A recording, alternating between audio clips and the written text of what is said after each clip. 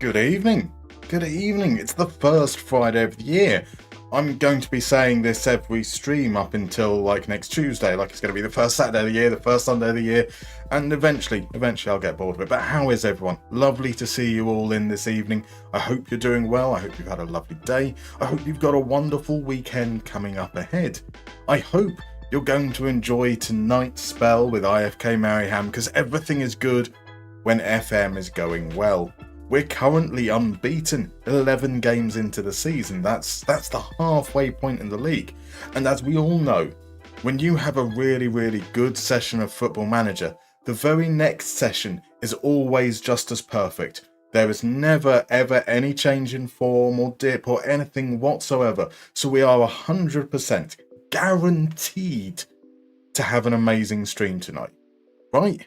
Right, let's head on into the game now. I'll say my hellos as well because already we've got some very, very familiar faces in. Cool Person is here, Levi is in, Holifab is here, Koku Smelsh is here. I've seen some others in. We've got Adam is in, the wonderful on the break is here. We've got Hungdom in, we've got No Game, we've got Ladislav Almasi fan who is backing Jimmy Slayman to go on a did you just say there's going to be a 20 goal scoring streak? That would be nice. That would be nice indeed. Now over on YouTube we've got Charlie Tressida in, we've got Lefe90 in as well. Lovely to see you guys, and obviously a hello to all the lurkers as well. Just because I call out the names of those who are in chat doesn't mean that you're not appreciated. I appreciate every single one of you, and there was zero obligation whatsoever to chat. Now we also have Out Farby in. We have a Crudmo here. We've got a follow from Shuge. I do apologise. I've almost certainly pronounced that wrong, but that's what I'm going with. It is SJUUGE. Thank you very much for the follow. I hope you're doing well. Do we have anyone else then that since we've started here? We don't now. We do. We have Dork. Dork has created a second account. Now I wonder whether we have to then ban the accounts for clearly duplicating. I don't want any trouble with Twitch. Twitch, I'm a completely law-abiding human, and that's why I use loads and loads of copyright material all the way through my streams. So we'll just shh about that. Just shh a little bit. It's not the statistics! It's not the statistics! You tell me! How do you measure somebody that could balance a balloon in a wind tunnel on a needle? And FMGNG, what a gentleman, giving out a subscription to the completely new and unheard of Dork. What an absolute gentleman you are. Now, whilst we were in the intro screen, Lefe98 did mention that it's still getting used to the skin, because it's kind of difficult to know what stats to look for each role. But it's also interesting as not in the comfort zone of looking in attributes. I said that's 100%. I agree with you. It can be quite daunting to begin with. Now, I guess that you've seen some of the videos where, generally speaking, I will always talk about looking at things holistically. So it's all about the situation you're in, your tactic, what your expectations are, and just doing it logically. What do you expect the player to do when the team has possession? What do you expect the player to do when your team doesn't have the possession? And which metrics you want to find, which metrics show those things that you want.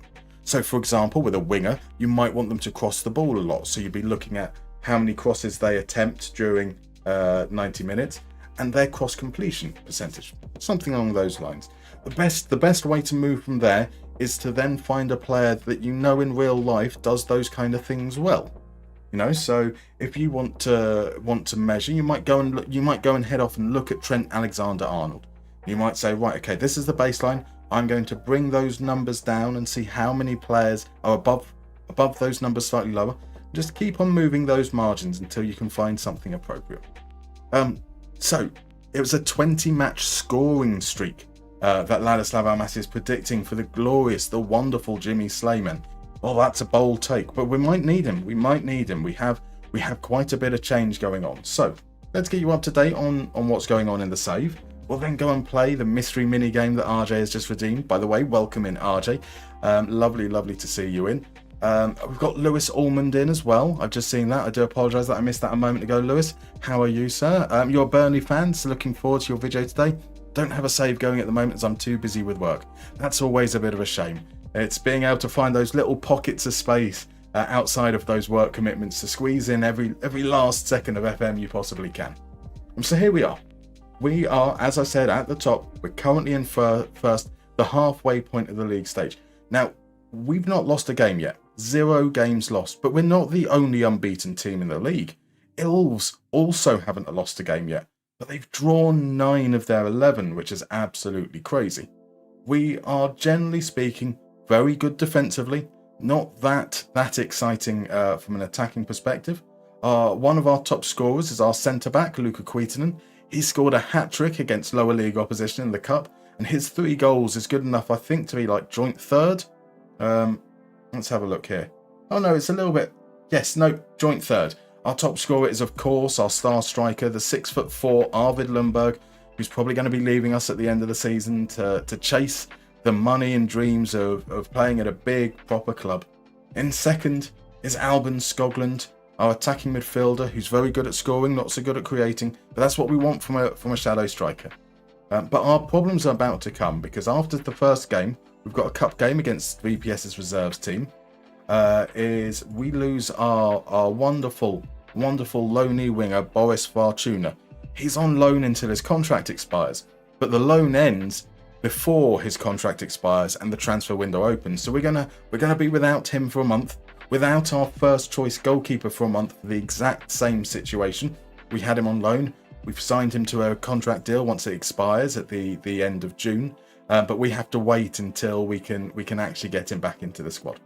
But those things didn't stop us. We now have faces for Fortuna. We have a face for Severi Karkinen as well.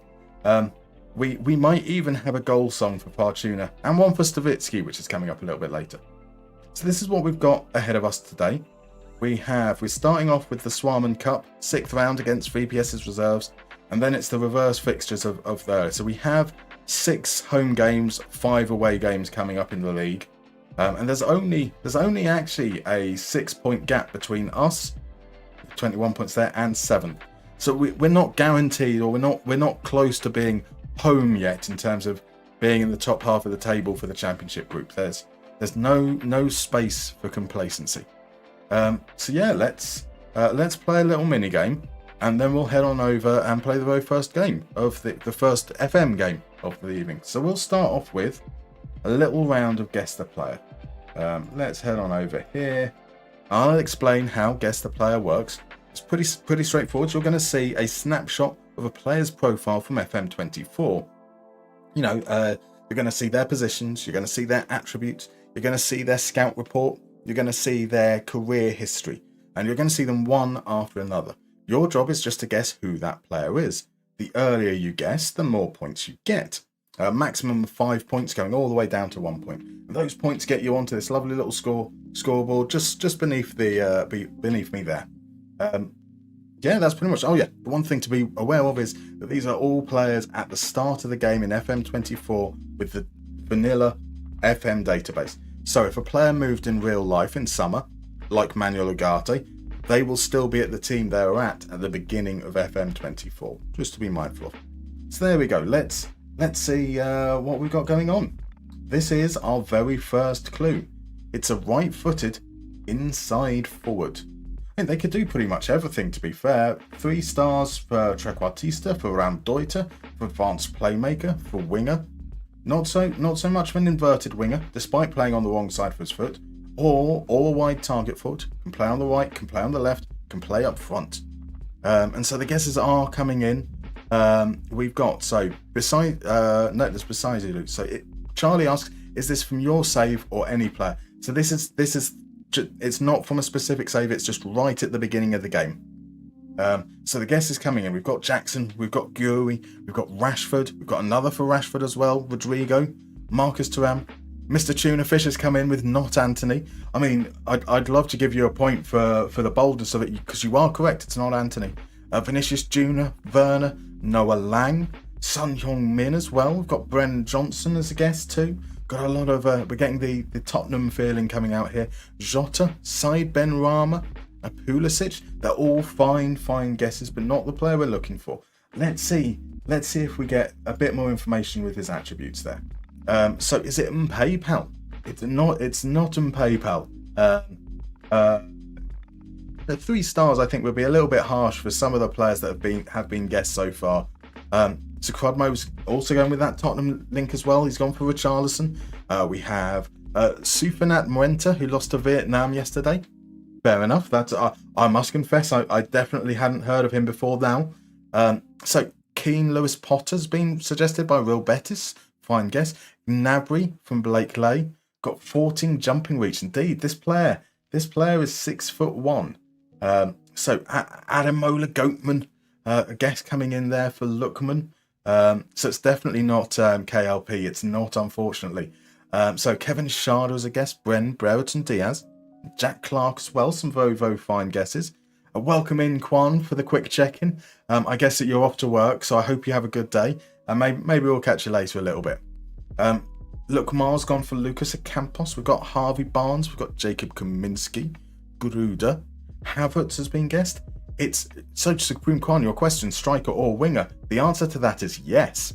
They can play both AML, AMR, and as a striker. So Gordon, Alexander Usyk are other ones a bit slow to knock the ball. I wouldn't necessarily say they're too slow for it, but that is reasonably fair. We've not got there yet. Let's move on to the next one. Let's see if potentially the league might help in any respect. Whether any of the information there could perhaps help narrow it down a little bit. So Kwan, they're right-footed. The game suggests that his best position is as an AML, but I wouldn't necessarily go say that anything. Now, we've got some other guesses coming. We've got Gurazeta, we've got Barcola, we've got Sigrova, we've got Gakpo, we've got Jonathan David, we've got Pierre-Emerick Aubameyang, Gouiri, Wahid, Lambord, Golovin. Now, it would be quite incredible if Kwan was to come in midway through the game, have to still ask qualifying, like he didn't see the positions or the footedness. So for him to come in and say Aubameyang, that is quite incredible. Fabulous work there from Kwan. Amazing. That deserves many rounds of applause. We've got double claps from Crodmo and Levi. We've got a Pepe clap from Hollyfab.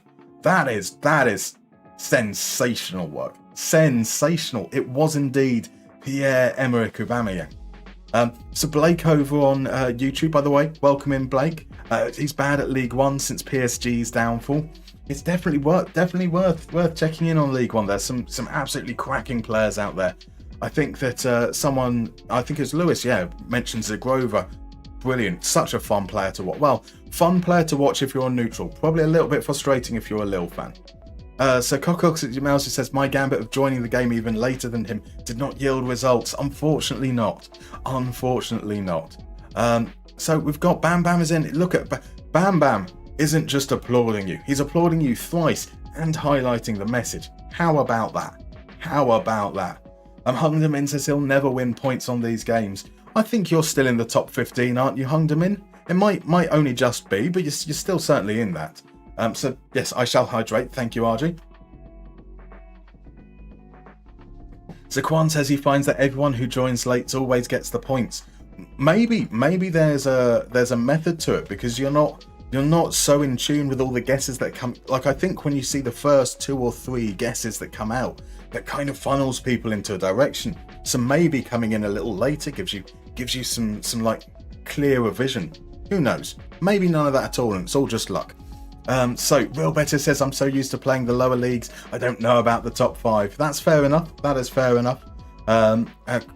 Lewis says, sad to see the state of League One at the moment with all the financial troubles. Absolutely. I mean, the collapse of the TV deal has, well, so yes, it is a shame. Just to be very clear, bear in mind. Pardon me. But in many respects, I hope that it's going to be good for the league in the long run. The fact that collapse has happened, hopefully they can learn the lessons from it and not put themselves in such a precarious position. Now, it's a shame to see the knock-on effect it's having, and hopefully most teams will be able to avoid going under as a result. But yeah, it has been quite a wake-up call. So our next game, it's in the cup. It's against a reserve side. So we're working with the players we've got. Unfortunately, Rockman is injured. Brighton is injured. Dahlstrom got suspended in the last game. We had a very, very nervy 70 minutes in the last game.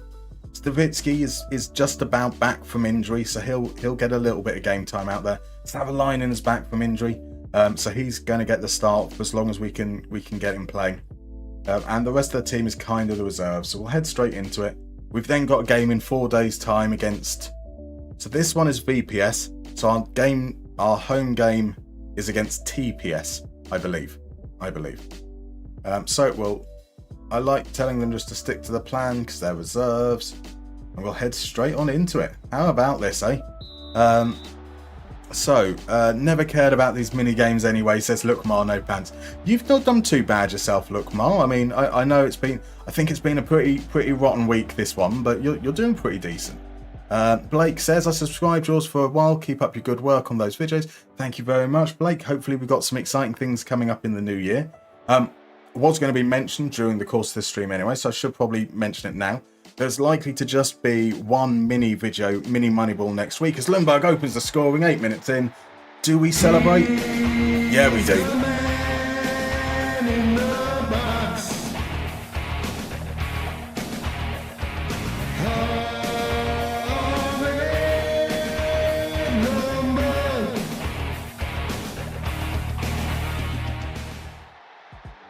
It feels a little bit cheap celebrating a goal against somebody's reserves team, but yeah, here we go. There we go. So you know, that's where we are. So Blake, generally speaking, we're going to have probably just the one mini video, which will be Chelsea next week. There probably won't be a video at the end of the week because unfortunately I've got some external commitments. It's going to be a slight rejangling of next week's streaming schedule as well. I've not firmed it up yet, but it's quite possibly going to be Sunday, Monday, Tuesday, Friday. So nothing happening on the Wednesday or Thursday. So just some pre-warning. Some of that might change though still. Right, here's Fortuna. Fortuna with the cross low, cut out. And Vijaskog, which I'm pretty certain is a bear that you can buy from IKEA, gets the ball clear. Here we go. Juhi creates some space. Good save. So unfortunately, that's because he's right in the center of my screen. That is perhaps a little bit too difficult. The clues might be just utter woke nonsense. Quite possibly.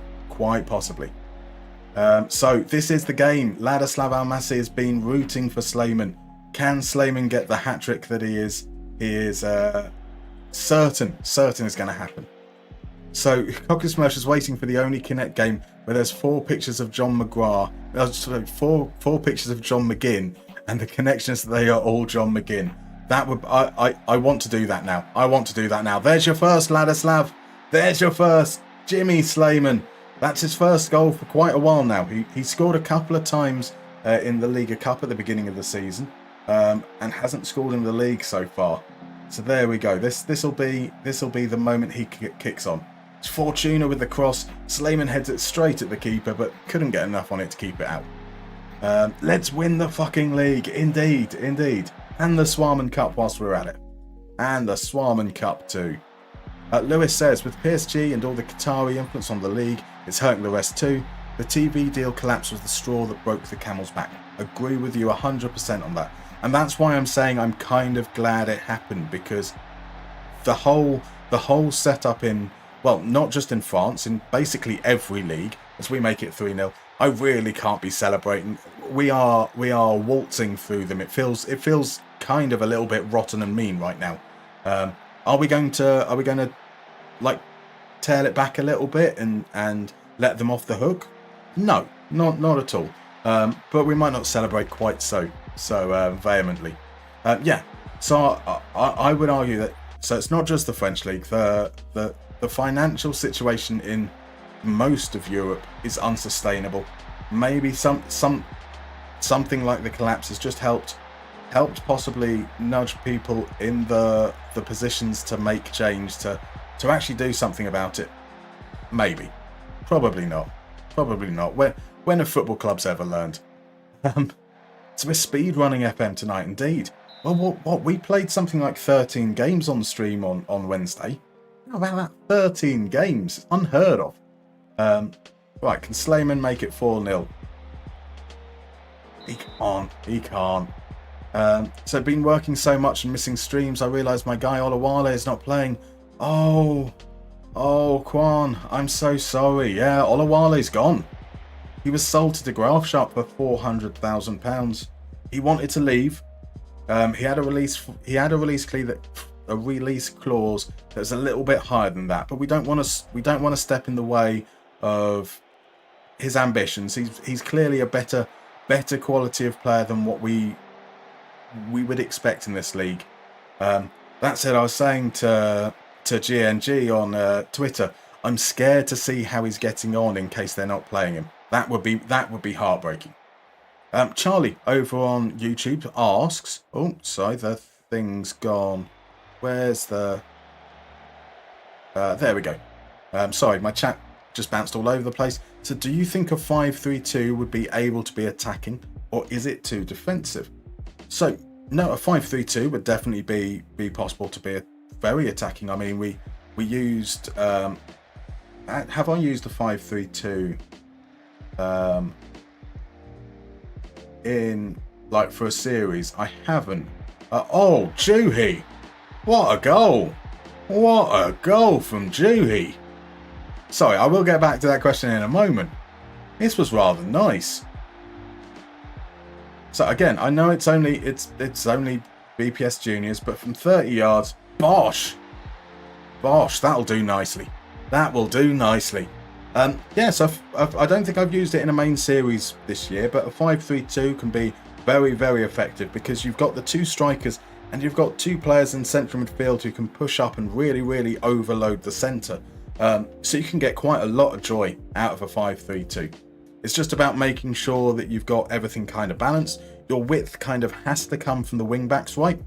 And if you have both your central midfielders attacking as well, you've got 6 players pushing forwards. So you want to make sure that in that situation that the rest of your setup, your defenders and your defensive midfielder, are really helping to protect and tie things together. There can be a lot of onus on them. But yeah, can definitely be attacking. That's a solid first half. I mean, we're massively overscoring XG. Stavitsky, it said that he could play 60 minutes. So we're going to bring him on for 45. Savalainen, we're going to try and keep on for maybe about 75 minutes or so. But we can bring on... Nunes can come on, replace Lundberg. The rest of these guys... Holmberg will be the one that replaces Savalainen. You don't need to worry too much about that. Everyone else can hear the mad stadium like echo, right? How about now? Because I might have had desktop audio on. I do apologise. When I... Slayman, straight the keeper saved. When I do my videos, one of the ways that I get certain things to line up is that I set up all of the audio and then I record the stuff in-game in rhythm to the audio playing back, so I have the desktop audio on. I forgot to turn that off, because as we've established many times, I'm a professional, right? So, by the way, Milson1986, thank you very much for the follow. Welcome on in. Hope you're doing well. I'm a little bit behind on chat, so you might have already been chatting away. But if not, and you feel comfortable doing so, let us know where you're from, who you support, who you're playing with in FM. Would love to hear from you, but absolutely no obligation to do that whatsoever if you don't want to. So Lewis says we're going to win the fucking Champions League, never mind the Finnish League. I'm liking that attitude. Stavitsky gets in great position and pokes it wide. Does that say Haaland in the mod, or am I mishearing it? I'm the man in the box, Arvid Lundberg. I wouldn't say mad, but yeah. Yep, okay, I've sorted that out. I do apologise. Right, the sub alarm earlier sounded like that as well. Ah, interesting, of course, because yeah, it will do. I do apologise. You can see where I am in terms of the chat as well, can't you? It's Larry Bird again. Oh, could you imagine Larry Bird playing football? That would be one hell of a sight. So that's the last change. We bring on Holmberg. Just see the game out. Right, whereabouts are we? Every time I scroll down, it kind of scrolls all the way to the bottom. So Blake, I have 4 centre-backs with kind of same attributes, and they're crying to be first team. Some may give me advice to find the best pair. If it hasn't been answered already, my advice would be to play them together and see what you feel works. There is nothing that is going to be better for working it out than having evidence, actually seeing what it looks like in game. As BPS, pull one back. BPS Juniors, apologies, pull one back. So, brother, when are you picking me up? It's cold and we're out. Okay, now Crodmo is talking to himself, which will result in him claiming it's not himself. All very confusing. Stavitsky with the cross. Karkinen can get the loose ball, plays it back. Hashim, he does to Person. Person pushes inside, finds Juhi. Juhi takes another shot from distance. Juhi is feeling himself today. It's like every time I get the ball 30 yards out, I'm just going to hit it. And fair play, it's a great goal earlier. Stavitsky with the corner, 2 minutes to go. Person scores, 5-1. Woo. Real Best says, if Europe is like that, imagine how South America is like. Most clubs really depend financially on betting sponsors. Indeed. But that's okay. Betting sponsors are fine and wonderful and perfectly moral. Yeah. So Lewis did reply, we can only hope as it's a grim future for football and sport, generally the way things are going. I agree. But as long as you leave the decisions in the hands of the people running the football clubs, you're never going to get that reform that it needs. Right, RJ's responded to the big question. So the obvious would be to say Liverpool, Man U. I'll say AS Roma versus Lazio. Not the best Rome derby ever, but still, that's a fair shout. I think the Roma Lazio game should be really, really interesting. Like Roma haven't been as bad since they got rid of what's his name. What's his name? The Southampton guy. Jurich. There we go. A satisfactory win to kick things off. I mean, we can't get particularly ahead of ourselves on that. We scored, we conceded, so we didn't have to pay out a clean sheet bonus. That's kind of a +2. We'll give Stavitsky a rest as well. He played a whole half. And yeah, we go forward to the next game where Fortuna will no longer be with us for the short period of time, at least anyway. So Kwan recommends that instead of working out the pairings of the centre-backs, train one of them as an inside full-back and another one as a DM. Play four centre-backs. I mean, people talk about Pep revolutionising the idea of so many defenders on the pitch. I remember once watching a game where Alex McLeish fielded a Villa lineup with 4 right-backs, 3 centre-backs and just 1 striker. It was bad. It was really, really bad.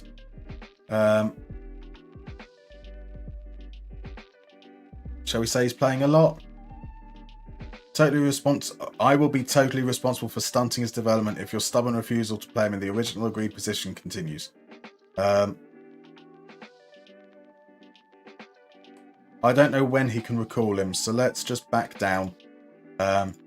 Because we don't really want to lose another player at this point. So Valas Fortuna is unavailable. Does he stay on loan with us? What's happening here? Or is it... Oh, right, he hasn't left yet. Okay, that makes sense. Supreme Kwan says Olawale took a step down. Possibly. I'm hoping that there can be some nice bookend to his career where he comes back to us. That would be much appreciated. So Holy Fab is bullying Crodmo. I can't see any evidence of such. Sorry. No club bigger than the Hammy, says Kwan. I mean, true. Very, very true. Right, thanks, man. Come on. Beautiful. Crodmo and Twin is confusing. It really is, isn't it? which Son is playing a 3-5-2. So he says, yeah, you can get loads of bodies forwards and scoring goals for fun. Gotta celebrate that. I mean, we enjoyed it. We enjoyed the goal, at least. Lewis is also a big fan of the 3-5-2 or 5-3-2, whatever you want to call it. Inzaghi is one of his favourite tacticians right now. Gorgeous stuff. I've played around with a 5-3-2 with a false 9 that I really, really like, but not really had the right team to deploy it with yet. But I do sometimes play around with that, which I quite like it. So Ladislav Almasi has been trying with a 3-4-2-1 with 2 liberos, working really well. Chaos ball, absolute chaos ball. And Atletico Madrid is still attacking with 10 defenders. Very true as well. Very, very true. The echo is better now. That's marvellous to hear. Let's see. So we go into the game against TPS. Easiest way to do here. Lofgren's unavailable because he's played for the under-20s.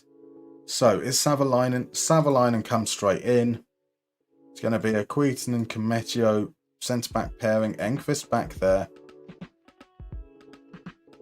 Dahlstrom, Kereke, Stavitsky. He's not going to be able to play out the whole game, but hopefully he can play out enough of it. That's all we can essentially ask for, right? Isn't it? It's just to be able to play enough. So Diane, Skoglund, Lundberg. Our bench is Holmberg, Fonsell, Persson, Juhi, Kakkonen, Slayman. And in fact, our bench is the players that are available. That makes perfect sense, really, doesn't it? So let's see. I'm going to try and catch up before we head into this game, because obviously, whilst the game's on, I'm kind of trying to pay attention to it. Let's try and catch up a bit on the chat before we head into it. So what I can see here so far is that, let's see. There's more talk about bullying. I can't see any bullying there. Floyd, by the way, welcome in. Lovely to see you over on YouTube. I hope you're doing well, sir. I hope you're doing well. So Heston asks, could centre-backs having poor header win rates be affected by the tactic? Playing as RB Salzburg, obviously dominating my domestic league, I have centre-backs with sub 65% header win rate. So yes, it can impact it. Now, the way that it will impact is if you have a lot of the ball, there's a much better chance that you're going to have a lot of set pieces as well. And if your players are targets at set pieces, they tend to be low header win rate opportunities. You can send in, say, 5, 10 crosses, and maybe your player will only win 1 or 2 of them. So that will bring their header win rate down. Now, if they're not targets at set pieces, or you're not getting a lot of set pieces, then it's probably that they're losing those aerial duels in critical areas. And having a lot of possession wouldn't impact that, or shouldn't impact that. What I would suggest is going through and looking at a couple of games. So you should be able to, with your, probably helps if I pick a defender, right? So you should be able to, when you look through the form, see how many headers they're competing for. Maybe pick out 1 or 2 games where they haven't been particularly good. So I can see here in the Lati game that Kumecho only won half of his headers. And I would pop on into the game and actually watch the highlights. So we go in here, we'll pop to us and aerial challenges. And then we've got headers lost. I can see that all those headers lost are in the attacking box. The direction of attack is that way. So they were all set piece headers that he missed. The headers that he won were all in his own half. Not really something to worry about. But if you do notice that a lot of headers are being missed in your own half, that is something to start being concerned by. Or at least I would start being concerned at that point. So Milson is from Belgium. It's a die-hard supporter of Bruges. Oh, interesting. Where is RJ when you need him? We do have an Anderlecht fan in here as well, regularly, Milson. So you two keep it civil. Lewis says for a 3-5-2, just make sure to have a lot of movement in attack.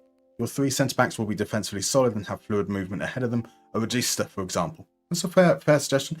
As I said, you want to have that movement coming from deep positions, but you want to also make sure that you don't overcommit. You can become very, very vulnerable in transition if you overcommit with your midfield trio. Holy Fab asks about who had the question about 3 at the back. I've posted a screenshot in Discord yesterday, and it's really working good for me. So you can take inspiration from that. A very, very good suggestion indeed. So Charlie, if you're not in the Discord already, I suggest heading on over. That should be coming up now in the YouTube chat for you as well. You can head on in there. There's a section where we can talk tactics as well, and you can see Holly Fab's tactic there. You support the mighty Exeter. How do you feel about this this season so far? Obviously, Exeter, not the birthplace, but the true home of Ollie Watkins. So obviously got a little bit of time for you. So Heston says they were all at like 74% header win rate at previous clubs. Nicholas Moreno, Mika Fai. So yeah, I'd possibly see whether they're struggling with the level of competition they're up against at the moment.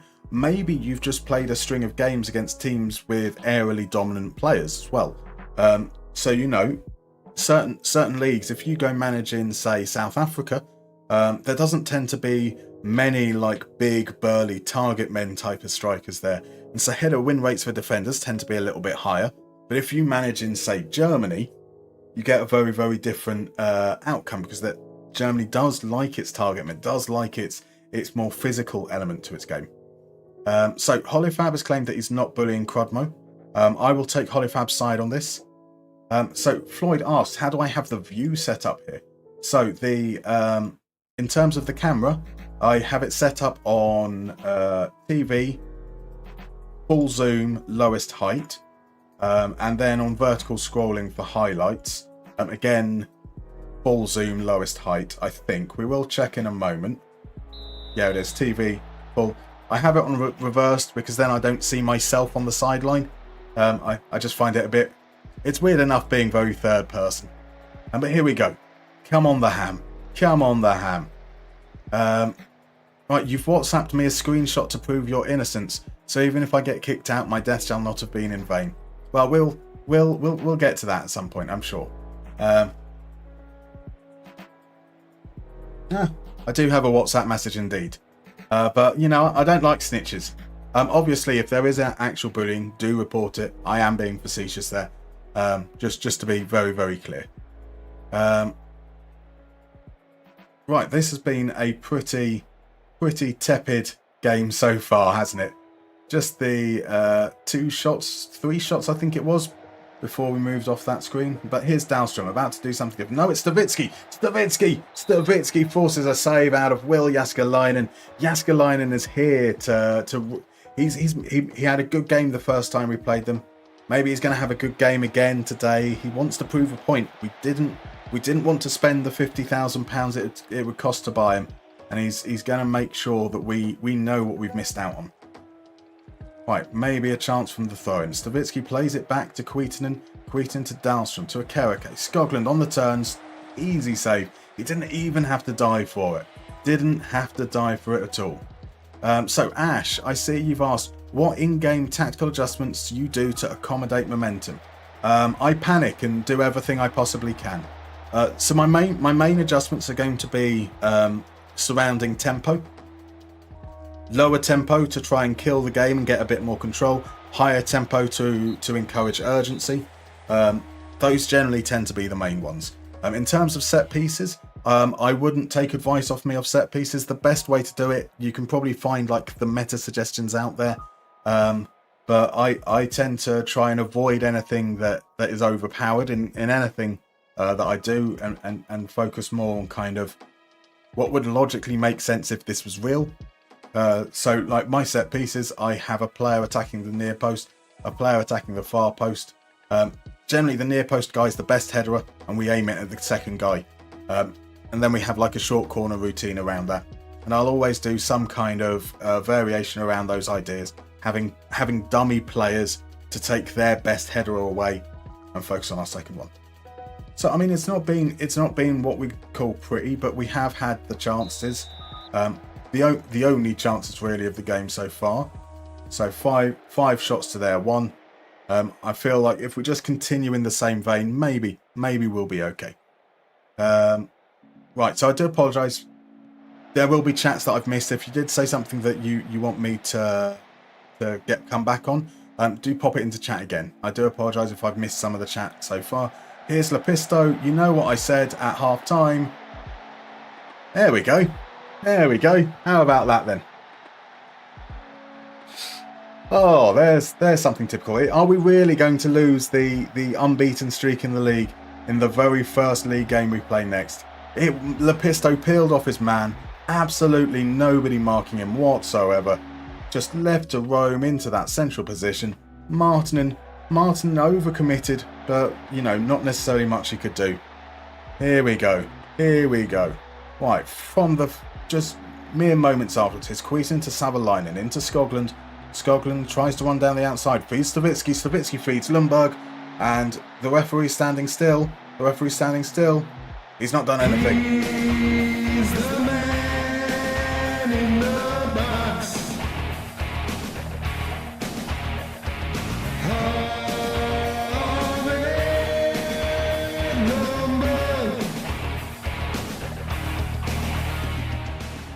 There we go. The perfect response. The perfect response. And now, as I say, Savalainen is still returning from injury, as is Stavitsky. Neither of them are really going to be able to play out the game. Here's Wyndon Thomason with the corner. With that magic wanderer left foot of his into the near post.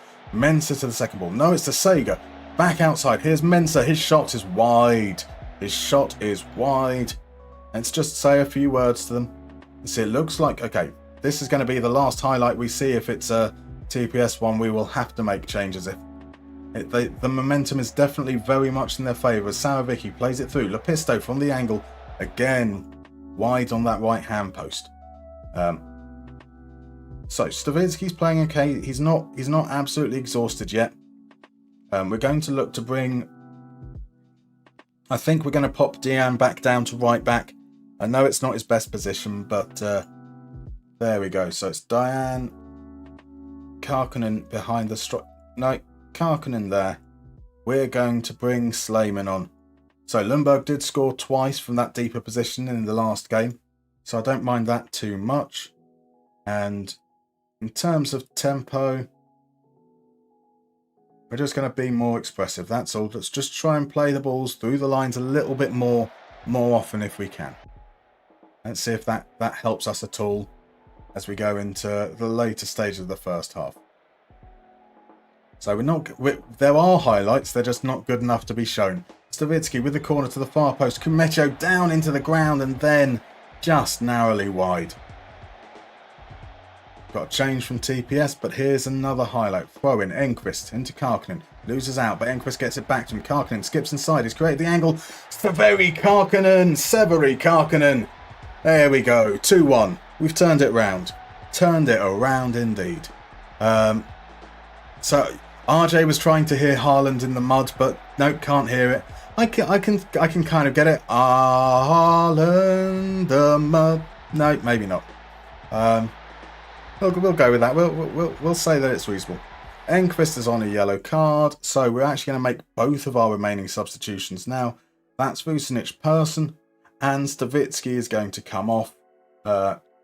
75 minutes is pretty decent contribution. Let's kill that tempo now. Just a little bit. We'll look to contain things a little bit more as we head into the last 10 minutes or so. We don't want to go too defensive too soon. Akereke back to Kumecho. Into Dahlstrom. Dahlstrom turns. Tries to find Juhi, but Gaber's there to clear. Queaton gathers all the way back to Artie Marty. He finds Akereke. Dahlstrom back to Queaton. Queaton looks up. Sees Diane out wide. Here's Juhi. Juhi playing as a winger. Not used to doing this, but he finds Dahlstrom inside. Here's Diane. He finds Juhi. Juhi! Oh, he doesn't have his shooting boots on. He scored that one wonder goal. He now thinks he might be the greatest player that's ever existed. He's not. He's not. Right, into the last 5 minutes. Let's just... Don't need to be too risky now with our passing. We don't want to make major changes. We just want to kind of keep it under control. So let's see. Is it a plane? Is it a jet? No, it's a bird. Lundbird. Lundbird indeed. Lundbird indeed. But no bottle jobs allowed today, says Hollyfab. There are no bottle jobs here. In fact, this It's the Wicklow Holding Arena. Big love. Boom, that's the result we wanted. That is the result we wanted. 2-1. We maintain our unbeaten start to the season. That was not looking good for a moment. Typical, as we say, that they've barely mustered a chance whatsoever. That's good. Who was in second? There was someone. Oh, don't do that. I hate when it skips to the next day straight away. I want to do my resting. I want to tell them. Like, that genuinely can be a problem when you've got like games in 3 days' time. Not so much of an issue when we've got a week in between games. So Dill is in, by the way. You will have seen that there's a I don't know which side am I? That side? No, that side. I need to wait for it to actually come up on stream for me to know which way I'm pointing. Click that heart that was up in the top right corner. Go follow Dill. Dill is an incredible human being. I very much enjoy his streams and definitely worth checking out, whether it's for FM, whether it's for watch-alongs as his beloved Tottenham throw away yet another lead and somehow lose like 5-3 or whatever the score may end up being. So I see that we've had some cat chat. I'm always a fan of cat chat. One of Crodmo's cats is spending most days under our duvet, even in the middle of the day, and our heating isn't bad. I mean, that's understandable. If I could spend all day under a duvet, I would. Let's be honest. So DMB's cat pissed on the bed. So you're now back to the summer quilt. We are not the same. Oh dear indeed. I mean, you say like, just does that count as marking territory in the same way that a dog does? Like, maybe the cat just needed to send out a message that is his spot. That is his spot. Right, so Real Better says the Brazilian under-20 championship is underway and it's probably one of the funniest in the world. There's a guy nicknamed Haaland from the countryside. What a lovely nickname. What a lovely nickname. Oh my god, my ears, they're bleeding. Oh, you're not a fan of the... was that the Arvid Lundberg or was that the Wicklow Holding Arena? They all sound pretty bad. Let's be fair. We Vietnamese have a much cooler version of Haaland from the countryside. It's Haaland from Nam Dinh. Yeah, there we go. So, ACAB is suggesting that people need to open their windows for a few minutes over the day, sort out that ventilation. I will possibly cause a little bit of a ruckus here because I seldom close my windows. My windows are still very much open. They are all the way over over the winter. I need that little breeze always running through. I have, to be fair, I did turn on the heating for about 20 minutes earlier, just to make sure that, the pipes are still working. And instead I end up wearing 2 jumpers. So, more for me, I'm sure. So we have some Vietnamese representation. We've got some Philippines representation in here as well. So is it just the 2? And Dill for Philippines indeed. Do we have anybody else confessing? No. Looks, to be fair, it is what? How late is it for you guys? It must be like nearly 2 a.m. in the morning, right? Must be pretty late. Right, so we have a break coming up. So I do apologise, by the way. Welcome in El Norby. I will do the hydrate.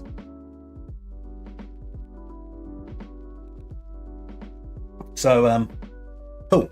We're gonna head off. I take the breaks. I get up. I poison my lungs. I stretch my legs. I do all the things that I would do if I was at work. Make sure that I'm not just sat staring at a computer for hours and hours on end. So I will see you guys in about 3, maybe 4 minutes.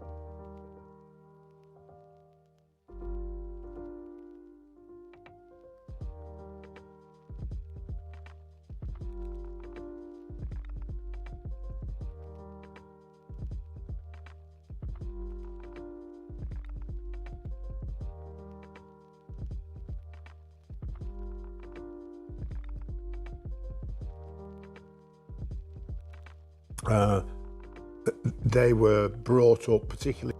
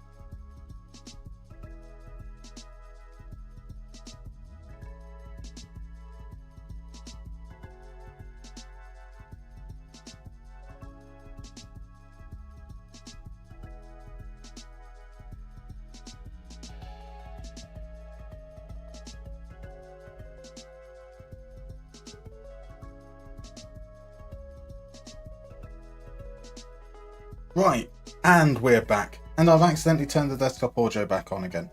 And no, I didn't. How did? Okay, that's been turned off though. So hopefully we'll stop with the echoing at some point. Something weird's going on. I'm sure it's definitely not my fault. Definitely not my fault. Anyway, we've got a mystery game redeemed by Outfarby, so we're going to play a round of Only Connect. And as soon as that comes up, Ladislav, our massive fan, says Friday Only Connect. Oh no. Too hard, says RJ. Okay, well we'll see. We'll see if it is too hard today. I must confess, until I see the clues, I probably won't remember which clues, which one this is today. I think one is certainly going to be easier than the other. That's for sure. So I do want to, though, before we get into the game of Only Connect, and I will explain the rules in a moment, I do want to link back, because just before we went away for the break, Holy Fab says he might have a confession to make, and he's left us hanging since. So without wanting to bully anyone at all, I mean this as respectfully as we possibly can. What's the confession, Holy Fab? What's the confession? Whilst he works through that, I will explain the rules for Only Connect. The way this works is that you're going to get 4 pictures of football players. They might be players that are still active. They might be players that have retired. You'll see one after the other. They all have something in common. Your job is simply to guess what that thing may be, what the connection is. Now, you're not going to get names of the players on the pictures, so if you recognise who the player is, mention it in chat. That might help other people so they kind of know what we're working with. And it's the same idea as we've had with the Guess the Player that we played earlier, if you're around for that. The earlier you guess, the more points you get. And those points get you onto that scoreboard down there. We run a scoreboard weekly. We run a scoreboard for all time as well. So let's head on into the first one here. Although we should recognise that Holyfab has claimed to be Crudmo's brother Omdirk. And now DM bassist is Omdirk. This is getting confusing now. This is getting a little bit confusing. And as Lukmar No Pants says, do people actually want to be related to Crudmo? I didn't say it. So that's all we've got to go. Right, let's move on in. Here is the first clue. I'm guessing that most people will probably be able to recognise who this is. Do we? I that's an assumption on my behalf. I don't want to assume on anyone's basis there. But we do have guesses coming in. We have pointed Gamebreaker 1997, Crudmo, and RG have all proper said Desai. And Ladislav, our massive fan, is guessing that they're all proper Chelsea. Now, we had a clue on Wednesday where all the players did happen to be former Chelsea players, or proper Chelsea, as he explained, but that wasn't the clue. And Toby the Tubbyman, who's in, is guessing that they played for Chelsea. It's not that, unfortunately, this time either. Quadmo thinks that all the players may have been born in Ghana. Not the one either, I'm afraid to say. Also, just to make sure I haven't missed it, welcome in Crablungs. That's what I wanted to say. Lovely to see you, my dude. Hope you had a lovely new year. So Holyfab has gone for all African players playing for France. Hung De Min has gone for all the Chelsea players who scored only in January. Look, Marno Pants has gone for there's an acronym in their names. What's the acronym for Desai? What we're going for? They won the UCL with 2 different clubs, 2 vowels, one after the other. Their middle names are all Omdurk. There are some fine guesses in there. None of them are correct, I'm afraid. So let's pop on over and see if it helps at all with the next player. Interpol has said that they're all players that won the Euros and the World Cup. Unfortunately, that guess came in before we changed the clue, so it's understandable there. We've got all WWE nicknames. What are the WWE nicknames? I don't know. I don't know anything about WWE, I'm afraid. So Desai has ILY, so I love you. I see. Okay. I mean, it's not that, but it's a really nice guess. El Norby's gone for World Cup winners. If you spell his name wrong, Desai. Oh yeah, because it's got 2 L's. Fair point. Koku Smash has guessed that they are all Desai. If only. This is indeed, as people have recognised, it is Quadrado. Ladislav Mariehamn once again points out that it's another Chelsea player, which sounds like it's a coincidence, but when you consider that Chelsea have spent the last 20 years buying every player, not so much. So Koku Smash is guessing the oldest players that played for Juventus. That's a fair guess. Gamebreaker's gone for played for 2 Serie A teams, which is another fine guess as well. It's neither of those things, I'm afraid. Look, No Pants asks that since it's Friday, is this going to be some super abstract shit again? I don't think this is particularly this. No, I mean this is pure. The connection is pure football. It is. There's nothing hidden in anybody's names. There's nothing that should be too difficult to get. So more than 100 caps with national teams is a fine guess. Won both the Premier League and Serie A is 2.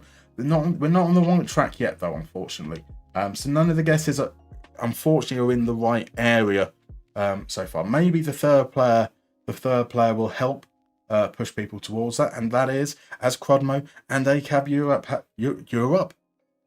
Europe have correctly identified, it is Jens Lehmann. So Crablungs is guessing that the connection is something to do with AC Milan. It's not to do with AC Milan. Crodmo has gone for having degree level qualifications.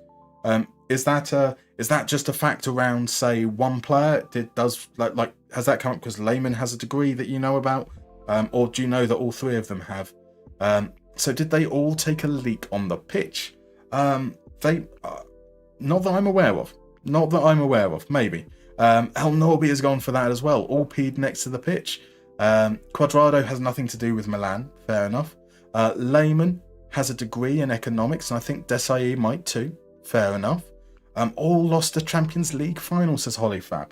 We're getting closer. And Ladislav Almasi has gone for invincible seasons. Unfortunately, we're getting a little bit further away. And Toby the Tubby Man has gone for sent off in finals. And I think that is so damn warm that I think he's correct. Because the last player was going to be Zinedine Zidane. They have all been sent off in major finals.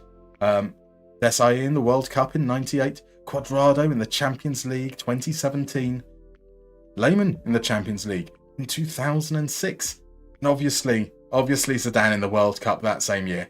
Oh my, what a memorable moment. Fantastic work there from Toby the Tubby Man. And you are rightfully getting the applause from Hollyfab, from ACAB Europe, from Crodmo, from Johnny Trotter, from Koku Smash as well. A bravo from Gamebreaker. Absolutely, truly well deserved. Fabulous stuff. Fabulous stuff. Right, let's head back into the game. We now play against Ilves, the team who are, many people suggest, our bogey team. I think we're now up to, we drew against them last time, didn't we? So we drew against them at home. If there is one game that I think is most likely to be our first defeat of the season, it's this one. They haven't beaten us in the last 3 games. Let's just ignore the bit at the top. Let's ignore the first games where we were in charge, right? So there we go. Now, I can see that Kokutsmelch has put in a long German compound word that I am never going to be able to pronounce. It does look like it starts with Donald Trump shift fart, and then some more letters in there. Let me expand out my chat so I can actually. Oh no! Oh dear! What have I done there? I've accidentally changed the size of the game. There we go. I won't try and expand my chat. I'll break things if I do that. So, Kokus Melch claims that they all also adore a good Donald Dampfschifffahrtsgesellschaftskapitansmütze. One of them. So Crudmo says, he would have... so Crudmo just beat you to it. Crudmo was literally mere seconds behind.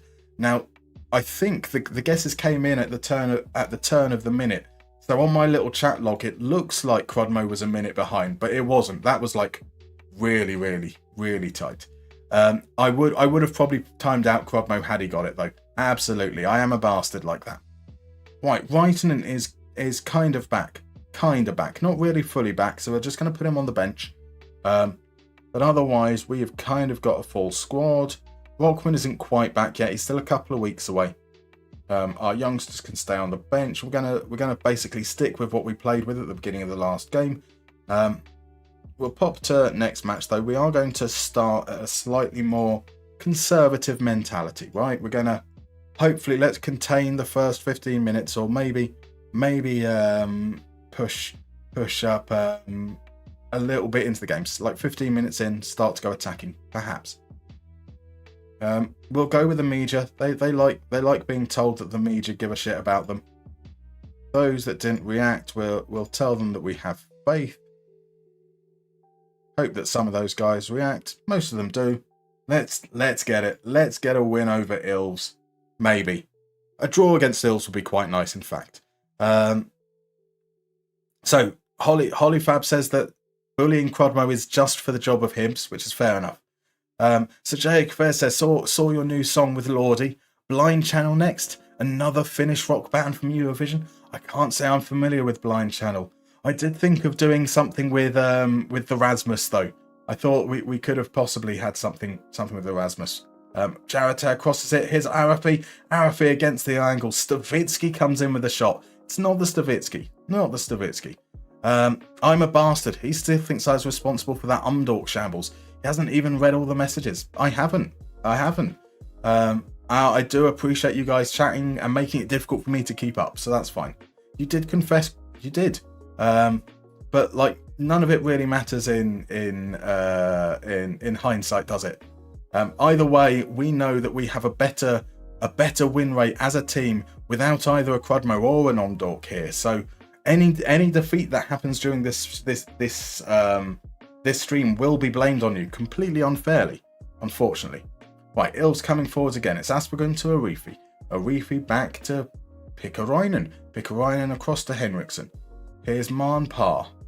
He's gone back again. If we could force a turnover here, they're really high up. But nope, Stropin. Is that Saint Jopian or is it Stropin? It's not the most important question to ask, I know, but nope, there's no space. It's Stropin.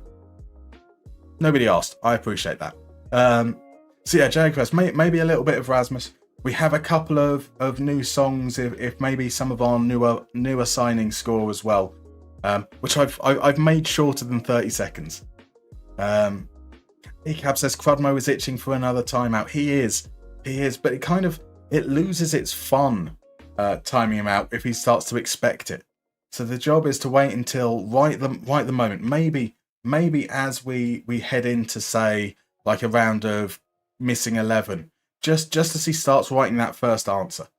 Good job, we're gonna win the fucking league then, isn't it? We can only hope. But here's like that, it's offside. It's offside. Was it offside? You don't even get a replay. Is that my fault? Replay events. We should get them. Apparently it wasn't even worthy. And now can Ilves strike just before half-time? Cross into the far post. It's not a great save. It came off the upright. Here's Stavitsky. Stavitsky takes the ball and runs the wrong way. 2 minutes to go in this half. Diane now with the ball. Kamecho's got to play it back. He does indeed to Artie Marty, standing up quite high. He finds Diane. Ikerakes drops into the defence so that he can play passes forward like that. Diane on the left. Pushes down. Can he get the cross in? He can't. He loses out. And here's Nimella. Into Alam Elmaki. A chance for Ilves to break. They find Yarateg out on the left wing. Jautek skips past Savalainen. It's a limp challenge from all the defenders. Martinen bails us out there. Martinen very, very much bails us out. Right, Adam has to head off now, sadly. Have a good rest of the stream. Might be back later, but no guarantees. Lovely, lovely to have you in. Adam, I hope you have a wonderful evening. Hungerman says, can't wait for a Vietnamese player in a Mustermann team. Who knows? Maybe it happens in the save. Maybe, maybe not. Toby has apologised for trying to bully Crodmo. He's going to leave that to Holifab. Right, we've been second best. That's completely fair assessment of the game so far. But as much as I'm going to say that they're responsible and they need to be playing better, that's kind of what I expect against a team like Ilves. Now that we have seen out that first half, though, we were going to push the mentality up a little bit earlier. But yeah, that's what we're going with here. And we'll head in. Now, Queaton is on a yellow card, which makes me a little nervous. We do have Reitinen to bring back. He's been out injured for a few weeks. So it will be nice to have our first choice defensive partnership at some point. Probably not immediately, though. Right, Ilves with the free kick. Here's Pikkarainen. Cross to Aspergren. Come on, put some pressure on them. We do close down a reasonable amount. Not like crazy pressing, but we're in a low block. So we shouldn't chase this. We should drop back into our shape. Drop back into our shape, guys. Or not. Now Stopan is down on the right-hand side. Sends the cross in. It's a header from Bulgakov. And unfortunately, that's over for them. So, Hackpad asks, why do you like to use TV in-game view? Because I do. I find it's quite an interesting view. I actually prefer using vertical scrolling.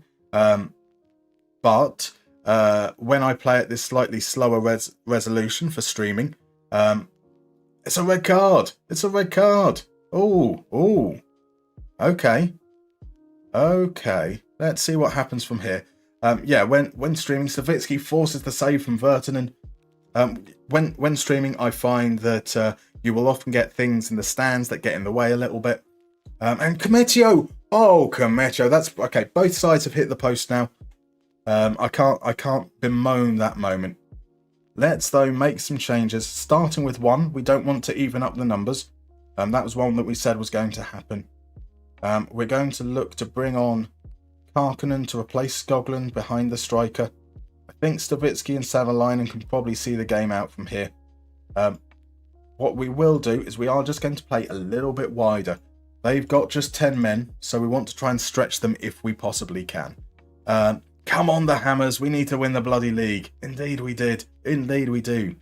But 10 men, it's always dangerous, right? Always dangerous. Here's Burton. He's the player that's come on. I have no idea who Burton is. They'll just play it calmly between the two of them. We might need to push the pressing up as Ilves look to play with less. Oh no, Reitinen's just come on. Reitinen has absolutely fucked it, but he's saved by Martinen. Saved by Martinen. Focus, come on. Jautek with a header. Oof. Right, we haven't really created any chances since they've gone down to 10 men. So we are going to push that up. We are going to press a little bit more. They're going to want to try and keep the ball as much between those players as they can. And we're going to bring on Slayman, in fact. We'll drop Diane into that role. Karkkonen out wide. We'll go for that combination that we used towards the end of the last game. Now, that extra width didn't seem to help us at all.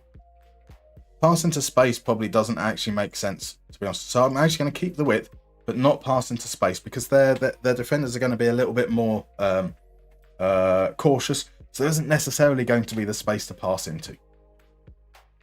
Dahlstrom's not having a great game, apparently. A lot of our players, they're saying, aren't having a great game, which is fair. We've only had a couple of changes there. And we will push the tempo up into the last few moments.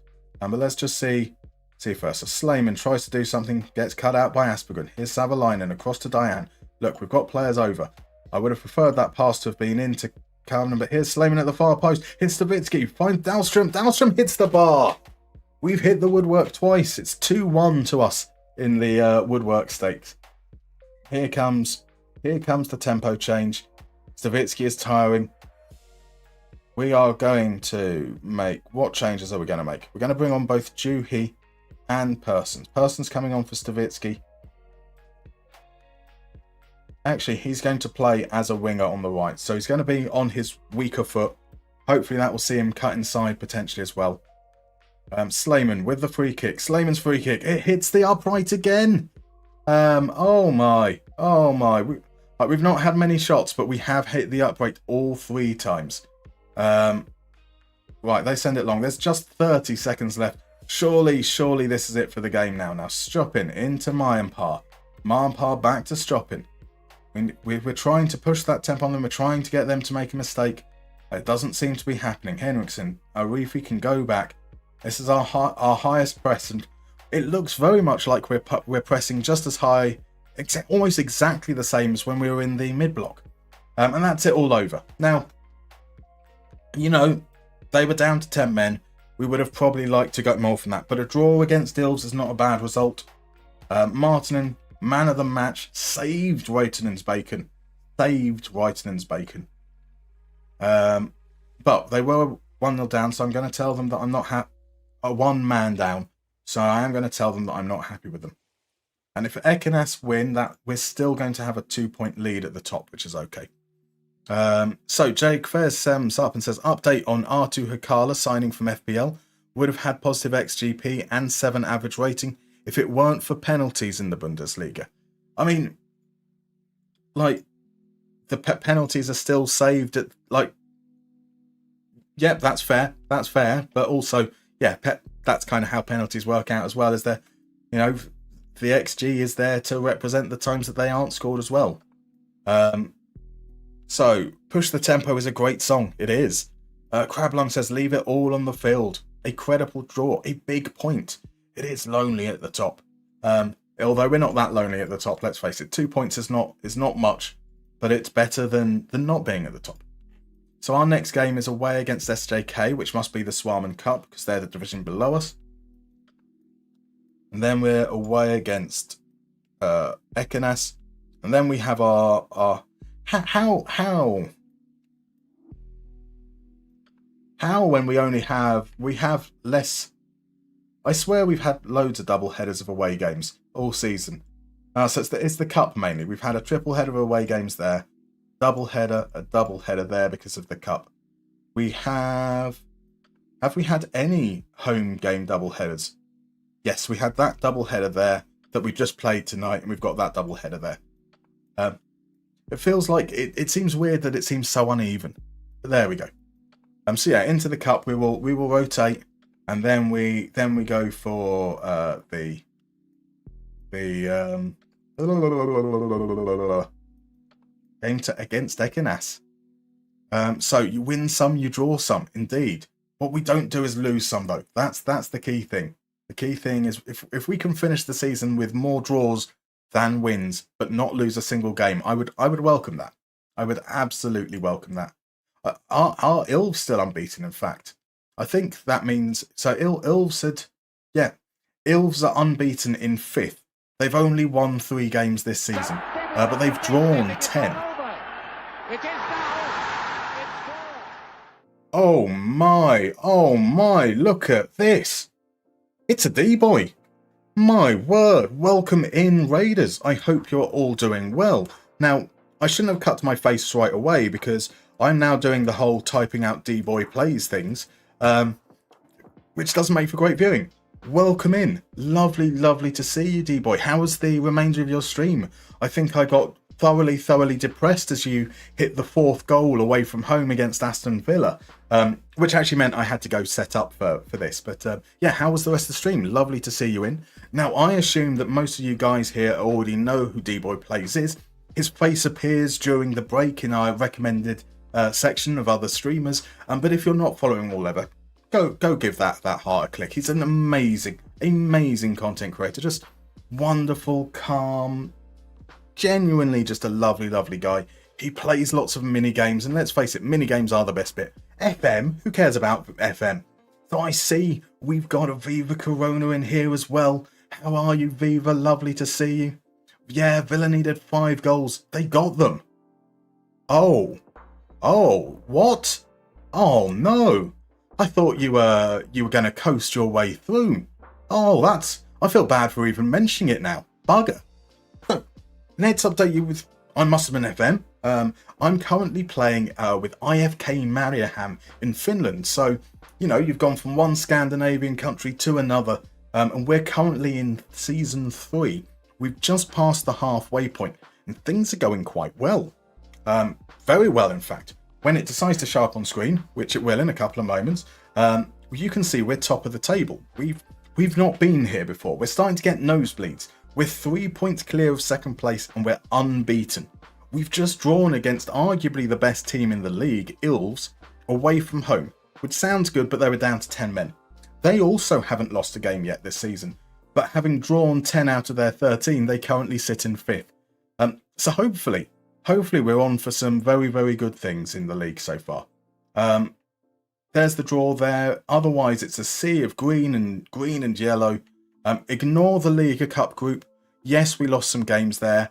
They're not important. Apart from last season when we won the competition, then they were really, really important. But they're not anymore. Let's introduce you to the team, like the players that you need to know. Arvid Lundberg is a 6'4", 20-year-old who scores goals for fun. And by for fun, I mean he just about scores over his XG. He's a big boy. He wins his headers. Timo Stavitsky is a guy we signed on a free transfer. He's really dribbly and really creative. He's like my favourite signing so far. And then in our defence, we've got a player that I think a lot of UFM players will definitely know. It's Billy Cometio, the former Liverpool youngster. He's arrived this summer also on a free transfer for under £1,000 per week, and really is a coup at this level. So hopefully you've arrived just in time for some fun. Well, I say just in time for some fun. Our next game is a cup match. A cup match against a team in the division below us. Just before you arrived, Ladislav Almasi, fan, asked what division is SJK. They're currently in the Finnish First Division, which is the league below us. They are top, 29 points from 12 games. They're doing very, very well. Only dropped 7 points so far.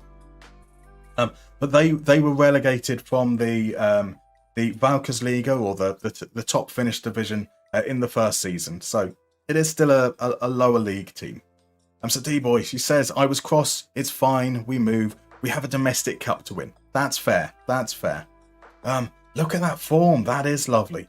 I've been really, really enjoying this save, like a crazy amount.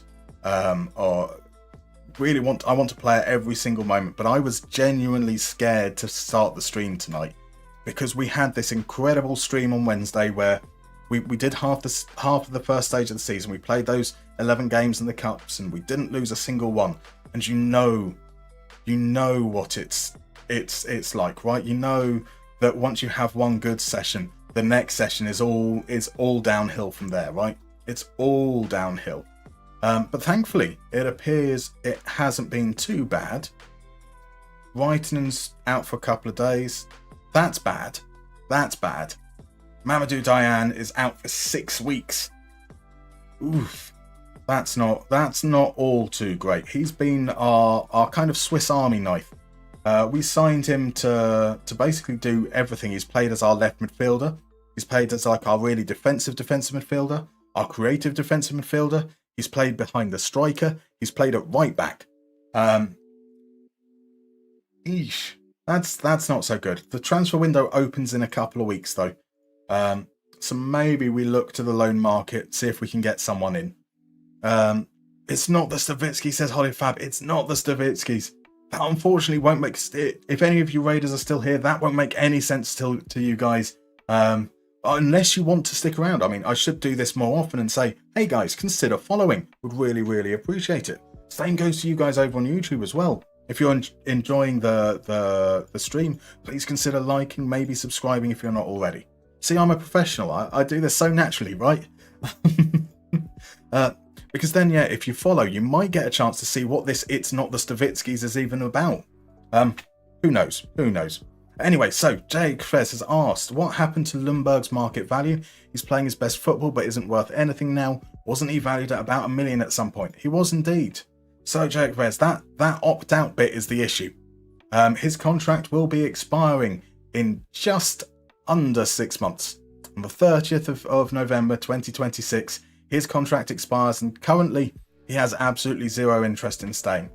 We took the executive decision at the beginning of this season that we would sell Olawale because he had 2 years left, but he was not going to stay with us, so we could get the money for him.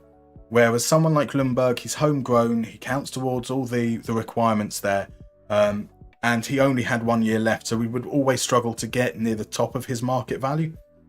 So I don't mind losing him on a free transfer, if that makes sense. So let's see. Red App's in. Red App is here. Welcome in. Happy New Year to you as well. How are you doing? Lovely to see you. And Rafael Silva's here. Welcome in, my dude. I'm doing good, and we're doing okay. We're currently in a pretty decent spot in the league, top of the league, still unbeaten. We've tried to throw it away. We tried to give TPS the win right at the beginning of the stream, but we came back, and we ground out a particularly unimpressive 0-0 draw away against Ilves. I'm very, very happy with that. WillPro95, by the way, thank you very much for the follow. Really, really appreciate it. If you feel comfortable chatting, do let us know who you support, who you're playing with in FM, but only if you're comfortable doing so. Right, so the changes we're going to make here, we're still going to stick with Savalainen, and he's still getting back to match fitness, right? We're going to bring in both Kuitunen, not bring in, Reitinen will come back into the first team for the next game, so we're going to go with Kuitunen and Lofgren in defence. We're going to go with Vucinic Person. I know he's unhappy there. No, we're not. No, we're not. Well, the next game is away against Ekenas, right? Yeah, we can risk it. We'll stick with they're a decent team in the division below, right? So we don't want to completely throw it away in terms of personnel. But we will bring on Juhi. We will bring in Fonsel. We will carry on Stavitsky's return to fitness. Out the left, we no longer have Diane. So let's just give Skoglund the start. He's a player that we'll look to bring off at some point. And we'll go with that Lundberg-Slayman partnership. I'm not sure why I've decided to give... So Lundberg's got okay pace, right? He's got okay pace. And for those guys that don't know, I play semi-attributeless. So there's a little key here as to what the attributes mean. These big white ones, that means above 16. These green ones mean between 11 and 15. So Lundberg, who's our target man, he's got decent pace. He can't dribble. He's not consistent. He can't really control the ball. But for finish level, he's okay. He's okay. So yeah, because he's got a little bit of pace, maybe he'll work out okay in that shadow striker role. Well, it's worked so far. So our bench, we've got Edlund, we'll have Lofgren, Holmberg, Akerake, Karkinen, Nunes, and how far off? He's still 4 days off. Yeah, I think we'll do something like that. So Crudmo likes funk. He likes soul. I'm not keen on people sellotaping together other people's music and claiming it's theirs. Are you trying to suggest that you're not a fan of Fatboy Slim's version of the Joker? Beautiful, beautiful stuff. So you will hate a lot of Hung Da Min's favourite artists too. There we go. Jake Frez says that's a shame, he will be missed. I'm hoping, by some kind of miracle, that he ends up changing his mind as well at some point. You never know. You never know. It'd be very unlikely. As Fonsel gets booked very, very early into the game, he's probably coming off at half-time now as a result. Right, Person. Plays it inside. Here's Skoglund to Juhi. Juhi's going to take aim. No, he feeds Lundberg. It's a good save from Paunio. It was offside anyway. So Raphael asks, is the cup worthless? It's not worthless, Raphael. We can get a European place from the cup. We can get a better... Oh, how did that make its way through? That looks like it took a couple of deflections, but we'll accept that. 1-0 against lower league opposition. So Juhi to Savalainen, plays it inside to Stavitsky. Stavitsky plays it all the way across. Person arrives at the right time. Good first touch. It's just the one deflection. Off Kemppainen. There's two Kemppainens on the pitch from the looks of things. So that'll do nicely. So yeah, maybe we can get some get him to change his mind. He'll get to the end of his contract. Maybe there'll be no interest in him, and he'll decide that he wants to stay. Right, Kempinen sends it in. Artie Marty claims. Artie Marty's been pretty decent. I mean, he couldn't do anything about the goal scored by TPS. The one against VPS, maybe. Good bit of footballing there from all players involved. As Skoglund plays it through. Here's Slayman. Slayman is scoring goals in the cup for fun. Beautiful stuff. Beautiful stuff. Yes, maybe we'll be able to keep him. Right. So I just got Beggar's Banquet on vinyl though. That compensates a bit. I'm guessing he probably doesn't like that still though. So in that case you will hate Burning Man's Soul, says Cockroach Welsh. So Crudmo likes the Fatboy Slim when he was he called Norman Cook at the time? Because I know that his stage name is Fatboy Slim. Before that, his stage name was Norman Cook, because his real name is Quentin Cook. I can't remember though if he went as Norman Cook in the House Martins or not. But Happy Hour is such a good song. ACAB says, welcome to Crudmo reacts to music and makes enemies. That's pretty much welcome to Crudmo, just generally speaking. Slaymar, Ladislav was happy with the Slaymar goal. We've been quite fortunate there, 2 goals, 2 shots. But I'm not going to complain, am I now? I'm happy we've dominated possession. We will ask them to be more expressive in that second half. Look, we're having the ball, but we're not creating chances, so let's make that little adjustment there. Let's not let him get sent off. Savaline, right, Stavitsky is now sharp, so we can bring Stavitsky off. Oh, pardon me. And then we'll introduce Willie a little bit, maybe around the 60-minute mark, and we'll hopefully Savalainen will be as close to fully match sharp as we possibly can get. So D-Boy says he loves Happy Hour and Caravan of Love. Caravan of Love is a great song as well.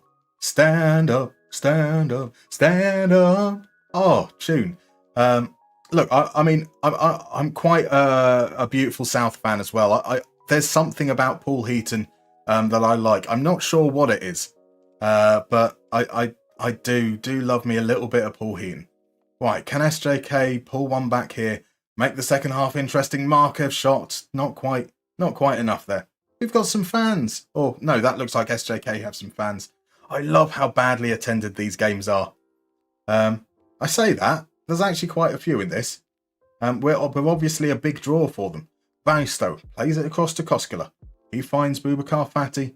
Fati finds Hanela. That's a lovely ball inside. It's a great tackle from Savalainen. The pressure is still on though. Karjalainen takes aim. Martinen makes a save. Martinen proving his worth. Definitely proving his worth. So Lukmar asks, how's your Willie been doing? Is he getting things done? I'll be honest, and you know, Lukmar, this is just something that comes with age, but Willie's been a little bit disappointing. We sent him out on loan last year, and he then broke his foot or pulled a muscle or something, missed a big chunk of time, which is a shame. So his development's been stunted. He's a stunted Willie. I think what I'm trying to say there. He's definitely been a stunted Willie. So yeah, we'll make those changes. Savalainen, it's not quite full sharpness yet, but he's got a good 65 minutes in there for him. And just hopefully we can. So we've created a couple of chances this half. Not been great, has it really? But again, I mean, like a lot of reserves out there against a reasonable team. If we just see it through and we're very sensible, I can't really complain. What will be the last change? Is it going to be Lofgren on 4? Let's give Kometio just an extra 10 minutes rest between now and the game at the weekend. So Rafael Silva asks, what is Opta? Opta is opposition passes per defensive action. As Koskela pulls one back, a nervy last 10 minutes potentially. A nervy last 10 minutes. We go into all of those buttons. Let's see if we can. It's going to be a highlight straight from kickoff as well. Oh, could this be the turnaround?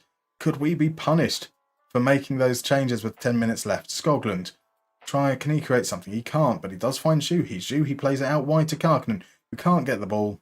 That was one hell of a highlight. Definitely worth it. So yeah, Opta is opposition passes per defensive action. That means how many times the opposition passes the ball before your team does something defensively. Makes a tackle, block, clearance, any of those things. So most teams, there isn't a good or a bad Opta. It just kind of indicates how well you're meant to be pressing. Can we do this now? It's a corner. So teams that press high will want their opposition to have a low number for Opta. Teams that press low and drop into a low block might be quite happy for the opposition to play a number of passes before they then lose the ball. So it's not necessarily a good or a bad. It's just a style thing. As Igor Lofgren rising, he's our other gentle giant. He's like 6'5". He's got the face of a baby. A face of a baby, but a head of a goal scorer. There we go. Rises at the near post. Paunio can't get there. Boom. A much better second half. From 2 shots to 6 in the second half. A fourth would be insulting now. It would be very, very insulting to get another goal. Good. So yeah, as Ladislav Ama says, basically shows how pressy a team is or how hoofball the opponent is. Raphael Silva says the rest of the fans are watching rally. Quite possibly. A great song. Crodmo says that both. I'm glad to see that Crodmo is on board with a little bit of happy hour. Flying through the air like a salmon. Indeed he is. Oh, look at him. Look at him in his big baby face. I mean, granted, like he's a new gen. He didn't look like that until I grew. I mean, he was always 6'5". He did have quite a baby face when he came through. We may have amped up how much of a baby face he is. Right, let's get the rest in, and then it's away against Ekenas for the next game. They're in 4th. They're doing all right. And we've got to remember that their right-sided central midfielder, I think he kind of plays as a Mazzala. Efimov always has a tendency to cause us some trouble. So we're into the semi-final where we will play HJK. Now, colour me shocked by this bit of news, because if we go down here to the previous meetings, we can see that we lost to them 2-1 in the Swarman Cup semi-final in the first season. And then if we go down here, we can see that we lost 1-0 to them in the Swarman Cup semi-final last season. Lo and behold, we've drawn them in the Swarman Cup semi-final for the 3rd year running. But we're at home this time. Surely that means a change in fortune for us, right? We're going to win it all. We're going to win it all because now we've got a home game against them. So, Ladislav, our massive fan, says, I will gift a sub if you permanently nickname Slayman to just Slaymar. Don't worry about a sub for that. It's just a nickname. I'm quite happy for us to permanently reference him as Slaymar. So let's see. Look, Marby Pants. I recently remembered your Jesus has risen at the far post joke and laughed my arse off again. Do you know from which video that was? I feel like it's from the Sampdoria series. I can find out after the stream with no problems, because I script everything. We play the games, then I write down what's happened so that I can record it and do the voiceover. So I will have it in a script somewhere. And unfortunately, I've now started to release quite a few videos, and I have different documents for different types of videos, and Lord knows what anything's called anymore. I spent like a good 5 minutes yesterday, which doesn't sound like long, trying to work out which of the various Moneyball Clinic spreadsheets I needed to open for a specific feature. Turns out it was Moneyball Clinic Mets. But I have different ones for each thing because I'm generally looking at slightly different data. I don't like to have it all running in one sheet because then it gets slow.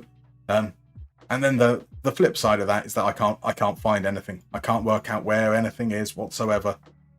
Right. Full strength squad for this one then. We will have Artie in, Savalainen, Reitinen.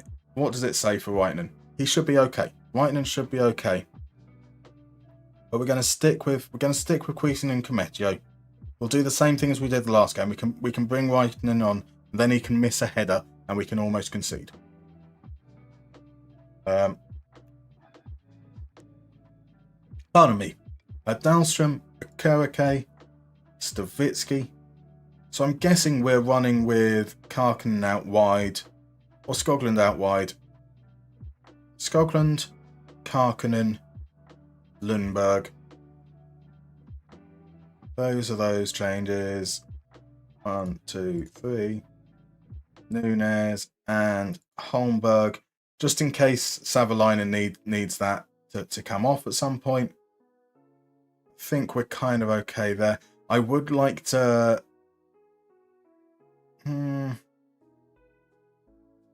Like, if Dejan was fit, I would be considering dropping Dahlstrom for a game, potentially.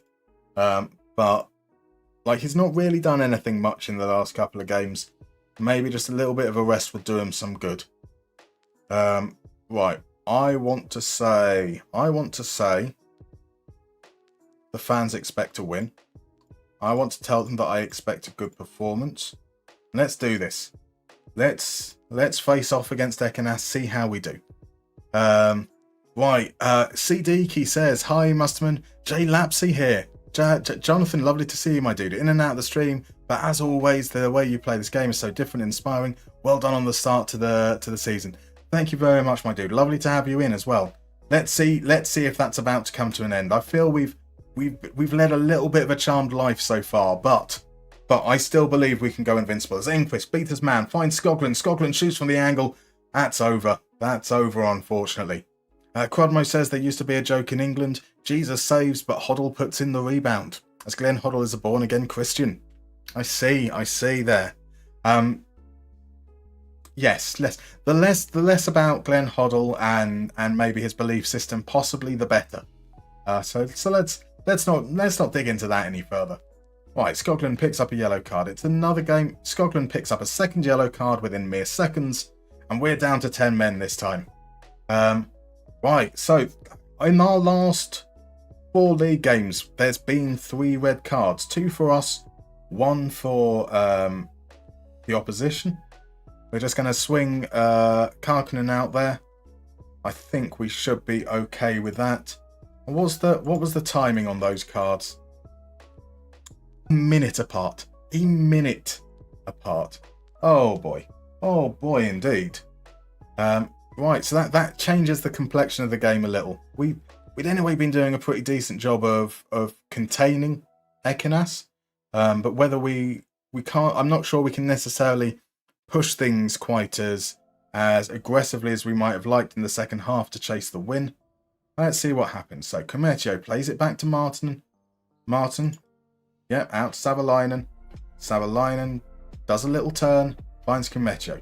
They're pressuring, so we should have some space opening up there. If we can think about hitting a ball over, we don't. Richstad just breezes past his man. Plays it back to Taimi. Taimi across to Lindholm. Lindholm finds Raimi. Ooh, that was close. That was close. Skoglund indeed. Bless him. Rich says, according to Glenn, I'm a sinner because you're disabled. Exactly. That's why we don't talk about the man whose beliefs are clearly unhinged. That's a lovely finish from Lindholm. A truly lovely finish from Lindholm. I can be annoyed that we might be losing our unbeaten run here. There's a nice ball. Rahimi had the presence of mind to spot. Oh no, the run was there. Swings that wand of a left peg. Beautiful goal. Beautiful goal. Can you say Skoglund, you donkey, in a Scottish accent, please? It won't sound very Scottish, but sure. Skoglund, you donkey. So four shots each.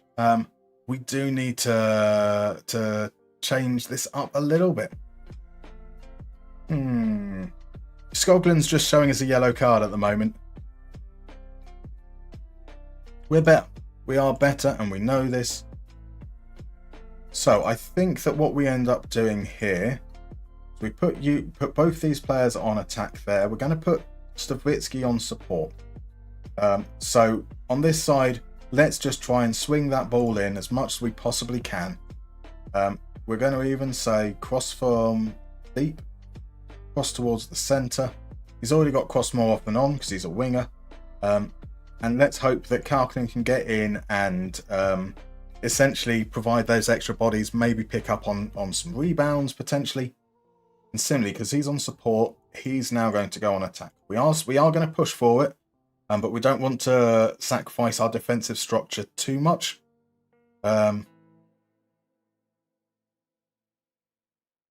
I think that's okay. That's okay. We'll go into the second half, see how it goes. So, you're not saying that you're a sinner, mind you. Well, I would hope you wouldn't. And unless you're self-hating, maybe you are a born-again Christian and share the same views. I imagine that would be quite a difficult situation to manage. I certainly wouldn't share those views. The game heard us say the invincible word. It did, didn't it? Oh no, I've said it again. Shame though, he'd have taken England further than Keegan did. Quite probably. Quite probably. I mean, like, is there not perhaps an element? There's Lundberg! Lundberg! Yes! He's the man in the box.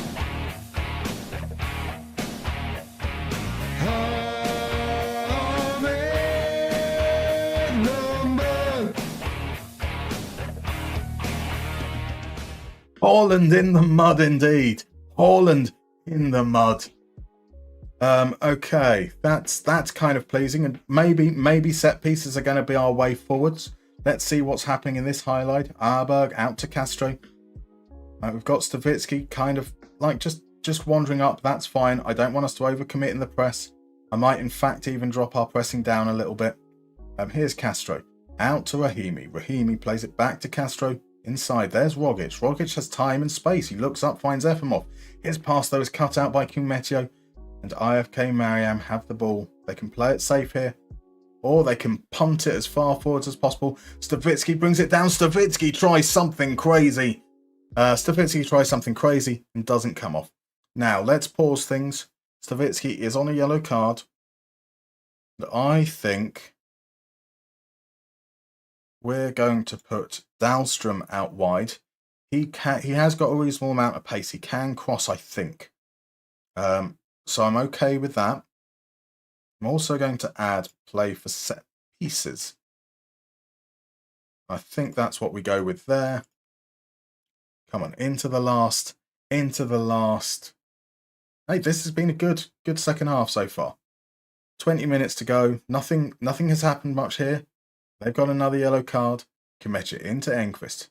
Lundberg plays it all the way back to Artie Marty. We're just going to patiently wait for the opportunity. I forgot to drop the lines. Not the lines, the intensity. That was what I wanted to do. Queaton out to Savalainen. Queaton back to Savalainen once again. Jay Smithy 933, thank you very much for the follow. I hope you're doing well. If you feel comfortable chatting, let us know where you're from, who you support. Maybe who you're playing with in FM if you're playing. Juhi back to Savalainen. And there's Dahlstrom. Dahlstrom has to go back. It's just play the ball through Savalainen. That's our tactical setup. Here's Dahlstrom. Now he finds Karkinen. Karkinen waves his foot at it. That was an optimistic chance, I think would be the politest way of putting things. Right. Efimov is off now. That's the best piece of news we've had all game. We've still got basically all our substitutions left. Karkinen hasn't really done anything that I would say impresses me. Is Slayman not on the bench? I put Willie on the bench, not Slayman. Oh, I'm an idiot. Right, okay, so it's going to be Person coming on. He can play as a winger, so that's absolutely fine with me. Savalainen's been okay. He's kind of fine from a fitness perspective. Let's do that where we drop the press down a little bit now. I trust you. Let's see what happens in the last few moments. I'm tempted to push, but I think that we can be happy with the draw. That will now be 2 more draws than wins if we do that. Last few moments, last 30 seconds in fact. It's with Arberg. Is this an actual highlight or is this just the end of the game? Oh, Kerake dives in. That scared me for a moment. Like, we can defend the last few moments with 9 men, right? But I don't want another suspension. Martinen to Kuitunen. Kuitunen out to Savalainen. Dahlstrom. Can he do something here, potentially? Nope, he goes back. Here's Juhi. Dahlstrom tries the pass, gets cut out, and that's the end of the game. We're okay with that. We are okay with that. DM basis, yes, but people would be upset because I'm not from Glasgow. So apparently you don't have a Scottish accent. Indeed, there is only one Scottish accent, and if it's not Ouija, it doesn't count. Like how everyone from England is actually a Cockney. If you watch FM Llama, he holds those beliefs very, very true and dear. In fact, they're not. FM Llama was basically claiming this earlier. Says Quadro, exactly what I was saying. So are these people Scottish themselves or foreigners? Fair. Ladislav says, this is the A-level revision YouTuber who looks exactly like FM Llama, but I'm not 100% sure they are the same people. Channel called Taking the Biz. Well, I've not seen it. Pop if you're in the Discord, pop it up there. I'd definitely be keen. I might forget, you see. I'd definitely be keen to see, because Llama is a teacher. Or was a teacher. He now does like tutoring, I believe. So maybe it is. Maybe it is. Right, yeah. I'm kind of content with that result. Still keeps us top. We have that's so we've got one more game, I think.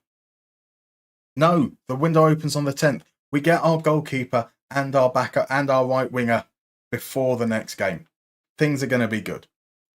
And we can take a look to see if is anyone particularly interesting. In fact, here, if we go to contract status unattached, of course, no one unattached is going to be interested in loan. We can take a little look through here as well to see if there's maybe someone that could come in for that midfield spot where Diane was playing but has now been injured. Maybe just try and reinforce a little bit over there, potentially. So welcome to Scottish politics. Right, you said you're English, so technically yes. Wait till they start talking about religion. Let's not do that. Let's not do that. Or as DMB says, yes. You mean fitba. Damn Scots, ruin Scotland. I love the Scots. I wouldn't agree with that whatsoever. Let's see. Right, okay, so you spent the last 2 years watching his videos in class trying to figure out where you'd seen him before. I wonder if it is. In fact, I'm going to go check in a moment because we've got an ad about to start. So I'm going to vape, I'm going to pee, then I'm going to try and look up Taking the Biz to see if that is who you said it is. I'll see you guys in about 3 to 4 minutes.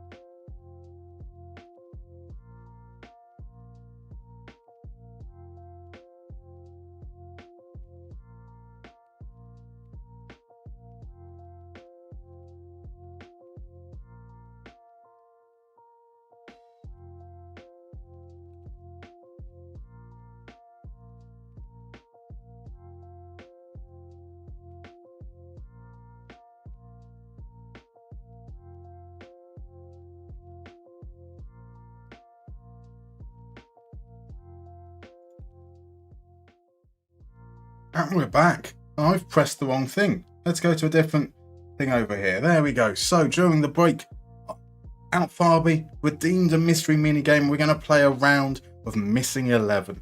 Let's explain the rules. I think many of you will already be familiar with it, but just in case you're not, there is a team from some time in the history of football, could be any time over the last, 130, 140 years.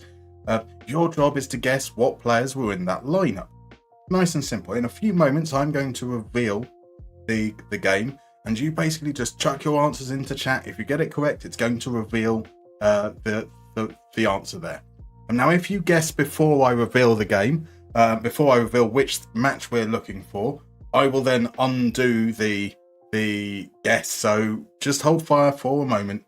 The numbers on the shirts, I've explained this very poorly, I do apologise. The numbers on the shirts correspond to how many letters are in the player's name. So you've got a goalkeeper there with a 4-letter name. So let's reveal the game. Hopefully, if we manage to time this right, Crodmo will be too distracted by deep fried Mars bars that everyone else will have a chance. Now there is a maximum points possible of 5. So if you guess 6 players correct, you'll still only get 5 points. There is, however, a bonus point if you can work out the significance of the game that we're about to reveal. So here we go. In a mere matter of seconds, we are looking for the Morocco team in the World Cup that played France.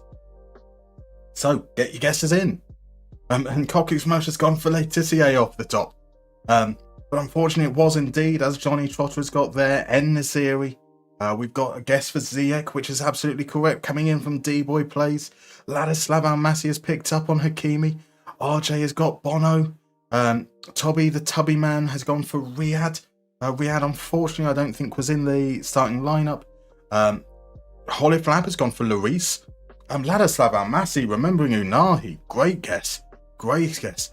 Oof, the lag, says RG. Oh dear. Oh dear. Right, we have, let's see, Amrabat. We've got Mazraoui. Guess there came in for Agerd. Not unfortunately Agerd. Boufal is a correct guess though from Holifab. And D-Boy Plays is out. He's got his one. That's all you need. That is all you need. So somebody who got Seiss. We've got Out Farby managed to pick up on Seiss, which is fabulous there. The guess came in for Diaz. There's no Diaz. We are looking for 2 defenders left. And someone's got Yamik. Another great guess to pick up Yamik. Now, for those people that have been watching my Zaragoza series, they might know the last player. In fact, Out Farby has got there before I even said those words. It is indeed Akraf Dowie. Some fabulous, fabulous work. And Kokuk Smelsh gets the bonus point as well because it's the furthest an African team got in the World Cup. What we were going to go for, if I was being really pedantic, don't worry, you've got the bonus point. I was going to go for the first African team to reach a semi-final, but exactly the same thing. Marvellous, marvellous work there. I think that like Yamik in particular is a really, really tricky one to get. So that was Hollyfab. Beautiful, beautiful work. So the only points you'll ever get in the Missing 11. It's a good point to, like, whilst everyone's panicking away and going for the players, it's quite a smart point to go for. So there we go. Like, let's head back into the game. Cocu's Mouse says she can't read today. There's always going to be a slight delay as well between people guessing in the chat and it being revealed and your guess, and it's chaos, and I love it. I love the chaos. Now, whilst that was going on, there was conversation about deep fried food. Now, deep fried food, Lukmano Pant says, are people aware of just how unhealthy that is? Is that like a luxury type of food, or would you eat that regularly? Lukma, I have a deep fat fryer, so I can have daily deep fried pizza. And look at me, I'm only like 40 stone. I actually genuinely don't know how much I weigh. It's like, so, I mean, is it a luxury? I wouldn't call it a luxury, but it's definitely not an everyday food. So as DMB says, yes, it's just shitty takeaway food. Deep fried chocolate isn't a thing that most people eat. I'm pretty certain it's one of those things that is specifically there for tourists. right, we don't need any more money. We don't need to overpromise. That's absolutely fine. But we do have, pardon me, Enquist is now going to be missing the next game. I did hit continue a couple of times.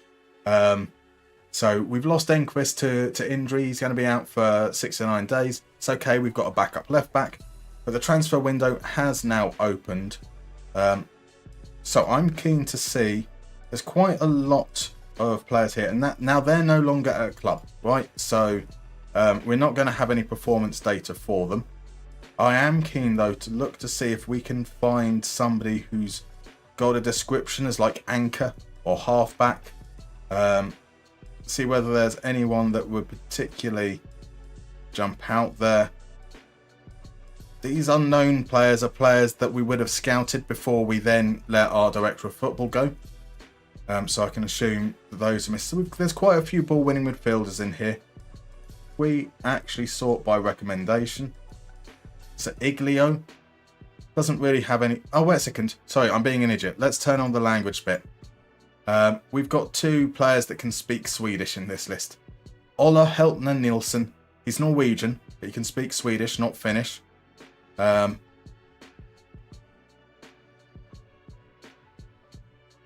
He's been decidedly average for 3 years in Norway. I don't know much about his son. They're predicted to finish 8th. They're currently 4th. I don't really know the standard of the Oberliga. Like, if they were an elite Siren team, maybe we just... Whoa. No. Get out of here. Get out of here. Absolute... Right, okay. I can already discount him immediately. Like, if Matthias Riikonen is leading the way in clean sheets in the league, the standard of the league must be pretty low. Let's face it, this man could barely catch a cold. Just 5 goals conceded. Oh, sorry, 13 goals conceded, plus 5 goal difference. Yeah. Sorry, you've been discounted for that reason. And Oscar Kilgan, we looked at over the summer, weren't particularly keen on, so I'm not going to worry about that. He can't tackle. So, as there's no one there that can be accomplished, let's just see what our director of football has to say.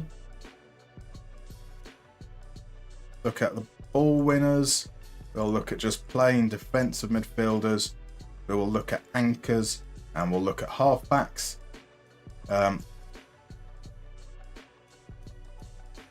Cool. So there's a few there. Again, preference is going to be towards Swedish players and then Finnish players. This lad is playing in the Superettan. Not necessarily being great. He's played 297 minutes. That's not really enough. He wins his tackles, 83%. Wins his headers.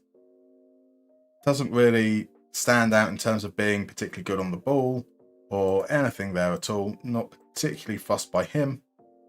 Wambani is Kenyan. Yes, he's Kenyan. Well, hey. Let's see the deal with him. He is naturalised Swedish. He's been playing below the Superettan. So he's been playing in the 3rd division. Well, two seasons in the 3rd division, then up to the Superettan. Hasn't really stood out. Hugo Björk. Oh, Björk is a good name. Björk is a good name, let's face it. Right, sorry. So, stones. Why do you have so many stones? You've got to love the English measuring system, don't you? Season ticked over, so no data available. Well, with these guys, especially that we were looking at originally, they've been released from their clubs, so no data available because they're no longer at a team. Quadmo says, I actually gave 3 recommendations for interesting missing 11 games, but he hasn't used them yet. Let's just be clear. There are a very, very long list of games that have existed. So maybe Riikonen wasn't the problem. Maybe he wasn't, but he was the problem. We've seen Artie Marty do quite well. Oscar Snor's done fine as well. So he is definitely the problem. I take zero blame whatsoever. Completely and utterly faultless, right? Hugo Björk has not played a single senior game to date, and he's 21 years old. Adam Lengs, he's an American who wants to leave Cologne. Cologne Reserves, sorry. He's been okay for Cologne Reserves, but yeah, if he's not getting into first team setup, not that keen. And then Malta Wester. He did play 1 season on loan at the Superettan 2 years ago. Kind of okay. Passing not too bad. Engaged in tackles. We don't have enough information really here to go by. Didn't give away too many fouls. So 8 fouls in 27 games ain't too awful. So little information. I think we will just make do with what we've got. If there's somebody that really stood out, sure, absolutely. And we will check back again in a little bit. But here we go. Oscar Snore and Fortuna are back here.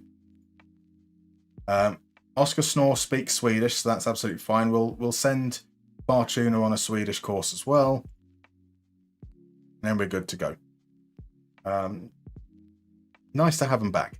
It felt like it's only a month. It's only a month, but we missed them. We missed Boris Fortuna in particular. Our lead, by the way, after that draw is down to 1 point. HJK have jumped up to second. And Ilves have lost a game, so we're the only remaining undefeated team in the league. So from what you can see, Obos is similar to Vikhaus. The YMCA team, KFUM, stayed comfortably up in Elite Syrian in real life, by the way. Top tier in Norway. Ah, interesting. So, I mean, okay, like that does make sense for Riekenen being okay there. I'm still going to aim higher. Don't need to disrupt the squad. Okay, it's only 3 to 4 days. That would have been typical FM right there, wouldn't it? Like for us to sign a new goalkeeper or bring back in an old goalkeeper and him to be out long term. But just 3 to 4 days. He'll miss the game against Oulu. I'm comfortable with Artie Marty. He's not the best goalkeeper, but he's a dependable backup. And then we can have him back.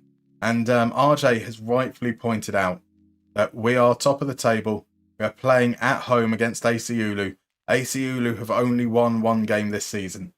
So this is almost certainly going to be a win for Oulu. Our first defeat of the season in the league. Obviously, we don't count competitions when we talk about unbeaten. Like when Arsenal were invincible, they lost in the Champions League and the FA Cup. Or was it the Carabao Cup? Possibly. I can't remember all their games. I probably couldn't recall any of their games, to be honest. It's not the statistics! You tell me! How do you measure somebody that could balance a balloon in a wind tunnel on a needle? Oh, bless you, look, Ma. Thank you very, very much. That is gifted subscriptions. 5 gifted subscriptions to Medal of Valor, to Remarcus, to Raven81, to False Register 4, and to Gemmenbug 2. Absolute gentlemen. To raise morale ahead of such tough fixture. We might need it. Let's see what goes on here then. So Fortuna is going to come in straight away. Slaymar, let's make sure Slaymar is in the lineup. Oscar Snore, we're not going to even put him on the bench, just in case. Right, Rockman can come on the bench too. So Rockman, actually, we'll put him there. Herson in at left back. Brighton in his back. This is almost It's not the statistics! You tell me! How do you measure somebody that could balance a balloon in a wind tunnel on a needle? Oh, bless you, Ladislav, our massive fan as well. And that's to make up for there being no more Valorant subs. He's given a gift to Levi.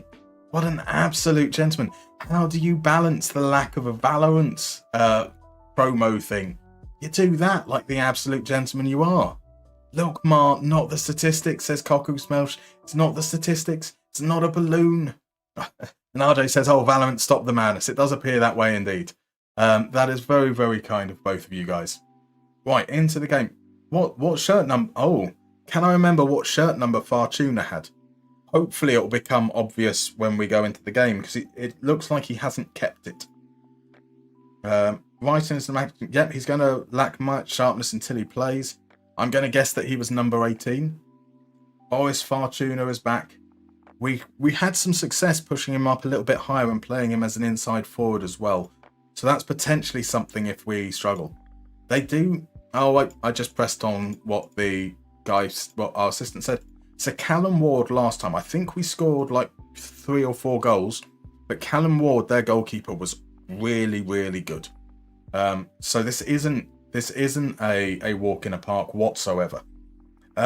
Missed an opportunity to make a no goalkeeper number 1. That's true. That is true. But Oscar Snore had that number before. We're going to keep it. We do have a striker with number 2. Stavitsky. Stavitsky hits the post. Oh, Stavitsky. That could have been the perfect start.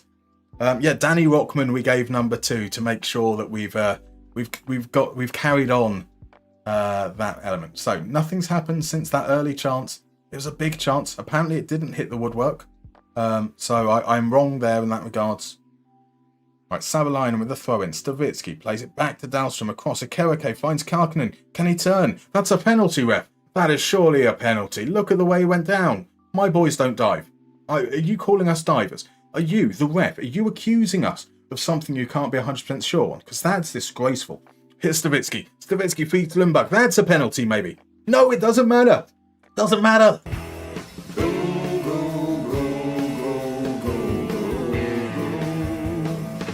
Fortuna.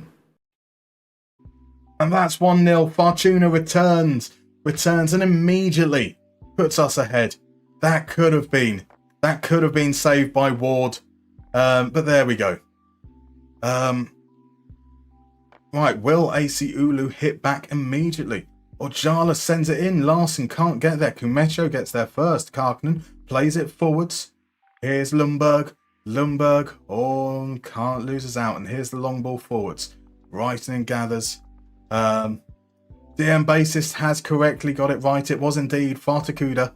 I might need to put the higher part in a slightly bit more obvious. But let's face it, I am not hitting those notes. Here's Person to make it 2-0. It was offside anyway. That was an interesting one. That is the politest way you could say it, RJ. Let's face it, they're all interesting. Right, Person with the corner. Here's Lundberg at the near post. There's another great save from Ward. What's that? Offside? Bollocks. It was indeed Barracuda by heart from 1977.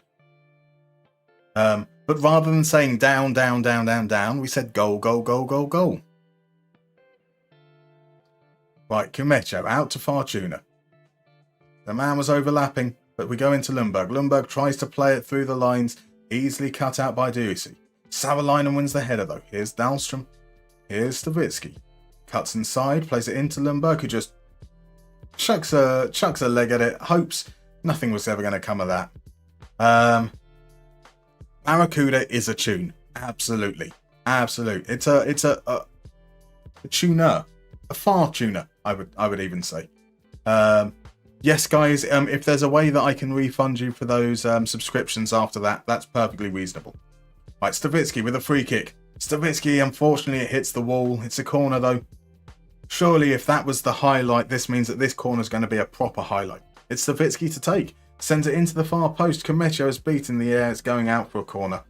A good first half so far. It's been all us. But we've had this before where a game has been good. Lundberg heads it over.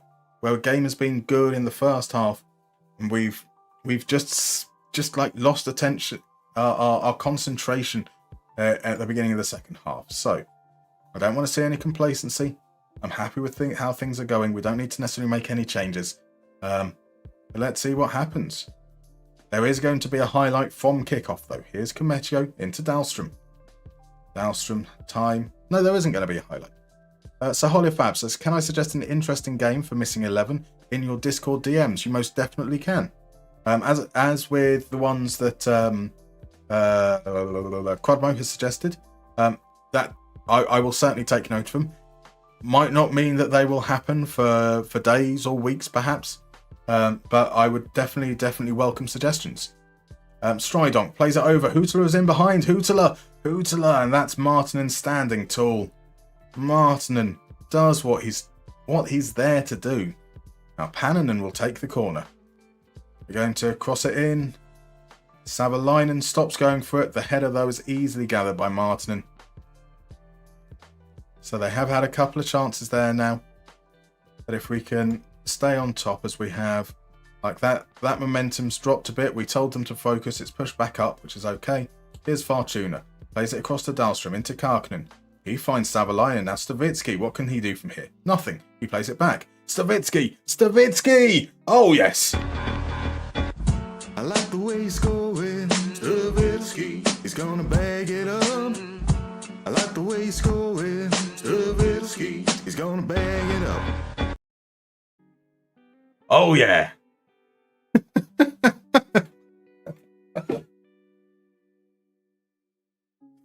That is the correct response to that, DM bassist. That is very, very much the correct response. Right, we're 2-0 up. That's looking pretty decent. 20 minutes still to go, though. Apparently, Reitinen has... Oh, just because he's got a suspension coming up. Martinen gathers. A good performance from Martinen. You know, he's clearly not willing to give up that starting spot so easily. And let's see what we got going on here. We'll look to make some changes. I think we'll bring Slamar on in a moment. And Persson creates some space for himself. Can he get the cross in? He can. Karkinen at the back post hits the bar. Oh, Karkinen. Unlucky, my man. Unlucky. Right, and this is the change, though. Lundberg hasn't really done anything. So on comes Jimmy Slayman. The Slaymar. Danny Rockman to come back from injury as well. I think that makes sense. We give them a good 20-minute run out. That should be alright. Pardon me. So, man, I want my money back, says Look Marno Pants. We'll sort that out after the stream. That's perfectly understandable. Although not after the No Diggity. The No Diggity was a classic. Come on. Gotta show some love for that. Fortuna, yeah, that's bad. That's bad. But that's now in there to show you that there are songs I've tried to do for other players that have been below that bar. I know, it's crazy to believe, isn't it? It was woeful, says Crudmo. My word. Now, Stavitsky's taken a knock. Right, here's Fortuna. Sends it back in. Can't get there. Larson, chance to clear now. He plays it into Babatunde. Some nice passing. It's a long ball forwards. Surely Martinen gathers that with ease. Here's Persson. Right. Whatever that highlight is, I'm not that bothered. On comes Juhi. I think we're just going to make sure that Fonsell stays fit as well. I'll look to do that. We don't need to, if they score, we might need to make some tactical changes, but otherwise I think we can carry on exactly the way that it is. Like the harmonies for the Stavitsky No Diggity bit in particular, like I properly studied them. They are like the notes I've hit might be wrong, but the intent was accurate. That counts for something, right? So Hollyfab says no Vitesse game ever, as people won't remember them. See, he gets it. He knows the importance of making sure that they're lineups that people can guess. A+ for effort. That's all I ever ask for. Like I generally will go for effort rather than quality, because let's face it.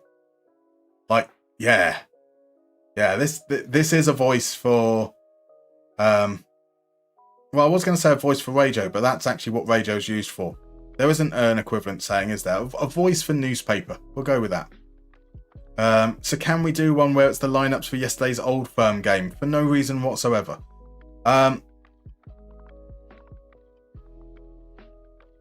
Yes. Just not for like another 3 years. Right, Hootler in behind. Martin gets the challenge in across to Stridonk. Not as much of an error as it looked like for a moment. That's not another highlight straight after. Come on. Right, Persson into Dahlstrom. You've just got to hold on for 20 seconds, lads. Juhi plays into the corner, finds Rockman. Savalainen crosses it in. Reisner gets there. Reisner pushing, defending very high. Here's Kamecho. There we go. That's time up now. Time is up. Martinen across to Reisner. I don't blame the keeper for that one. Like the ball was played through as 1-on-1. The keeper did really well. Savalainen, on the other hand, though, I feel should have just punted it clear as soon as the ball fell at his feet. And there we go. We're fine. We're absolutely fine. Yeah, not a bad performance. Not a bad result either. We didn't lose to the team bottom of the league. That's the most important thing. HJK won their game over Ilves. Ilves have now lost 2 games. Ilves are currently in danger of not making it into the top 6. There we go. So Stavitsky's injury is just for a couple of days, which is absolutely fine. Our training. Right. Since it's moved forwards, we had a week where we weren't doing our proper training. This one, we need to go on to 1 there. Right, match preparation. I really wish that training could be set in a much more, what I'll call intelligent way. Being able to respond to not having to have like a load of different permutations just because the game can't deal with saving something that responds to the various different types of days that games can be played. It's a physical, it's a goalkeeping, shot stopping. There we go. And then this is also a 1 game week essentially, but we need to make this recovery and match review. So something like that's fine. And then we've got another game on. What's with all these Monday games? All these Monday games are confusing, if nothing else. There we go. So that would come like here, wasn't it? But we want to make it lighter work as we come towards the end of the week. Recovery session comes in there. This is why I don't do training on like I'm happy to do training when I'm playing slowly at my own pace. But God, this must be so tedious to watch. I do apologise. So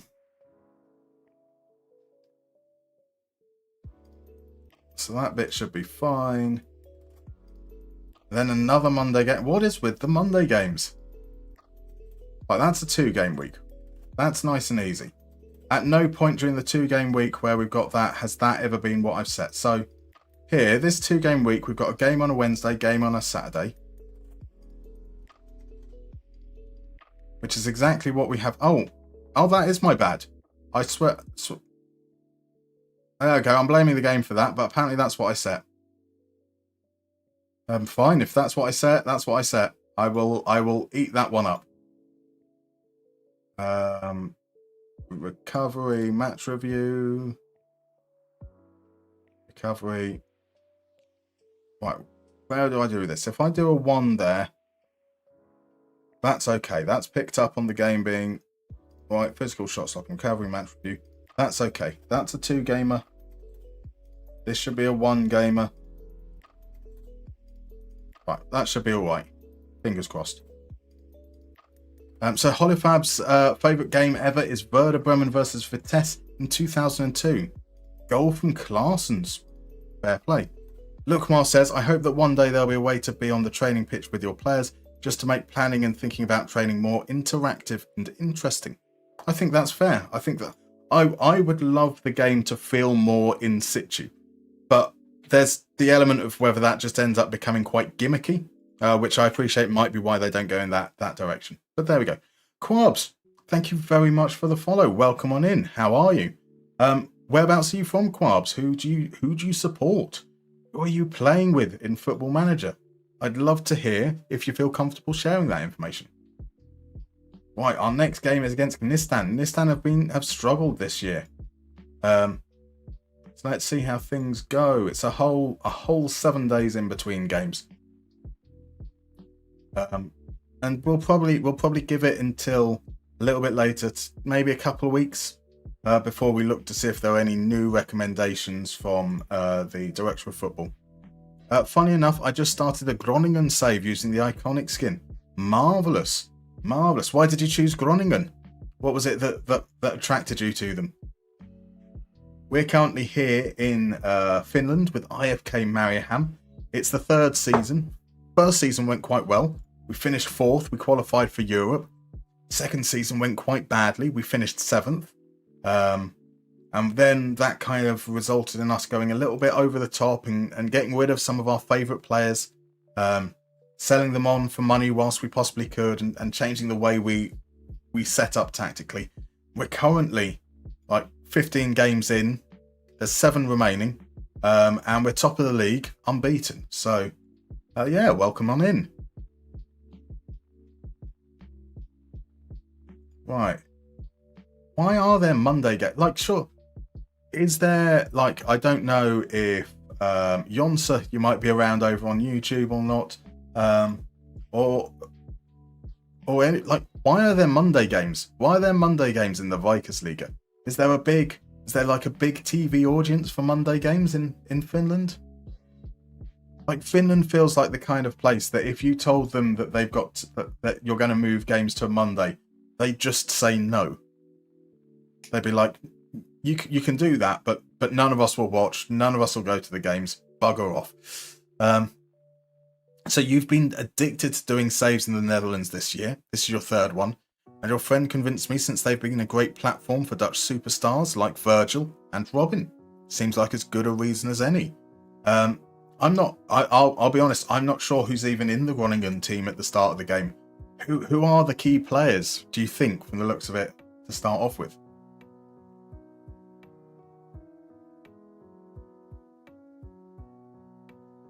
Right, here we go. Monday, 20th of July. I think this would be around the time we'd be playing games in Europe if we hadn't fumbled the bag last year. I guess maybe that's part of the reason. Maybe we've got teams playing like funky fixtures themselves. So HJK won. That drops us down to 2nd. The pressure is on to win this game. We are currently still got more draws than we do wins. In fact, it'd be quite a feat if we could finish the season unbeaten but not win the league. Right, Oulu have sacked their coach and signed a man with eyes very, very close to one another. So, Ladislav says Galactico Tomis Suslov plays for Groningen. Fair enough. They've got a solid midfield from the looks of it, which is what the plan to build around is. Cool. They have a quality right winger in Rui Mendes. Interesting. That should be quite cool. Always nice to have a fun player out wide to work with. Oh. Whilst I was clicking through,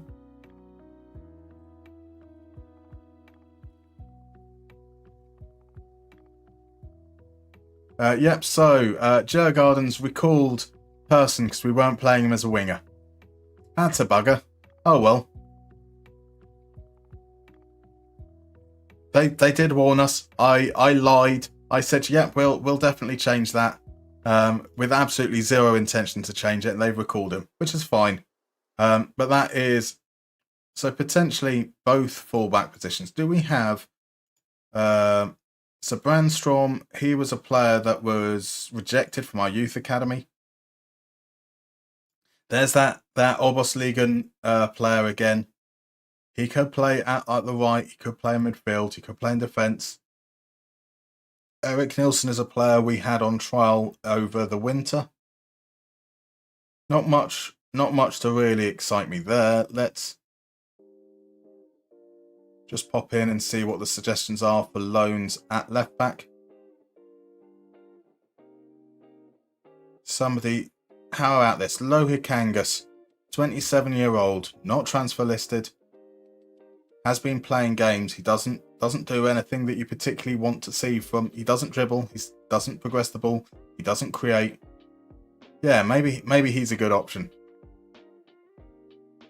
Dibber hasn't played any games.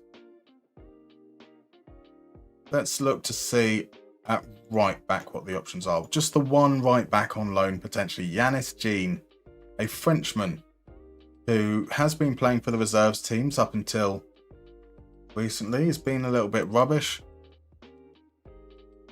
Yeah, we'll run with it for a moment. Let's head on into the... Oh.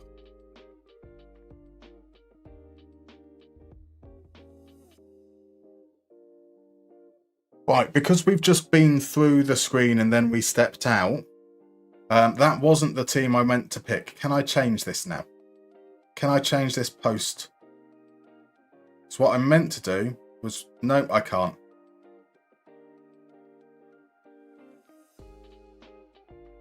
Oh well. That was dumb. So the plan was to have, obviously, Oscar Snore come in as our first choice goalkeeper. That's what he's there for. But he won't be. We're going to stick with Artie Martin. We're going to pretend that we meant to do that. Hollyfab says Djurgården's a scam anyway because you're a fan of AIK. That's fair. That's fair. Rowan is here. My word. Welcome in, Rowan. How are you doing, my man? We are indeed still unbeaten. Can you believe it? I certainly can't. We have managed to stay unbeaten despite having played 2 of our most recent games with only 10 men. And if we manage to do it after this game as well, we'll have managed to do it despite not picking my starting goalkeeper. Right, the fans expect to win. I expect you guys to be good. Let's head on in and pretend like that error never happened. Welcome in, by the way, Urea. Thank you very much for the follow. Lovely, lovely to see you. I hope you're doing well. Do let us know if you're comfortable chatting, where you're from, who you're playing with in FM, who you support. We'd love to hear from you. And whilst you're here, you should see that there's a lovely little heart up there to go follow Rowan, who is a lovely, lovely human being, a wonderful FM player to boot as well. Definitely worth checking him out. As Nistan hit the bar from a corner. You know what? That wouldn't have even made it to the bar. Like, if we had Snore in goal, he would have claimed it out the air. Now Stavitsky tries to break past his man. Penninkangas deals with it with no problem whatsoever. Don't tell Marty McFly that. That confidence will be shot. Exactly. We're going to pretend that we meant to do that. Martin and Klanger impending, reckons Ladislav Amasi. Quite possibly, but we'll be fine. We'll be fine. We have a penalty. Skoglund, who would have been on the bench had I changed it as well, it's not available. Stavalainen, crept in. Koski went the right way. There wasn't much power on that penalty either. Right, let's see. In and off the post. Oof.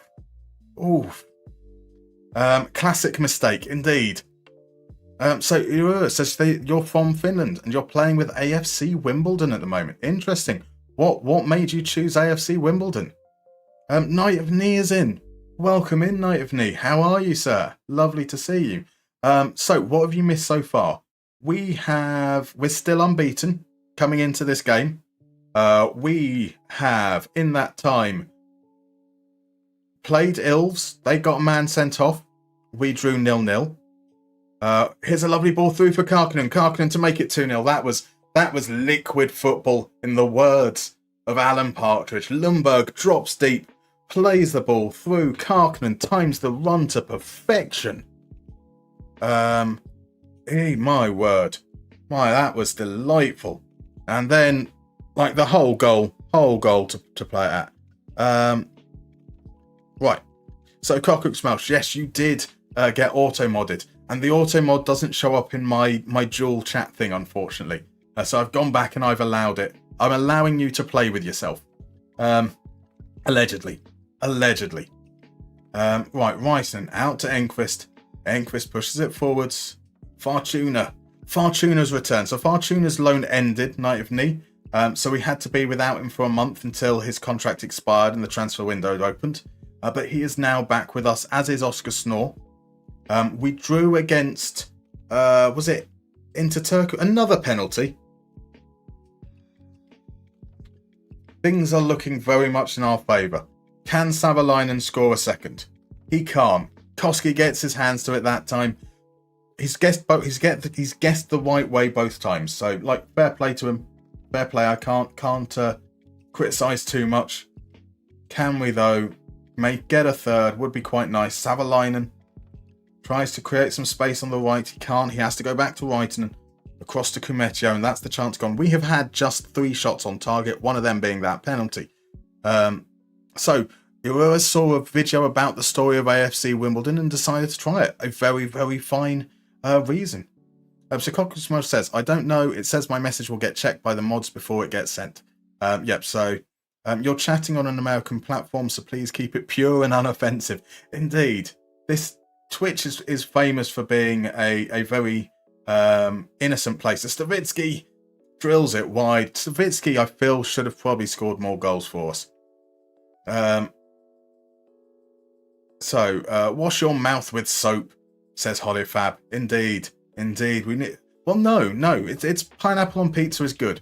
Pineapple on pizza is good, and I will die on that hill. Nistan with the corner. Fortuna gets it clear. Obviously, they did have that chance right at the beginning of the game from a corner. It's all very much changed since then, though. 2-0, pretty decent. We're not seeing much of the ball. I don't like. We're having a lot of the ball isn't particularly important to us. But let's just see where Nistan have the ball. They have it very deep. I'm absolutely fine with that. So we're in a low block. If they're going to hold it between their defensive players, I'm not too worried about that. So we're in a mid block, slightly more often pressing, but not that much. And obviously we're in a 4-4-2, so we're not pushed that high up. I don't mind that too. Do I not mind? I would like us to be a little bit safer on the... Oh, I'm going to just take pass into space off to begin with. We might even drop the tempo a little bit later. Let's just see how things go for the first 10 minutes or so. So let's see what's going on there. Rich says, Dance Final isn't for another 40 minutes, so we'll suffer your company for a little longer. It is not suffering in your company at all, Rich. I wouldn't use the word suffering. I'd say enduring. We will endure. No, I'm joking. Right, here's Karkinen. Goes round the outside. Can he get the cross in? He finds Stavitsky. Stavitsky's shot is blocked. It's another corner. You should try what words for male genitalia they will let through. There are probably many. But you think you have better ways to spend your time. Do you? I don't. That's for sure. FM Tommy C is in. Welcome in, FM Tommy C. The football is going well. We're winning. We're currently not winning by as much as we were before I said those words. So there we go. Always on cue. Let's drop that a little bit. We've still got counter on. We can still look to try and push the ball forwards when the opportunities are there. But let's see the game out, hopefully. Right, here's Karkinen. The edge of the box comes in. Oh, Severi Karkinen. A filthy finish from the angle. Nothing that Koski could do about that. Pick the ball up. Here's the cross from Stavitsky. It's a bit of a weak header from Cruyver. Karkinen picks it up, opens up his body, bends it in off the post. Ooh. So yeah, it's going pretty well, Tommy C. We were top of the league. HJK won a game just before this, so if we win this, which is our game in hand, we'll go back onto top. Still unbeaten in the league, which is quite nice. Fortuna to a Karake. Karake is going to take a shot now. Right, where was it? The long pause is probably from all the words getting blocked, right? The long pause is always for, like, Crudmo's messages all go into auto mod. I have to allow them in individually just to wind them up. Right, Miliko pouring forwards, creates some space, can't quite get the cross in, plays it back to Kalko. He feeds Miliko again. Miliko feeds Hietinen, and Hietinen hits the bar. Hietinen loves playing against us as well. Right, Dahlstrom once again, still not playing particularly well there. I'm also going to look to bring on Kuitinen. I'm not being happy. I mean, they say that Komeche's got the lower rating, but it feels like the chances are largely coming from Kuitinen's side. And then the last change can be the return of Danny Rockman. Danny Rockman, so Fortuna can go back to being the winger. Karkinen can go back to being out wide. And we'll bring Slaymar on for good measure. Let's make sure he gets more than his 15 minutes.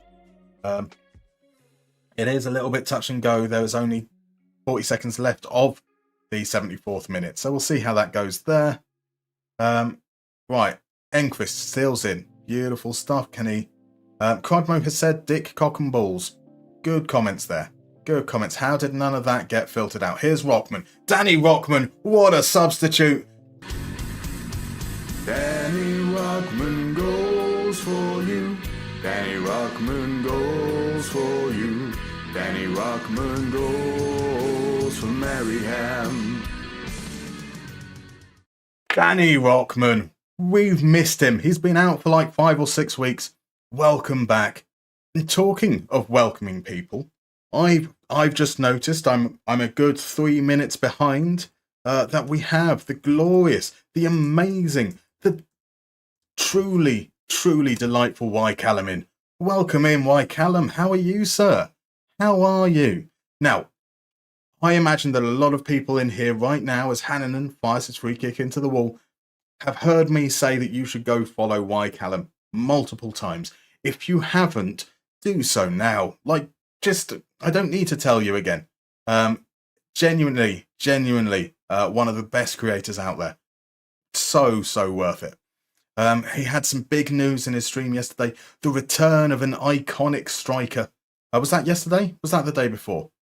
I might have lost track of time. I do apologise if that's the case. So there's also a Northman. Welcome in, Northman. How are you doing, sir? Another fine creator over on YouTube right now. Lovely to see you in. So, Irua asks that how are we doing in the save? This is the 3rd season, Irua. So we're seeing however long it takes. We will let the game guide us. But this will be a nice upturn in fortune. We finished 7th last season, which was a little disappointing. It's very nice for us to finally have things kind of ticking a little bit. As Kakkonen steps in, are we going to add insult to injury late on, or are we just going to let the time tick out? Fonsell, there we go, 4-1. Thank you very much. Exactly, Knight of Near's right, Rockman and roll. And that means only one thing, and that is we've got to be celebrating.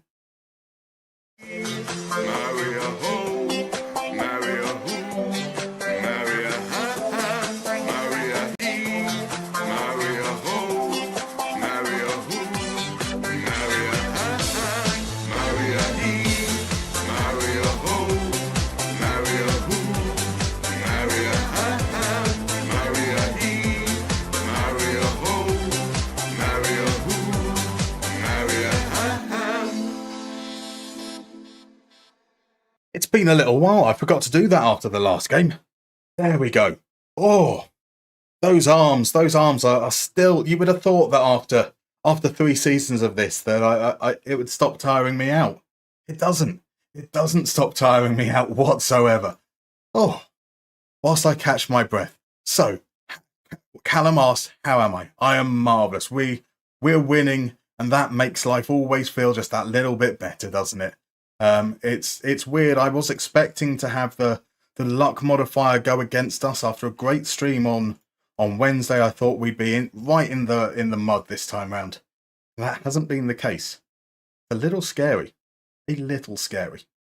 Now I will catch my breath eventually. So the Northman's all good. I decided to start the year with man flu, but getting better now. That's a bit rubbish. That is a bit rubbish. So what are we talking about there? I can see that Crodmo is saying that he's absolutely ghastly to you all the time. That gives it away, isn't it? What on earth have I missed there? There's we've got some drama going on. What's going on? Be more Crodmo.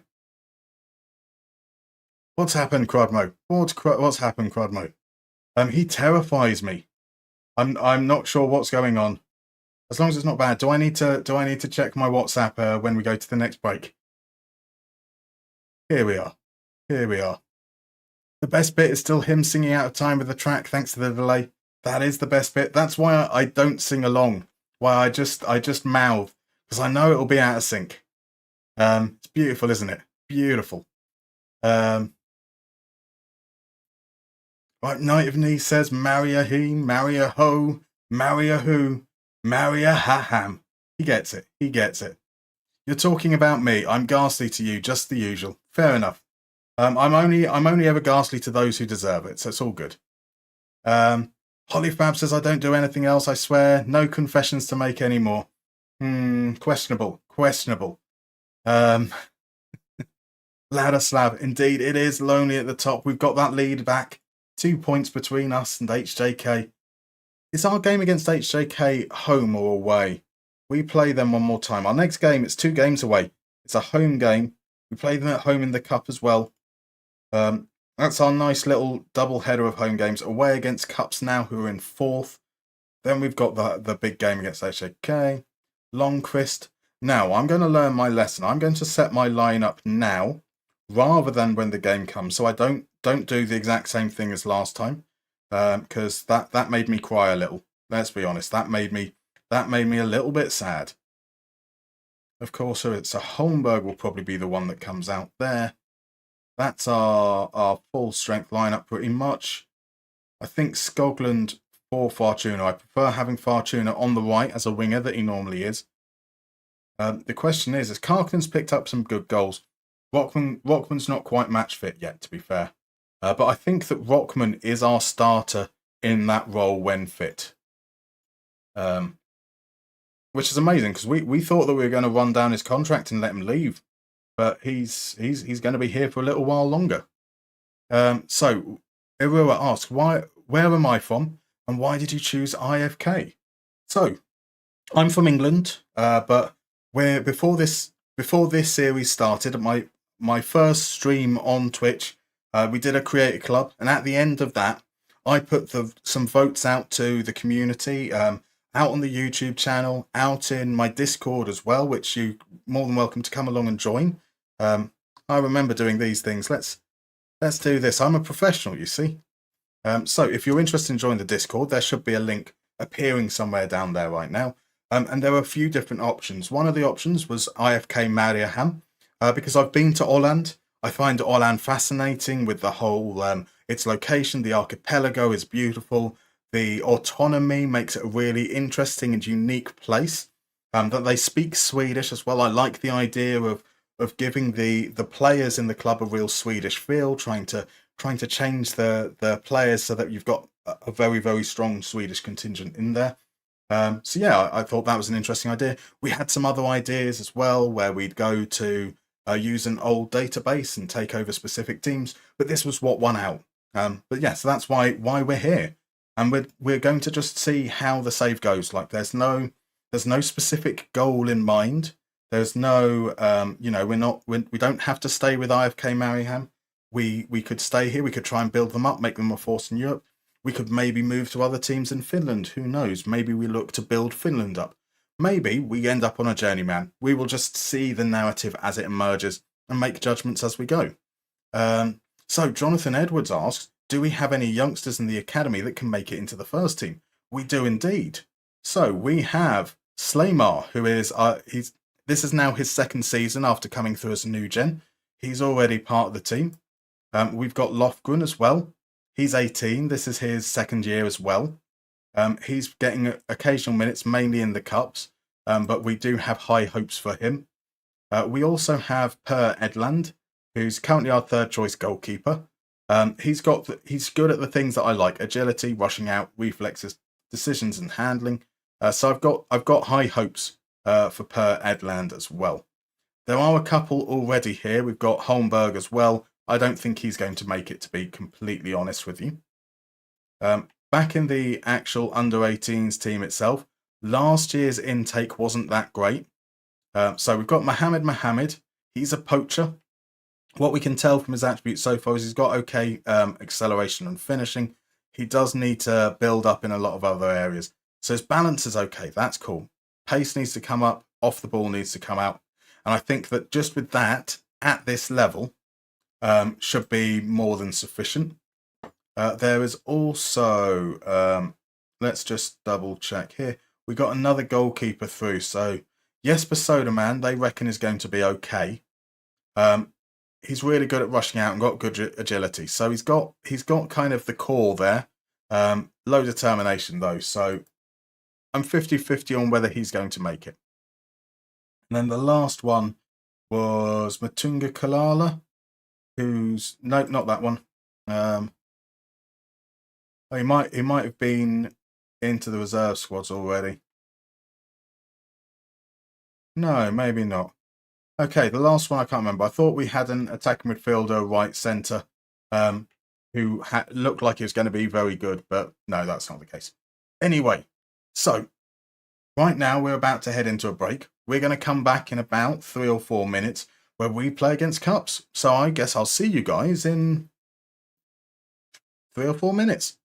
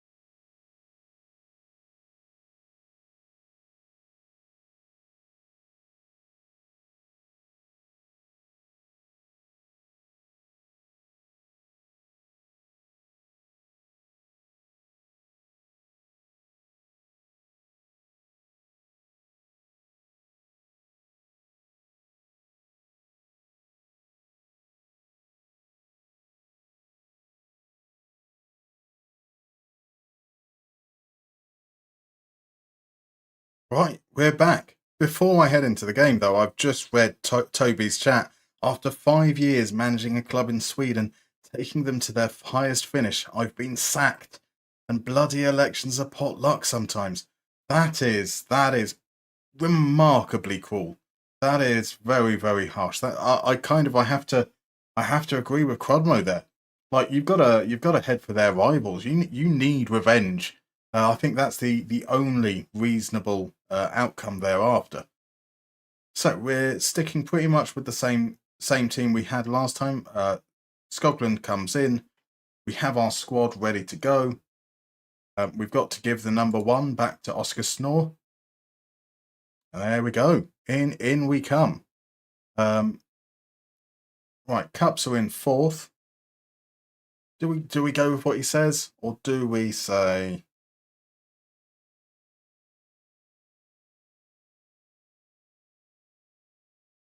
I'm going to go with that one. And a little bit of expectation on the players that didn't react. Let's see. Is this where we come unstuck? Cups are a good team. They're in fourth. As it said there, they're unbeaten in their last 6.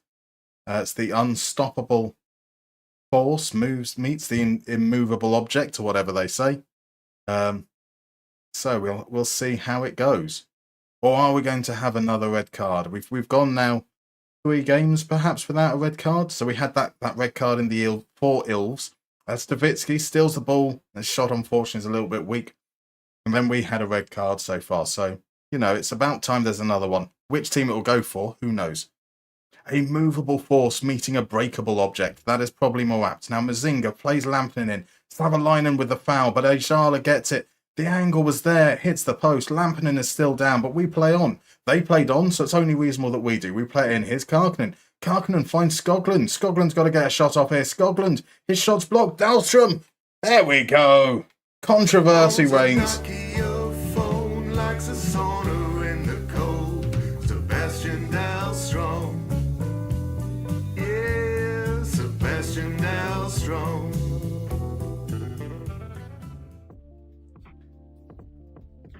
Their player was down injured. They played on to begin with. That can't be held against me, right?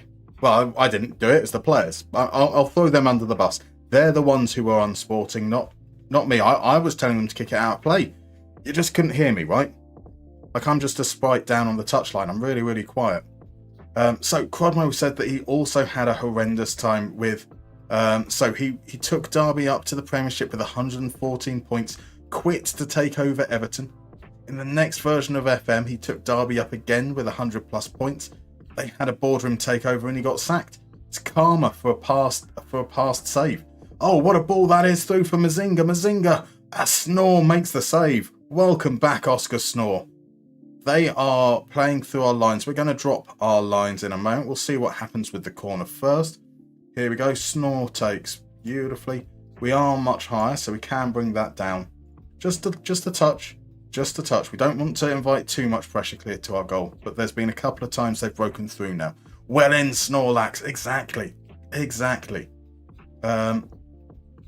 So Brian Clough wishes he was Crodmo. I mean, he probably does, really. Isn't Clough dead, says Rich Sun. Indeed. That's why Brian Clough wishes he was Crodmo.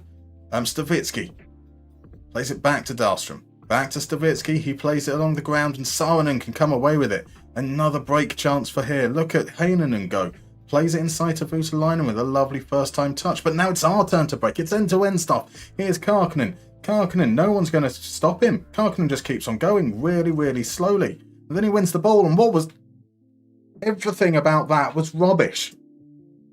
Everything about that was really bad football. Here we go. So Skoglund plays it to Karkinen. Karkinen is very slow here. Very, very slow. Just kind of ambles. Doesn't really want to shoot. Voutilainen wins the tackle. What's he going to do? Is he going to clear it? No, he's going to stand there. He makes the tackle eventually. Now Lundberg. Lundberg strikes the ball here. Just about what? We're calling it about 3 yards from goal. 3 yards from goal. And it goes out of the pitch 4 yards down the line. He managed to shoot backwards. Incredible. Incredible high quality football to end that half. We have allegedly had the better of it. It's been a tight game. But we are 1-0 up. I can certainly be content with that. There hasn't really been a proper chance since we dropped the lines that we've seen. But Wrighton is on a booking. That means Queetonen comes in. We'll see how things go. Let's go into this and see what happens. Right, so Crodmo made that point about Clough anyway. I do apologise. Do dead people wish? That's a very deep question indeed. That is a very deep question. Holy Fab wonders how Lundberg missed that. I'm still not sure. Hung Min is back in and he's amazed that we haven't lost yet. You are not the only one. I am very much surprised. Lukmano Pants also says stoppable force, movable object. Lundberg plays it back to Karkinen. It's a good save from Kreidel. Skoglund, he should have, like, at least hit the target from there. The whole left-hand side of the goal was open. I feel this is destined. We're not going to win this game. We have missed some very, very big chances. You kind of get that feeling. Now, we might still draw it as Stavitsky once again gets into good position, but cuts it back. Here's Dahlstrom. Skoglund. This time his shot's blocked. It's a great block from Saarinen. Out for a corner. So, also, Crodmo watches Everton, so he at least knows what it's like to want to be dead. Just five senses because he has no sense of smell, apparently. That's a bold take. I'm pretty certain I've seen your nose, which is a sentence I didn't think I'd ever say. Here's Luai Lutumba. Luai Lutumba gets the cross in. Oh, snore. I told you this would happen. I told you. Heinonen. Artu Heinonen, the man with the moustache and mullet. Now, there's lots of space here for Lutumba. He gets down the byline. The cross takes deflection, hits the post. Snore is left nowhere. The shot is almost blocked by Queaton, but he can only get a slight touch on it. Well done, Musterman. You just made me actually, for real, laugh out loud. I suppose that is consolation for us conceding a goal there. Right, into the 60th minute. Not really seeing anything. In terms of the stats, we're having shots there, not in the last few moments. But they're not particularly good shots from the looks of things if they can't make a highlight reel.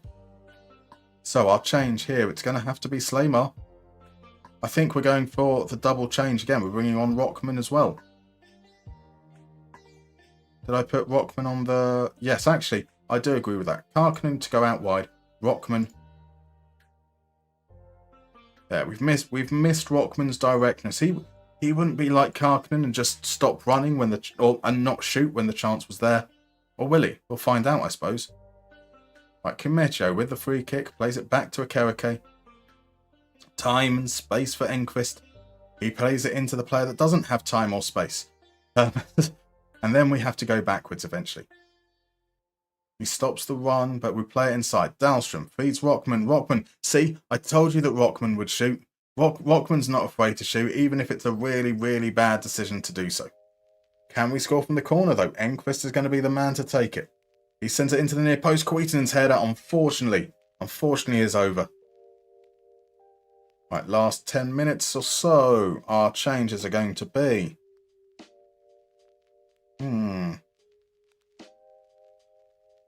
I'm going to bring off Karkinen now. We're going to bring on Juhi. Going to up that tempo. Let's get it in the last 10 minutes or so. Let's fire up. Okereke picks up a yellow card, so that will be our last change. On comes Foncel. We had a chance worth 0.19 XG that wasn't a highlight. Cups corner in the 94th minute. Saarinen to take. Here we go. We know this is happening. We get the first ball, but here's Cisse. Plays it back to Saarinen. Saarinen swings it in. Lindeman's... Oh, just over. Right, Ajala plays the throw into Heinonen. Heinonen across to Jagny. The time has passed. We're now into 20 seconds beyond. Is this going to be a highlight, or are we just seeing the last few moments? Queaton. There we go. It's another draw. We're good at drawing games, that's for sure. We deserve that. We missed big chances. Then a freak goal, a cross that was deflected, came off the post, left Snore in no man's land. If we don't take our chances, we're not going to win. We should have won. You guys should be very disappointed with yourselves. We could potentially drop down to second now. HJK have a game in hand. They're only 2 points behind us. A win puts them top. Apparently that was Aratalo's birthday as well. I don't have the birthday showing on here. Can I see it from this part? No, I can't. Discard and exit.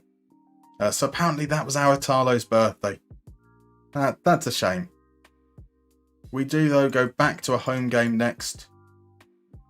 against HJK. No pressure. Certainly, if they do go top, at least we are in position to take it back. Right, no result there. Did Mallorca really lose 3-0 against Pontevedra? Oh my indeed. Right, Quab says, so I just remembered I left the add players to playable teams feature, and it may have given us one of our best players in the team. Oh, that's all right then. 16-year-old Bestman came off the bench to drop an 8.1. Very nice. Very nice indeed. Right, Holofab reckons that him and Crodmo are the same because he supports Ferrari, Man United and Vitesse. Crodmo will accept the Vitesse element, maybe not the Man United one. Musterman, like Profit, reading games like Pep. You knew when we'd missed that second really big chance, you knew that we were going to throw it away. But we didn't lose the game. Exactly. Like, we've somehow still remained unbeaten, even if that might drop us to second. Ibua says, just lost my 11th game undefeated run to a last-minute corner goal. Oh, that is a punch in the balls, really, isn't it? RJ reckons it's very much a Juve-style season. It is. The draws have been crazy, especially considering. So when we looked at our win rate before the season started, that was on Wednesday, wasn't it? We'd seen as we came up to the 100th game, we saw that we'd only drawn something like 16 out of our first 100 games, and then we've gone on to draw quite a few since. It is quite crazy, but this does still make pretty decent reading. I don't mind this too much. Just now, obviously, we've got to get an unbeaten season. We've got to maintain it through the championship group as well, obviously. But even just getting to the 22 game point with it will feel like a bit of an achievement. We've been recommended a goalkeeper. Let's have a look at the director of football stuff. See if there's any new suggestions for fullbacks. We'll go to all roles first. There's Yanis Jean again. There are some more suggestions this time. So if we look at some of these other ones, loan, inverted wingback. Right, the players that are local to us, they're certainly the ones I'm more keen on. Hamadin is available for loan. Left-footed right back.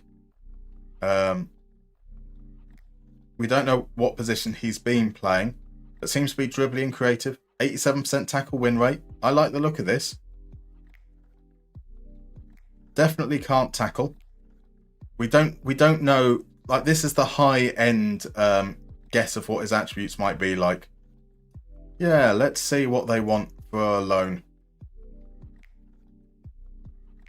They would require no wage contribution. A clause giving us an option to buy him for 120k. You know what? Let's suggest it. I know that he says he's not that interested in a permanent deal, but we're not going to necessarily ever consider activating that clause. So we could potentially get an agreement. Maybe if it requires us to negotiate up front, we'd lie because we're never going to activate it. Koistonen is another option as well. He's at Cups. He's not listed for loan. He doesn't really do anything in terms of dribbling or creating. His tackling's worse, but it's still quite good. He's okay in the air. So if we can't for Amadin, I don't mind us keeping an eye on Koistonen as potentially another option. And that way Savalainen becomes our backup left back, which is quite handy. Let's see what the deal is there. That's been accepted. We don't need to discuss anything more, so hopefully that should be all right. HJK win their game in hand. They're now 1 point ahead of us. They've lost 5 games this season, but because we keep drawing, we unfortunately are behind them. That's bad on our behalf. Right, so Snore needs a drawing from you where he is sleepy, or at least has his eyes closed. We do need to get that Pokemon reference thing done at some point for sure. How many qualifying rounds needs the champions in the Finnish league to Champions League? I don't know. I think we were in for the Conference League. We got to the third qualifying round, and I think there was one more after that. I imagine it's probably going to be the same. Right, Amadin is in. Marvellous stuff. I'm pretty happy with that. The right-sided wing-back is full-back is just a full-back on support. They're not looking to be attacking. So him being left-footed, that isn't much of a concern. He looks a little bit rubbish. But so does Daniel Enquist, and Enquist has been pretty decent for us, so I'm quite content with that as well. Let's give him a number.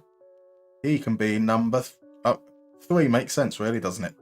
Number 3. And that now gives us some depth at fullback, which is nice.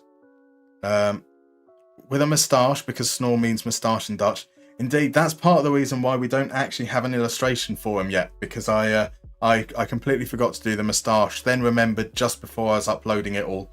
So there will hopefully be one tomorrow. 3 players are always welcome, exactly.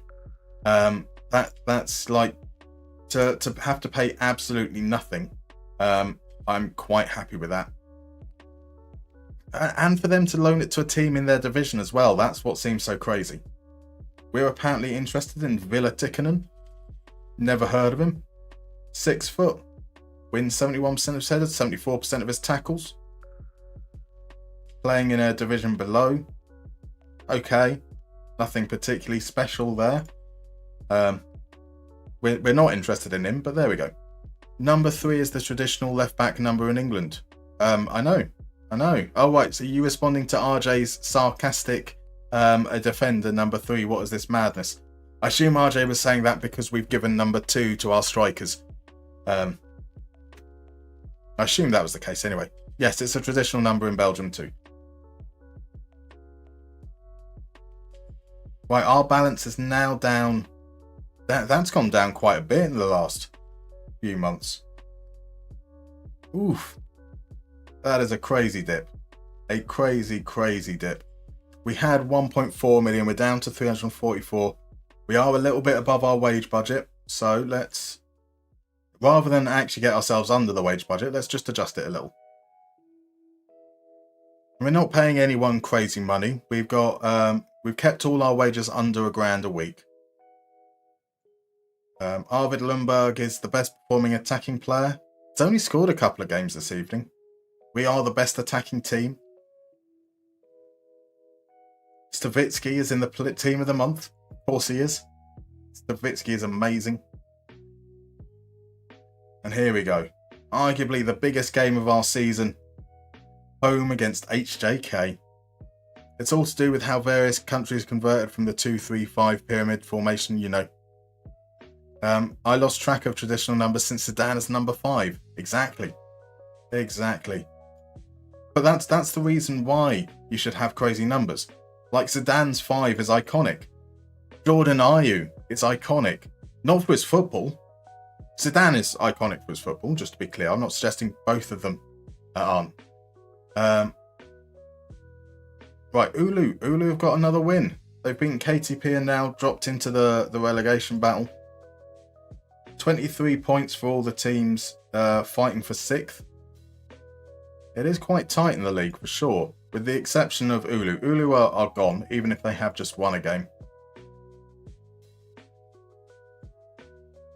Right. Decline the meeting. Remove him from the shortlist. We sign Diane instead. And Karkinen. Right, so Jonathan asks, who is your favourite player in real life?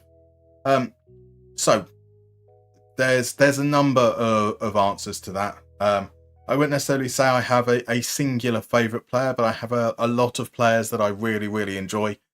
I'm massive, as an Aston Villa fan, I'm a massive fan of Ian Taylor and Dion Dublin. I really enjoyed their kind of the aggressiveness to their play, the passion that they showed. I enjoy the fact that after Dion Dublin spent like 8 months out with a broken neck, his very first goal back was a header. Because dear Lord knows that if I broke my neck, I would never ever challenge for a header ever again. I'm a big fan of Diego de Ribas Cunha, the former Werder Bremen and Wolfsburg attacking midfielder. I used to really enjoy watching him. I fall on the Messi side of the Messi-Ronaldo argument. Martin Lawson I used to really love as well. Again, that kind of that fight, that determination alongside the quality. But you know, all players are very different. It's quite tricky to say that makes one player a favourite on its own. Right, Diane is still a little bit away. Skoglund and Karkinen, we're going to bring Rockman in from the start, which means we're going to drop... Skoglund's form's not been great, so he's going to drop out. Otherwise, I think that team is good to go. Cristiano Lupatelli used to wear number 10 as a goalkeeper, says Tales of the Tapes, which is a fair point. RJ never liked France, but you could never hate Zidane, which is also fair. So Cockixmo says anything other than giving numbers from 1 to 11 based on where they are on the list when you open your main formation in the tactics screen is woke nonsense. Absolutely not. You should always have a pacey player wearing the number 2 in an attacking position. 100%. So Charlie asks, how's the stream going? We're doing quite well. We're still unbeaten at the moment, but that might change now. We've just dropped to second in the league because we've drawn maybe 1 or 2 games too many. And we're the team that jumped above us by 1 point, HJK, are now coming to the Vitklov Holding Arena to play us. So big game. Big game. Don Deedson has caused us problems in the past. So I do want us to maybe employ some of the dark arts. Let's go through these guys. Tell them to show up. Where is Deedson? Dirty Deedson. Done dirt cheap. We're going to watch him. We're going to tight mark and watch him. And we're going to try and hurt him.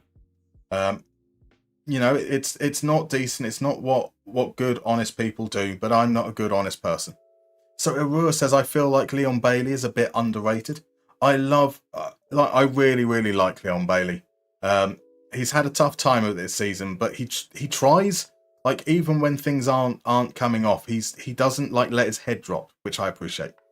As the Knight of Knee says, Diego was also in Porto before Germany. He was indeed. Right, free kick. Lingman hits the post. Snore doesn't even react. He was asleep at the wheel. Kanalopoulos plays it to Kusavi Benissan. Back to Deedson. Into Kanalopoulos. There's the cross. Savalainen gets there before Bande, but Bande gets to the loose ball. In. Enquist gets there first. Deedson, the man that we hate. Pack him. Foul him. Hurt him. Don't let him shoot. What was that? Early chances for HJK, but we've got the corner here. Here's Enquist sending it in. It's the near post. Lundberg's header, unfortunately, is over. Right.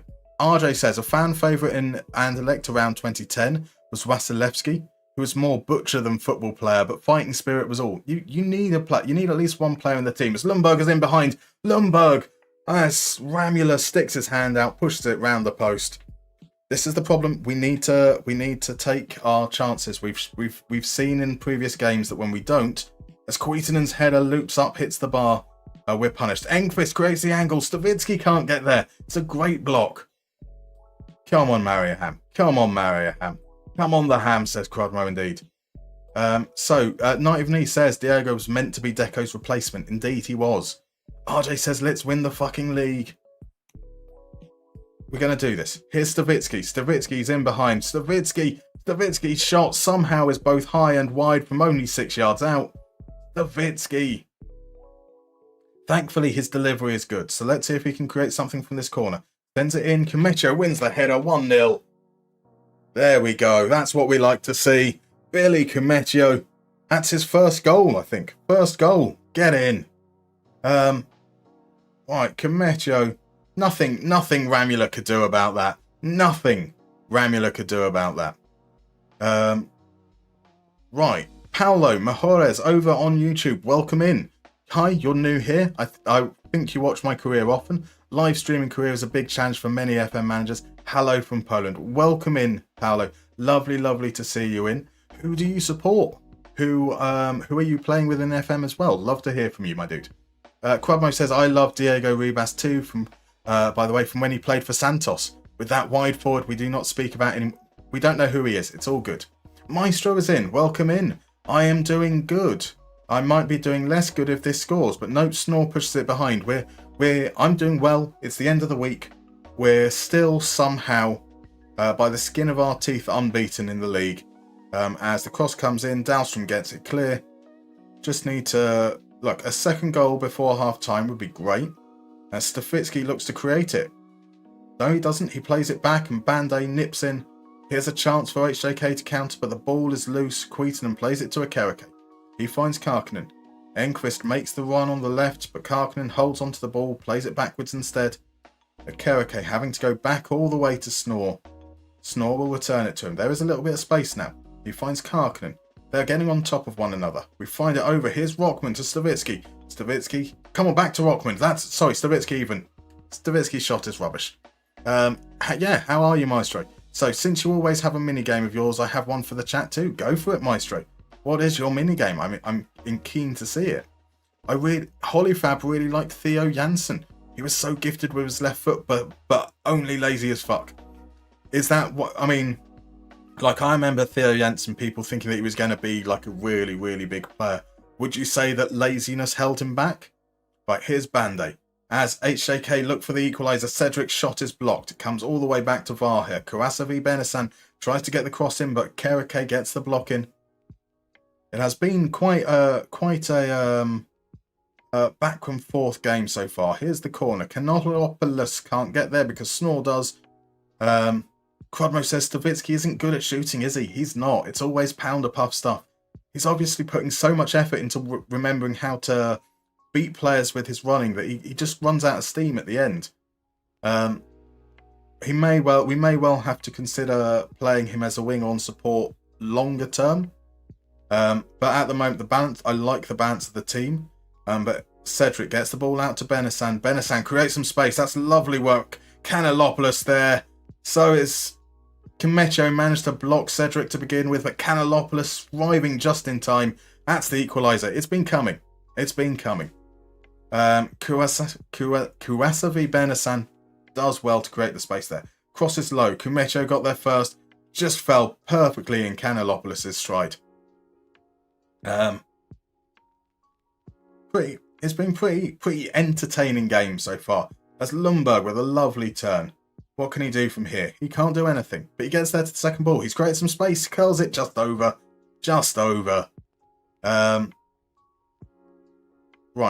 Missing Olawale, says ACAB. He's a very, very different players, but yes, I would love, like, if Olawale was here and we wanted him to be the striker, he'd be playing as that shadow striker role, and I think we would definitely benefit from someone of Olawale's quality. But, you know, hopefully, maybe there's a chance for a reunion somewhere down the line. Right, so Maestro asks, Umbremo, Morgan Gibbs-White, Adam Wharton, Thiago Alcantara.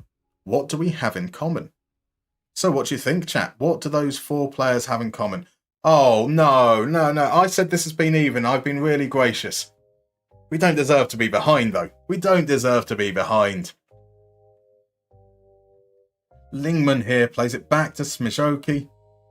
Berzil Tova carries on the one. So Stavitsky was a little bit late to come back. Cedric makes a great run. But that feels like to me like it's on Kimecho. He was completely lost his man. Right, we've got just a few minutes before half time. They're going to get a little bit of a rollicking.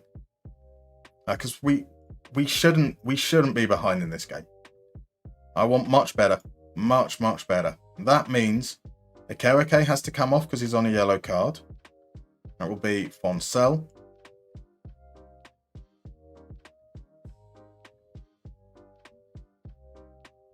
We're just going to go to hitting the crosses. Let's try and get that ball into Lundberg a little bit earlier, and then play off what he can create. Potentially, if we've got Rockman making the run at the right time, we can potentially create something that way. And if we need to, again, maybe as the half goes on, we'll push up to a traditional 4-4-2. So somebody has suggested that those four players were all underrated ballers. And Maestro says that Thiago Alcantara was never underrated. Charlie over on YouTube asks whether I like the darts. I don't really watch darts. It's not for me. Sorry. Right, Yatova plays it across. Karkinen steps in. That's a great interception. Can we do something with the counter-attack here? He does eventually release the ball to Stavitsky, who then loses out to Yiltova. Can we get the ball back? We can. Here's Rockman to Savalainen. Karkinen. Lundberg drops deep, plays it back. Karkinen's going to go it all alone, and he's going to shoot like he doesn't know what a football is. Right, the ball makes its way back to Ramula. He's going to send it long. Deedson doesn't win. There's Enquist. Karkinen plays it to Dahlstrom. Dahlstrom feeds Lundberg. Lundberg on his weaker foot, just wide. Just wide. Right, we are going to make that. We are going to go to the 4-4-2. It's going to be Karkinen coming off. It's going to be Slayman coming on. We're pushing Rockman out wide.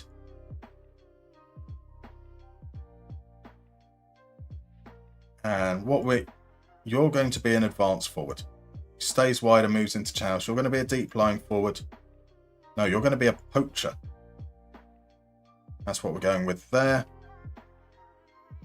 Hit those early crosses. Slightly higher tempo. Here we go.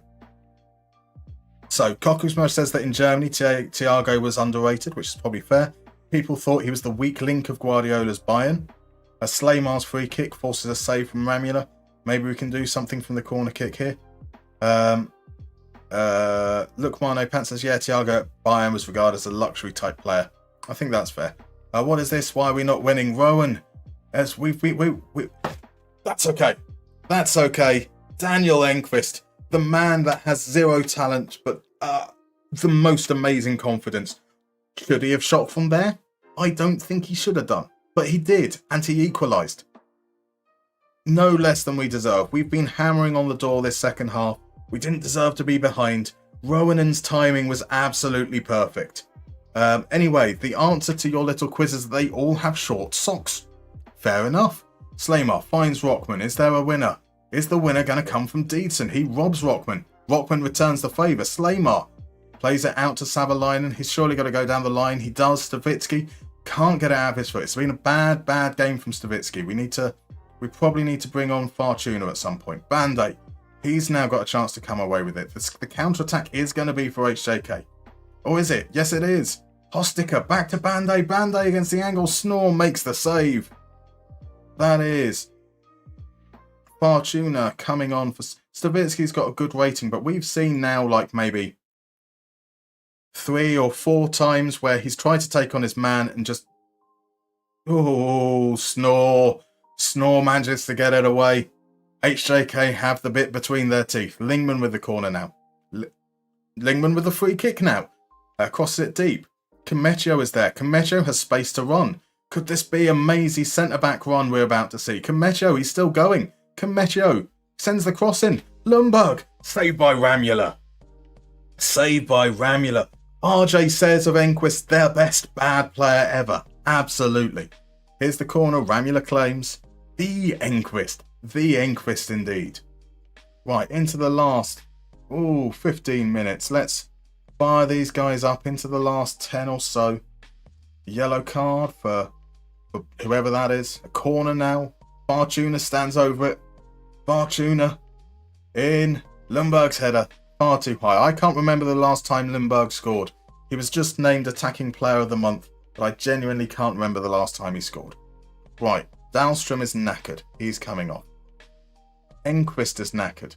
He's coming off. Yes. Yes.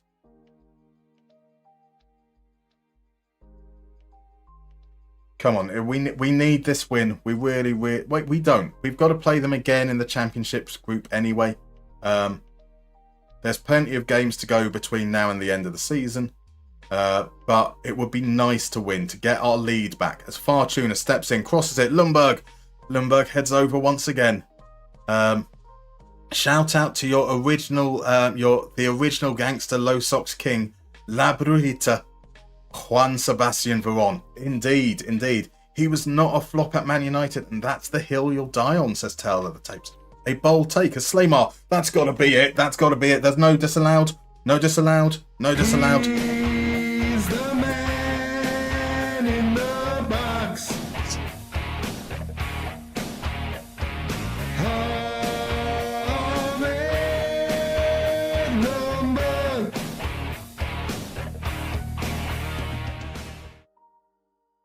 Oh, yes. No less than we've deserved. No less than we deserved whatsoever. Now, Holy Fab had said just before that, we want this win. Everybody hates HJK. We do want this win, but we've got to accept that, you know, there will be bad results along the way. A draw is better than a defeat in this fixture. Thankfully, we're not drawing. So they send it long. Kamecho gets the ball away. Fonsel steps in. Juhi to Slaymar. Fortuna has managed to... It's a lovely pass. I thought there wasn't enough weight on it. Back into Lundberg. Another save from Ramula. We need to sign Ramula just so that I can at least do a cover of Rob Zombie's Dragula. Because that's definitely what that one would be. Hamadin is going to take the corner. Swings it in. Slaymar's there. Unfortunately, the block comes in. Fortuna finds Rogman just over the bar.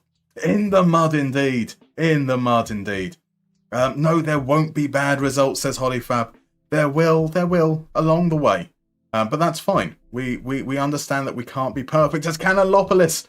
Oh, scrubs it wide. Time is up now, ref. Time is up now, ref. Time is up now, ref. It most definitely is up. 3-2, baby. Maria ho, Maria who, Maria ha ha, Maria he, Maria ho, Maria who, Maria ha ha, Maria he, Maria ho, Maria who, Maria ha ha, Maria he, Maria ho, Maria who, Maria ha ha. Those arms are tired. Those arms are very tired, but I don't care. 3.82 XG. We should have been out of sight, but who cares? We got the very minimum we needed, the minimum we deserved out of that game. That restores our lead, 2 points ahead. Unfortunately for me, the next break is like 20 minutes away, so there's no time for me to catch my breath either. Okereke will miss the next game because of a booking. That's okay, we have Fonsel to come in. That is some marvellous stuff. Lundberg is up to 14 goals this season now. That brings him only 4 goals behind Olawale's tally for last year. So he could be. That was apparently a club record. So he could be on the verge of setting a record before then departing. Because we can see now there is interest from the Netherlands. FC Den Bosch. FC Den Bosch. They're looking to generate funds for a player that would be free. An interesting situation. Who am I to judge? Who am I to judge? There we go. 9 wins, 9 draws, 36 points. There are 4 games left until the league splits in 2. That means we have officially qualified for the championship group. We are 13 points ahead of 7th. And there are 12 points remaining. Right, during the chaos that happened there, we have Akanani has asked, I need help, chat. Been in Germany 6th tier, promoted back to 4th tier, been stuck there for 5 seasons. I'm a semi-pro club and it's absolutely getting me. Right, so what's the help you need? What is the help you need? I appreciate that you were probably cut off by the nonsense. So yeah, do pop in there. Rob Zombie celebration would rock, says Knight of Knee. It would. We need to sign Ramula just for that purpose. Crudmo says, I thought you always played the Lordy song when we win at home. I don't always do it when we win at home, but I will only do it when we win at home, if that makes sense. So I can flip between the two, and I felt that with the what's the word? With the Alice in Chains just a little bit beforehand. It's not a random play, it's more of a case of the Alice in Chains song had come up just beforehand, so something a little bit less rocky as the celebration song. Like, yeah. There are considerations. Right, try offer him a new contract. He's refused in the past. He's currently on he's opting out. We should address this as well. So you're supposed to be an important player. That's very true, but other players have played quite well.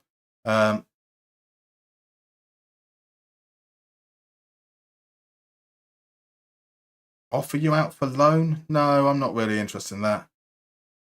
I'm just not willing to do that. That's fine. If you want to rock the boat, Albin Skoglund, be my guest. I will remember this. You say you're fairly professional. I'm not sure I agree. I'm not sure I agree with your assessment there. So yeah, he's opting out. I'll see what he says. I'll start off with the discuss here. Not interested.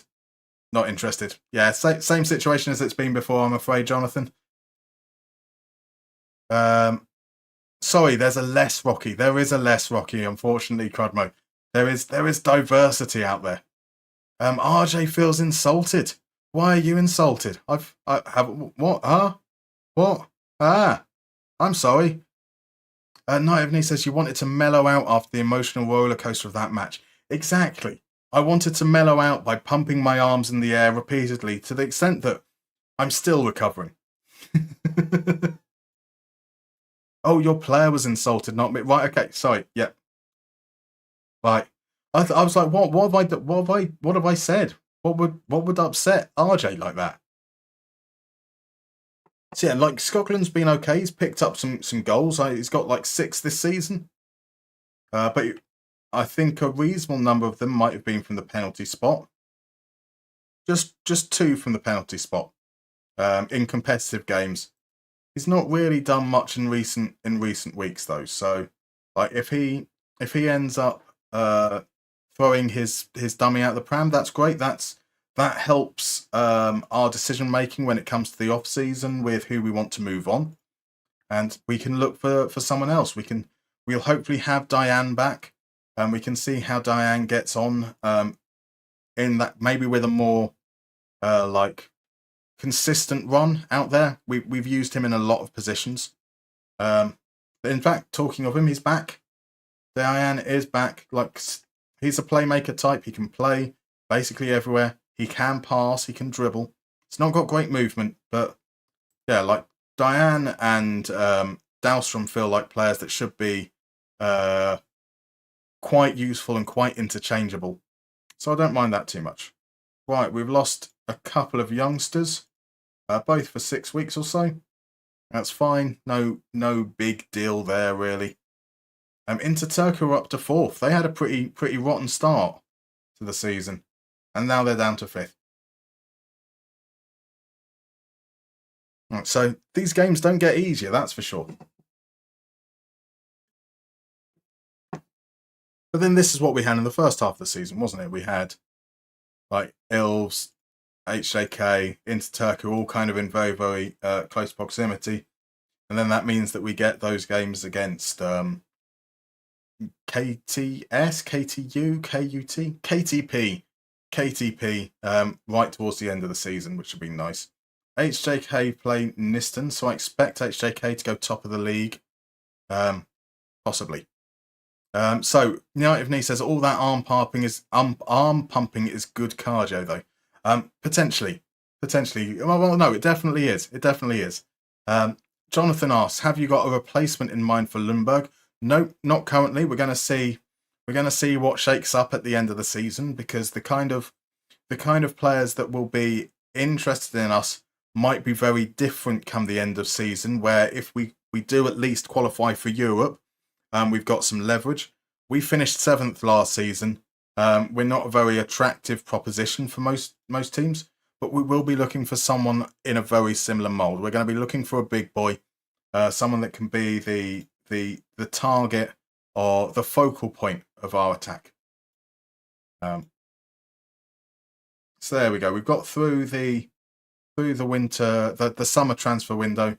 Fortuna arrived, Snore arrived, and we picked up that lad on loan. HJK1. Right, here we go. Into the game against Inter Turku. A Kerake suspension means Fonsell comes in. Diaby's return means he comes onto the bench. Reitinen has served a suspension. So, who is it who comes out? I think we'd drop Skoglund to the bench. That's what you get for being what's the word I'm looking for? Arsehole. That's what you get for being an arsehole. Right, I think I'm... Karkinen's been okay. Fonsell and Dahlstrom haven't been great together, but that mainly was last season.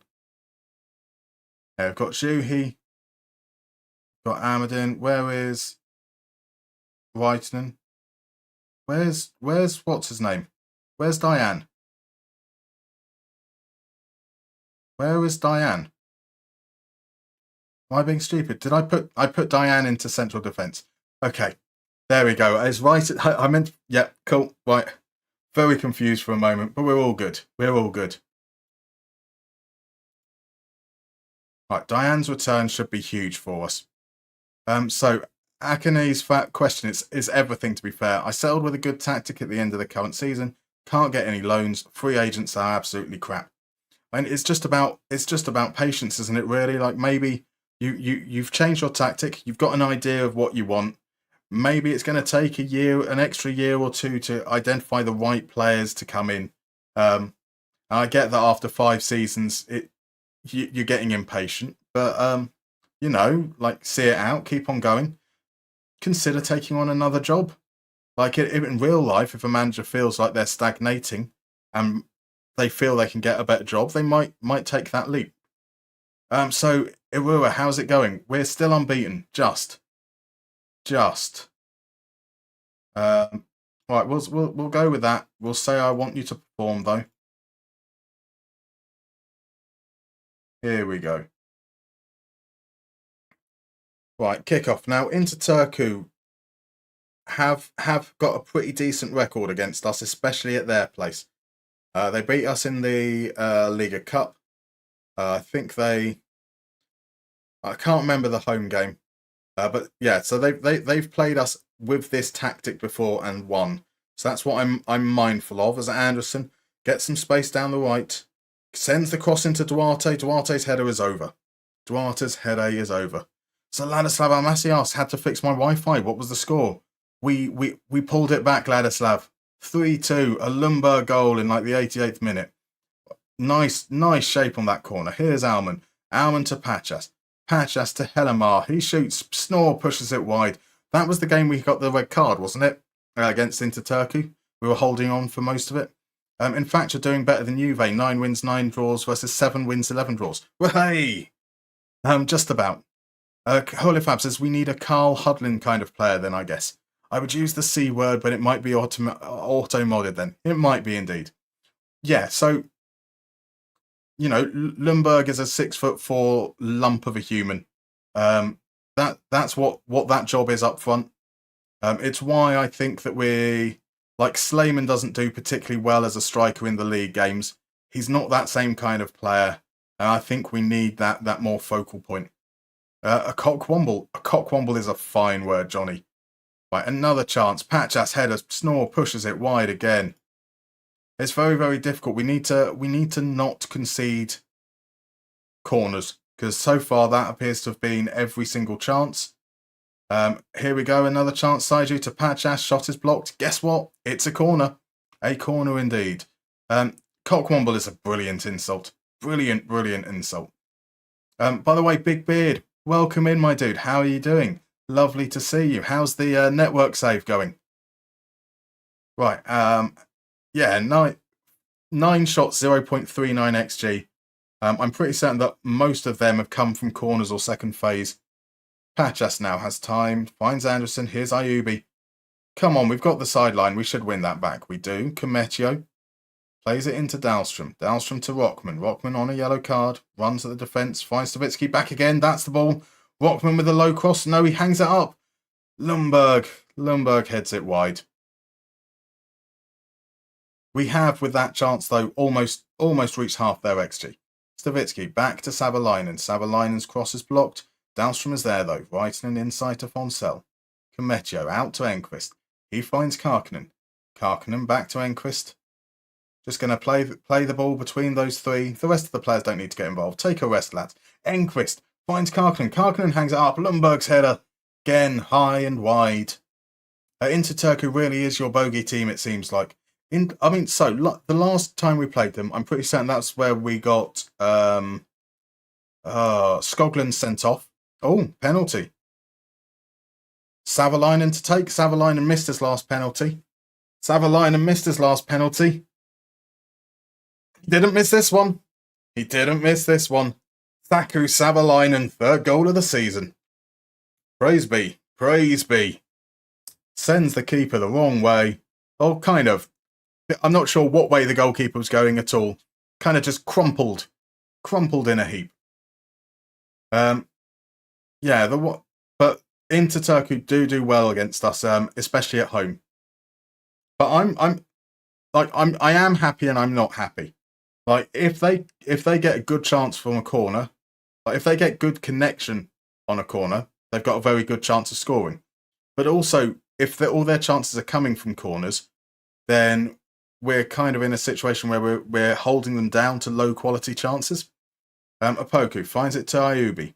Ayubi tries to create space. He can't. Turns back inside. Feeds Anderson. Anderson to Opoku. There's the block by Raitanen. And then there's an offside. I'm not sure who was offside there. All right, let's demand a little bit more as we go into the last few minutes. Enquist finds Rockman. That shot was rubbish. Both Enquist and Rockman are on yellow cards, which obviously I'm not too keen about.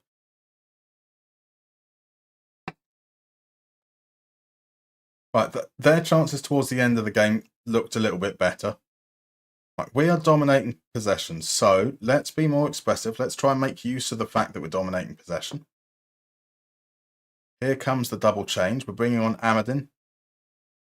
We are bringing on Diane. So we've got both of those guys out on the left. I don't want to... So they haven't been playing balls through us. So I don't mind the high line. And high line should keep them further away from our goal in terms of trying to prevent corners from happening.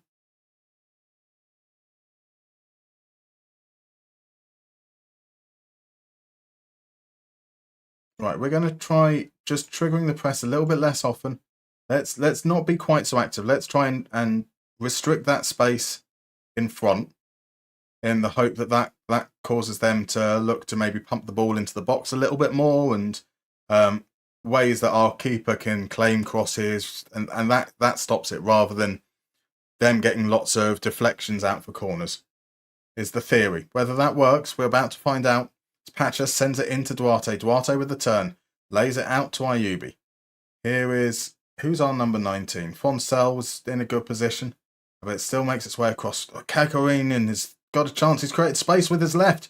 That's a horrible shot. That is a rugby shot if ever I've seen one. Does it even register? Oh, a whole 0.07 XG for that. That feels generous. Right, they're starting to make some changes. It's okay. We're not seeing any change to their system, though. Oh, we are. We've seen the fullbacks appear to have changed duties a little. Coming into the last 20 minutes now. Lundberg kind of stays on the pitch purely because of what we know he can do. But again, he hasn't really impacted play. A couple of headers missed. Amadin finds Fortuna. Fortuna has space. Oh, my. Oh, my.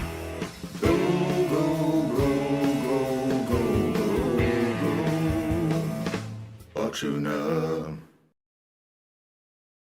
So bad. So bad. I love it. That'll do nicely. That'll do nicely. We've had just the 6 shots, 2 on target. Can Inter Turku pull one back here? Savalainen plays it into Karkinen. There is opportunity to counter here. Karkinen does that though, and oh no. Oh, okay, he was offside. A shocking miss. A shocking miss. A shocking bit of defending as well. Welcome in FM Robert, by the way. Lovely. Thank you very much for the follow. Really, really appreciate it. If you're comfortable chatting, would love to know who you support, where you're from, who you're playing with in FM, but no obligation whatsoever to do so. Right, Lundberg is coming off now, though. On comes Slaymar. Pop him out as a deep lying forward. We are which one here? Time wasting. Click snooze on the adverts. And there we go. Into the last 10. We'll make one more substitution now that we've got time wasting up. Here's Slaymar. Slaymar to pull it back. He does. Fortuna. Fortuna.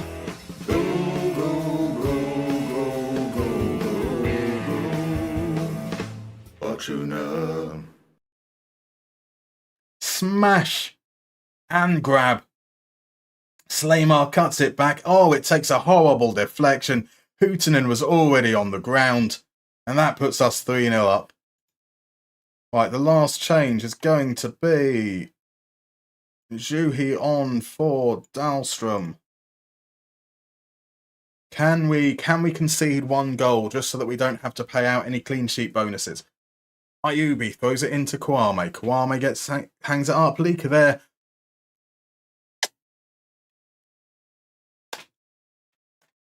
Just as I ask, and you shall receive. The timing on that is beautiful. Leaker at the far post. Beautiful header. Over the top of Savalainen.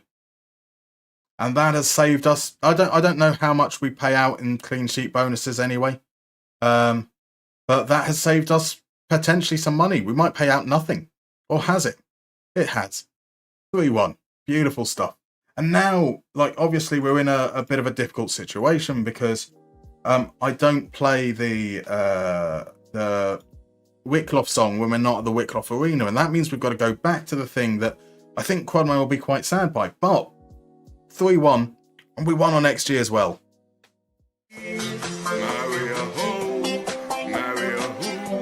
Levi gets it. As does Quadmo.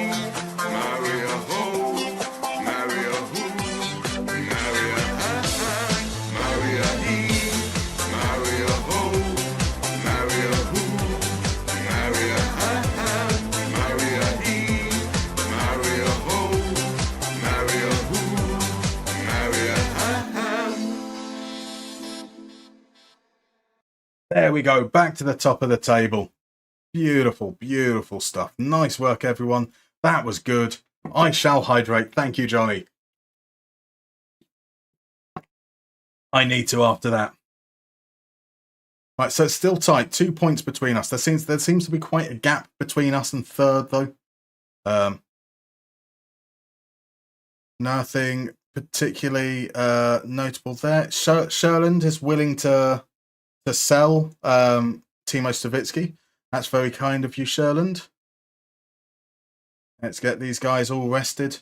Training, rest, 1 day. And then it's a game against Larty.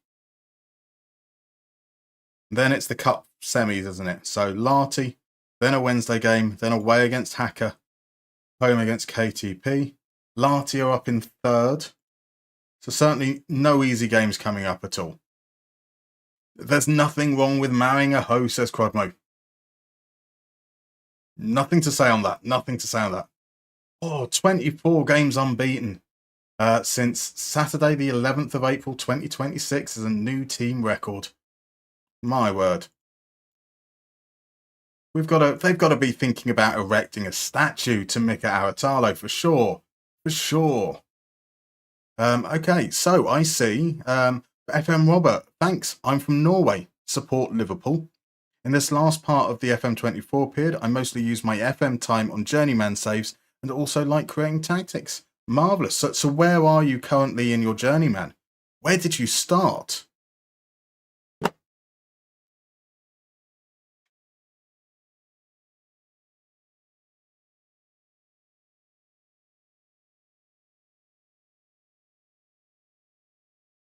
Oh. Oh my. Oh my. He's the man in the box. Ahmed Lundberg.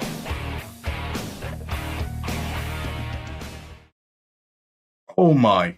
Arvid Lundberg is happy to stay. It worked. It worked. Or did it? Possibly because we spoke to him only a short moment ago. Oh, he's still... Oh, no.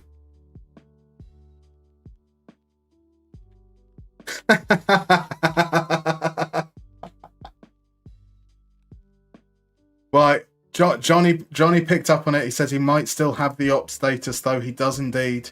He no longer wants to leave the club because there was no one willing to offer an acceptable transfer fee. That doesn't change the opt-out status. That's fine. But that does mean that at least that's one thing that is currently in our favour. Maybe, that element is going to change in due time as well. So we'll see. Nonetheless, that felt like it was a cool moment. It felt like a cool moment, even if it wasn't. He'll be willing to negotiate during his last month, I think, says Out Farby. I'm hoping that's going to be the case as well. But as I said, we have accepted that this might be his last season. Anyway, we've got a break coming. I'll see you guys in about 3 to 4 minutes.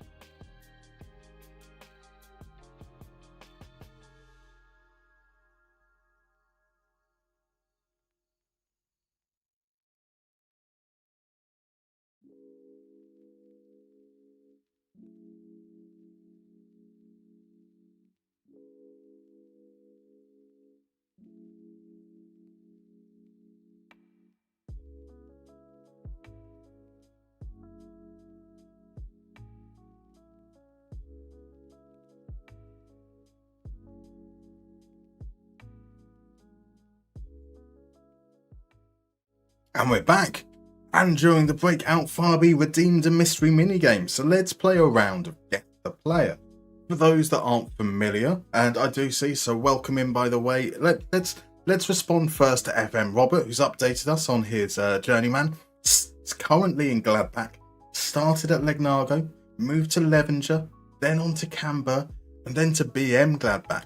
He's just been offered an interview at Liverpool, which you're very happy about. Sounds perfect.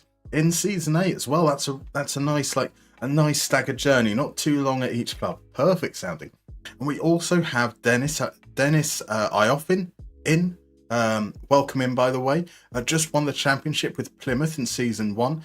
Any tips for players for the Premier League? I would recommend popping through my videos and seeing how to apply data, because I don't know what's going on in your save right now. Look at the players that have been performing well, and identify what those players might be in your save are going to be different to what will be in my save or anyone else's save. Right, let's explain Guess the Player. Very, very simple game. You're going to see 4 pictures, one after the other, from a player's profile in Football Manager 24. You'll see their positions, their attributes and traits, their scout report, and their job history, playing career history. I'll just say random words now, right?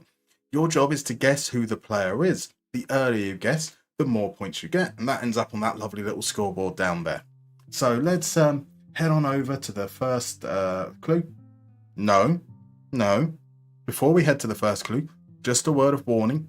These players are the clubs they're at the start of the default game on the default database. So if a player moved in summer in real life, they're going to be... It's not the statistics! You tell me! How do you measure somebody that could balance a balloon in a wind tunnel on a needle? Bless you, the Fair's coming on over here to gift 5 subs. I can't speak. I haven't been able to speak at any time anyway, but oh, bless you. That's 5 gift subscriptions to Windfur, to Injexia Pay to Win, to King Nawaf, to Cali Win, to Hawkey JG. What an absolute gentleman you are. That kind of cruelty for the Arvid Lundberg switch and bait. Oh, bless you. Bless you, very kind. That was the biggest bait ever. Right, so what was I saying? With the game, the players are at the club they're at in the default database at the start of FM. Someone like Manuel Ugarte, who's moved to Manchester United in real life over the summer, will not be at Manchester United. So let's head on in and see what kind of clues we've got. Also, by the way, Jella Roaring 29, thank you very much for the follow. Lovely to have you in. So we have a 3.5 star defensive midfielder, ball-winning midfielder. He definitely looks to be more on the defensive side than the creative side, so they're not a roaming playmaker, they're not a regista, they're not a Segundo Volante either, not necessarily someone who gets forward. So guesses had come in beforehand. Naipan was guessed before a clue was revealed. It's not Naipan, it's not Declan Rice. Tyreek George fan is now in, welcome in my dude. Chouameni is a fine guess. This player can play at centre-back, can play midfielder central, can add a push, play at defender left or defender right. And so there's a guess in for Kessie as well, and for Quentin Timber and Camavinga. They're all very fine guesses. Quadmos is less fine. He's gone for Emmanuel Petit. Or maybe you meant the former IFK Mariehamn defensive midfielder Emmanuel Petit. It's neither of those people. So Tyreek George fan is sticking with his Chelsea guesses. We've got Leslie, we're just going to call him Leslie. Ugachukwu, is it? Possibly.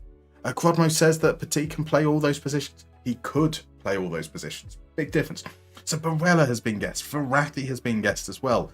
Let's head on over to the attributes, see if that helps a little there. We have someone who is a mental beast.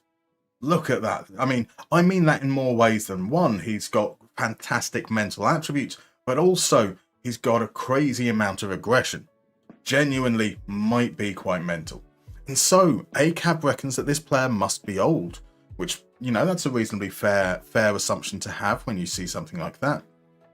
So Crodmo was meaning the Boa Vista player. Former Boa Vista player, quite possibly. There we go. So is it Jorginho? Is it Kante? Is it Henderson? Cyril has gone for Ugarte or Schlager. Crodmo has gone for Gary Medal. FM Robert has gone for Rabiot. Charlie Trestor reckons Henderson as well. Bam is going for Edson Alvarez. Lukmar No Pants has gone for Dirk Kuyt. Bam Bam's also gone for Joshua Kinnock. I can tell you guys that someone has got it right. And actually, in many, many ways, I'm kind of surprised that this person has got it right. Because there may be a chance, given the way that they normally guess, that this wasn't a serious guess at all. Because if we go one step further, we can see that they're in Serie A. with an accent. So they currently play at Vasco da Gama, or they start the game at Vasco da Gama. They now play for Boca Juniors, because it is indeed Gary Medal. Fabulous work there from Crodmo. Levi straight in with the 2 applause, very, very deserved. And ACAB with some claps are coming in. Crodmo with a smile. I'm sorry. Look, No Pants, you've never heard of Gary Medal. You've never heard of Cardiff City legend Gary Medal. The Quez liked the medal shout. It's a very good guess. A very good guess indeed. Nerf the Crodmo, says RJ. Lucky, says ACAB Europe. This is the problem though, isn't it? This is definitely the problem, because, like, Crodmo normally guesses for players who's retired. The Gary Medal is quite old. Was this a legitimate guess, or were you just naming old players? Fabulous work. Tail of the Tape says 5'7" gave it away. That's probably quite fair. There aren't many players that short and that aggressive. It does kind of make sense though. He's definitely got little man syndrome. The kind of person who would have described Arturo Vidal as a pansy. No, it's when you said he was a mental monster and was natural at DMC, but could play defender central, but is short. That's fair play. So Jonathan says, is he still playing? He is still playing, Jonathan. As we said, so at the start of the game, he's at Vasco da Gama. In real life, he's just transferred to Boca Juniors. I could only remember the name Gary and couldn't remember his surname. Had to Google. Fair dues. I mean, he's the kind of person that you probably call just Gary, right? RJ says he's only 37. He's still a youngster. He is indeed. Just a child. Right, we've moved forwards to the next game. Whilst we were in the break and whilst that game was going on, did something happen during the week? I don't think anything did of any particular note, so we can head straight into it. The lineup is pretty much the same. We've brought Akereke back into the starting lineup now that he's back. Where's our defenders? Queaton's on the bench. I think we should be good to go. Home game against Larty. They're in third. So this should be again another tough matchup. But we've got to feel pretty good about it, right? Got to feel pretty good. Bam Bam says makes Vidal look like a softie. Exactly. Cyril asks, how does he do it? It's incredible work. Crodmo remembers being 37. Bless him. We've got some redeems on the hydrate, so I will do that. So welcome in, by the way, Synergy. Lovely to see you there. Tell me about it, Crodmo. We don't want to reminisce about those days. Actually, I mean, for me, it's not quite 3 years ago yet, so it's not too long of a memory. We are going to say something about fans. Are we though? Do we have no option to say anything about fans during a home game? Am I being blind? We're doing well and we're on a good run. A match we should be winning. Important to take use of home advantage. Enjoy the match. We're favourites. Don't let our good run of form. There's our form again. Home advantage. Lead in the table. The fans expect to win. There we go. 6 up, says Stevie Jackson. Thank you very much. Pump some fists. The fans expect to win. Not much of a response after all that. We will need to dominate. I'm looking for you to attack. So anyway, yes. Good evening, Stevie Jackson. Lovely to see you. Interesting asymmetricalness to this tactic indeed. I mean, it is essentially, it's based on kind of a mixture of Emery's tactics with Villarreal and with Villa this season. So we were very keen to have that striker playing, that shadow striker playing off the striker, offset. Karkinen injured inside 3 minutes. Marvellous stuff. Do we make Diane play the whole game? No, he's not fit enough to do that yet. In comes Fortuna.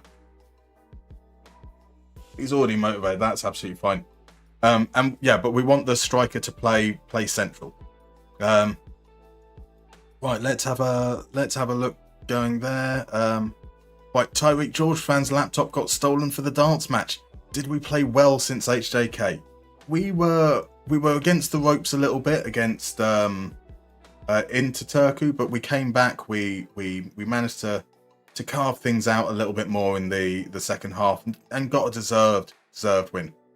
This has been a truly poor game. So into the last 10 minutes of the half, let's be more expressive. We've got a lot of the ball. Let's play at a higher tempo. And let's say to these guys, I want to see more. We'll demand more, even if we score. Even if this is a highlight for us. I want to say that either way, but it looks like it might be for them. Latte. Here's Kabashi. Kabashi plays it back to Taurian and to Holman.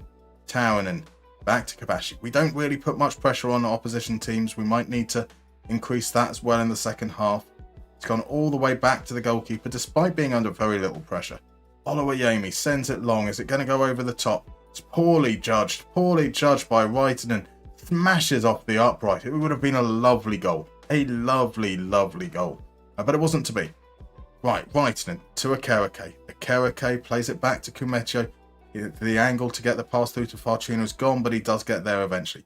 Enquist tries to create space, sends the cross in. Lundberg does that! Oh! That was so close to being the greatest goal that has ever been scored.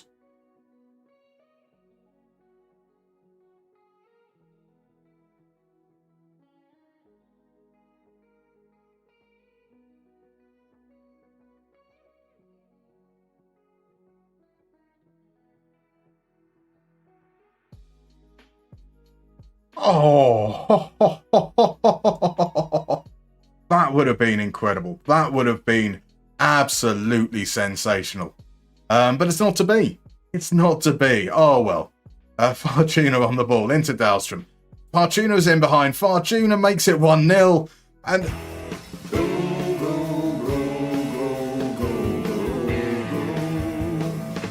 Fortuna.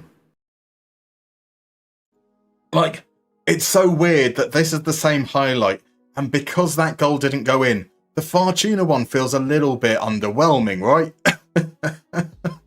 A lovely, lovely finish from Fortuna. We have been poor. We've created chances though since we changed, had a couple of little tweaks there.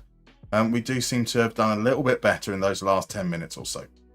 From a momentum point of view, we have had it. We're not penetrating in the final third. So yes, I agree. We can definitely step it up. And those that aren't necessarily showing their care or interest, we'll say a few more words there. He wanted to show Lundberg he could score too. He did indeed. Fortuna's been brilliant. I am so pleased. Like, Stavitsky doesn't score much, but he creates quite a lot. Fortuna has been absolutely brilliant. We've done very, very well with our wingers. So Taylor the Tape's talking about the formation. If you look past all the woke nonsense, you'll see it's still a 4-4-2. Exactly. It's essentially just a 4-4-2, but making sure that we have players in the right spots defensively. How many games left? Asked Tyreek George. So just the 2 after this one, I believe. I think it's just 2 after this. And then obviously the 5 games for the final, the championship group.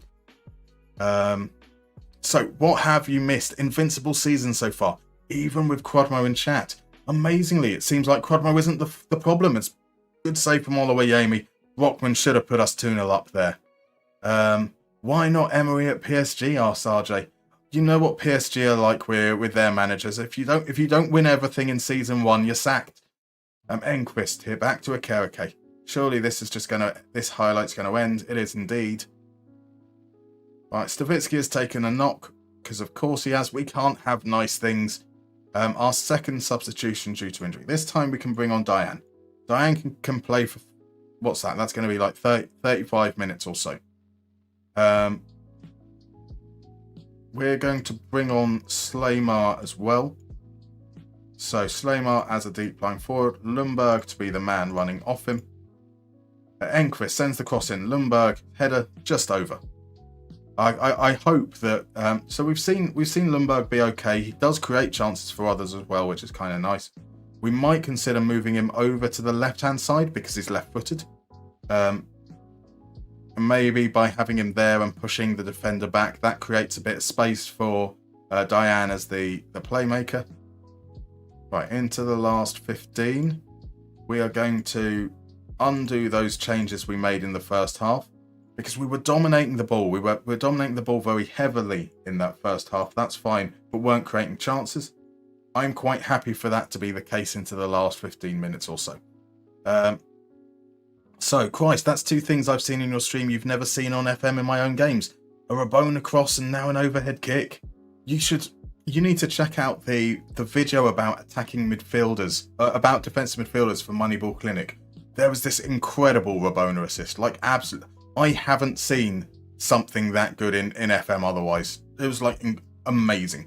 And I really, really wish that it was in a proper save rather than whilst doing research. Right, so the last change is going to be Amadin on, Savalainen off. 5 minutes to go. Let's push that time wasting up. We can see this out. I don't know what the HJK score was, so I don't know where we are in terms of league with this result. Fortuna, here's Slamar. Slamar's in behind. His cross is deflected behind for a corner. Knight of Knee described the Lundberg moment as Zlatan much. Absolutely. Right, so here we go. Here's the corner. Here's Enquist. Taking his time. We've asked him to take his time. I can't complain about that. Swings it in. Kumecha is beaten in the air. Diane gathers. Diane to try and take on his man. He can't. He turns back inside. Loses the ball. It's a throw-in now. Here's Diane, back to Enquist. Send it in. You've got space. There you go. Fortuna can't get there. Towernan heads the ball behind. Now, surely that wasn't the highlight. So this corner has to be the highlight, right? There's got to be an actual chance that comes from it. A cross that was headed behind surely doesn't count. Enquist. We're going to watch him waste time. Here we go. To the far post. Lundberg gets there. Well, it was a highlight, just not a particularly exciting one. Right. 5 seconds left. And Enquist switches off. Lopez has the ball in the corner. Here's Simonovic. Thank God for that. Thank God for that. And you know what that means, because we are at home at the Wicklow Holding Arena. Boom. Oh, lordy, says Knight of Knee. Oh, lordy indeed. Oh, lordy indeed. So we find out, what does that do for the table? Did HJK win once again? Or we've opened... Nope, they haven't played yet. It's going to say we've opened up a gap. We haven't. HJK haven't played. Let's make sure we press browse so that we can deal with the injuries. Karkinen's out for 5 weeks. Stavitsky's only out for a couple of days. That's okay. So that change is quite easy. Skoglund comes back onto the bench. Amadin is suspended, so that'll be Juhi back on the bench for the next game. The rest of these players can come in. Can be rested, sorry. Training, rest 1 day. Marvellous. Stavitsky should be okay, and it is just the 2 games left to go. We were meant to have a cup semi-final, but HJK are in Europe, so that's been pushed back a couple of weeks, which is nice. That keeps us nice and fresh for these last couple of games, and we'll see how it goes. So Stevie Jackson is trying to work out if that's a legit song. The song is Hard Rock Hallelujah by Lordi. They were the Finnish Eurovision winners like 15 years ago. But Hard Rock Hallelujah kind of scans with Wicklow Holding Arena, and they're Finnish, and we're in Finland. There we go. This is just great. What a nice vibe in here. Top stuff, Musterman. Thank you very much, FM Robert. It's a crazy corner of the FM world. And I wouldn't have it any other way. So ACAB says, let's clarify some things. Are you singing that you're holding a wiener? I'm not singing that I'm holding a wiener. No, I am definitely singing Wicklow Holding Arena, which is the name of our stadium. But I mean, if you want me to do a song about holding a wiener, I'm more than happy to do that for you as well. Now that is a special service though. HJK lost. HJK lost to a 94th minute penalty. Ooh. I am going to watch this, that's for sure. I don't really care about the penalty as much as I do the moments preceding it. So here we go. Cross comes in. You saw the push. I actually saw the push in that.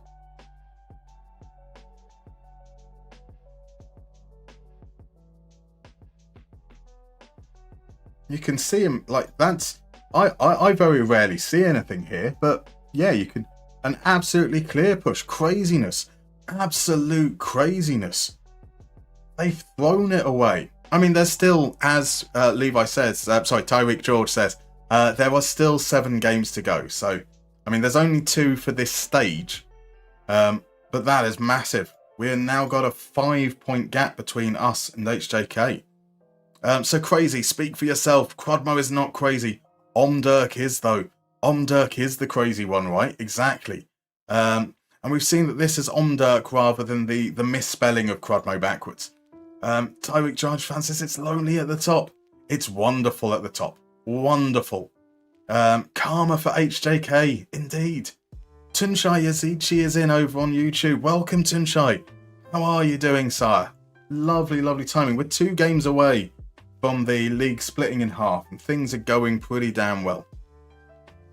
Only 5 points ahead is crazy. They lost 7 games. That is true. But, like, who needs to win games when you can draw your way into submission? Like, the other teams, they want to carry on, but we're so boring. We are so boring that other teams just can't pay attention all the way through. Why our youngster is out for 3 to 4 months. That's a bit of a shame. He's not played much anyway. That's okay. He's on. He's set to play for the reserves and is just there for kind of like the cup games and an emergency. But 3 to 4 months is a bit of a bugger. That will take us through till Christmas, so his season is over.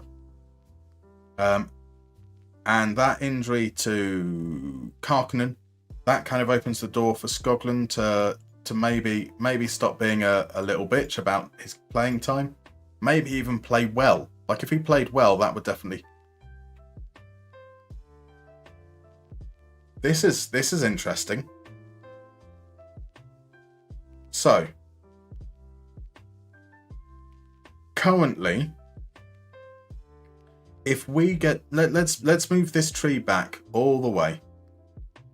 No, we don't need to go back that far. Let's go to the 4th round. This is us, IFK Mariehamn. We've just knocked out SJK.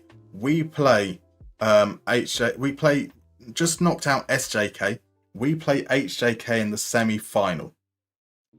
If we win that final, if we win that semi-final, we will play against SJK's reserve team in the final. So SJK's reserve team have got further in the competition than their senior team. Now, does that mean that they can play senior players in that game? That would be quite interesting. What a bizarre world that's going on there. So Lukmar No Pants, wasn't Skoglund the one who tried that overhead kick? Doesn't that alone guarantee him a new contract? So Lundberg is the one who tried the overhead kick. He's the boy that we want to give a new contract to. Skoglund is the wide playmaker who was bitching about not starting enough games. He's played quite a bit, but he's not been as good as we would like. You know, he's got to play well. Ah, fuck me. These names are too difficult. That's understandable. That is understandable. I am surprised at how, like, my pronunciation of the names are all going to be awful, but I'm surprised I haven't got more confused over them.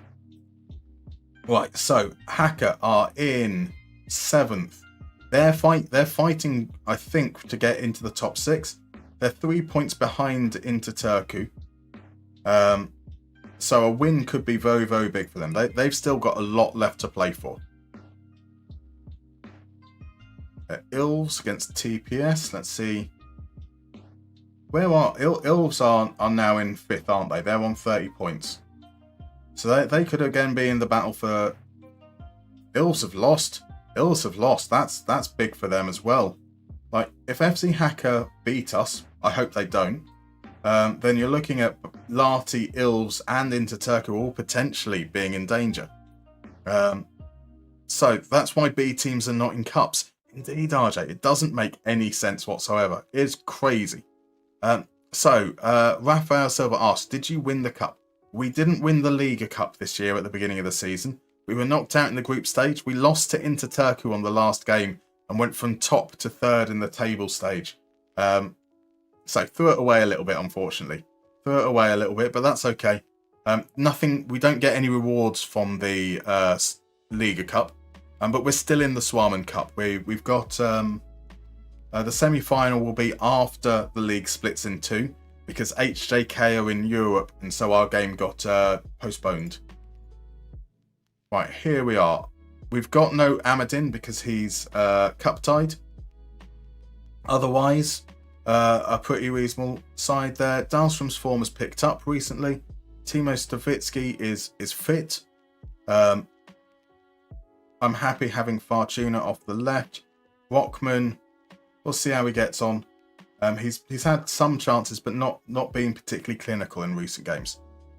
Holy Fab reckons that FC Hacker should do the hacker before every game. Maybe they do. We don't know. If they do, though, that should definitely be programmed into FM. So Tunshai says, you say my name right when all British guys pronounce it wrong. That is a relief. That is a relief. I'm glad to hear. Obviously, if I do get it wrong, feel free to let me know. I will try my best. I am also getting old, and so you might tell me, and I might forget the next time it comes up. Raphael, no need to apologise for your English whatsoever. I don't think you made a mistake at all. I understood exactly what you meant. I think I meant exactly what. If I didn't, again, please do clarify. Never apologise for your English, unless you're English. If you're English, then your English should be okay. Right, away from home, we're going with media. We're going to... There's only a few of them, so I'm going to say Faith. The penultimate game of the league stage. Come on, we can do this. Crudmo says, me fail English, that's impossible. Indeed. Right, good tackle from Fortuna, doing his defensive work in the opening moments. Right, Hacker, though, on the attack to start off with. Cleared by Enquist, but only as far as Tallow. Mahuta gets the ball. White to Abel Gonzalez. His shot is blocked. FC Hacker can keep on applying pressure, though. Out to Friberg. Bartraore once again going to run. Plays it back into Friberg. It's the cross. He's got the jump on Savalainen, but Savalainen gets enough on it. It goes behind for a corner. Right. RJ says, Mohamed Salah exclusive. Liverpool forward wants special Premier League win in last year at club. My word. That is a bit of a bombshell. I think there was always the suggestion he was going to leave, but for it to be allegedly so clear at this point, interesting indeed. From Sky Sports. Yeah, I assumed you weren't. I would love RJ if like Mo Salah called you up and was like, I've got an exclusive, and you won't believe that I've chosen you to deliver it. I'm not happy with this start whatsoever. Another attack for Hacker. Shot is blocked. Abel Gonzalez back again. We're not clearing our lines particularly well. Granted, it's just 2 chances, but in the opening 15 minutes, we've had none of the ball. We've had none of the chances. We are letting Hacker on to us. Let's have a look at that position map. We are very, very deep. I'm going to stop it at the half-hour mark here. Let's have a look at those combinations. Like their defenders have it a lot, but they're quite high with the position that they've got it. So we are going to increase our pressing. We need to push higher. We need to disrupt them quite a bit. And in fact, to disrupt them properly, I'm going to push these guys up. We'll go with the advance forward there. That's kind of what that role does. We will drop the tempo. Just dropping the tempo. We might drop off passing to space. So Rafael is from Brazil. Well, welcome in, my dude from Brazil. Welcome in. What time? It must be. It's what, early evening for you? Around 6 p.m. It's not too bad. Look, Marno Pants, after watching quite a few English content creators now, I noticed how, for lack of a better word, lazy a lot of them are when it comes to even trying to pronounce foreign names. Okay, we're having a change of form here. We spent 18 months in this save, conceding penalty after penalty after penalty. This stream seems to be readdressing that fact. We've been very, very fortunate up till now. Savalainen puts away his 4th goal of the season. Fortune favours the brave or something? I don't think so. I think that we have been very, very lucky. So yes, Look, Marno Pants was saying that a lot seem to be lazy when it's trying to pronounce foreign names. Kind of strikes me as intellectual sterility or something. I think that it can be... I think, like, for anyone, it can be very daunting trying to learn. Now, especially when you're in a live environment. So, especially when it comes to streaming. It's very easy. You can do all the research you want. You can practice it over and over again. But when you're in that moment, it can escape your head. And so I can certainly understand in that environment. I also know that a lot of content creators don't script their work. So they aren't necessarily... Now, that's part of the reason why I script my work, to be honest, is after spending about, like, maybe my very first video, I think that I spent about an hour trawling through Croatian commentary of games to make sure that I got Josip Shotelo's name right, and then I still got it wrong in the video. But so still, with the scripting, is making sure that I have it phonetic, and I still get it wrong. As Crodmo will often criticise, despite, you know, not appreciating the number of hours put into it. Roderson here to Mahuta. So I can completely understand how that happens. You know, it can be difficult, it can be daunting. 15 minutes, actually, I don't need to pause that. Shot from the edge of the area. We're still not really having a great game. Kumecho on a yellow card. Savalainen steps in. Rockman creates some space. Can he play it through for Dahlstrom? He can. Dahlstrom into a good position. Albert Sanchez with a save. So, let's see. Knight of Nia is asking Raphael for tips with the sport receive save. How is the sport receive save going? Right, Salah only calls RJ for food advice. That is understandable. I assume that you just tell him chips and mayonnaise to every single question he asks.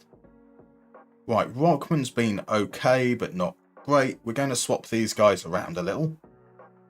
So this guy becomes the poacher, deep lying forward.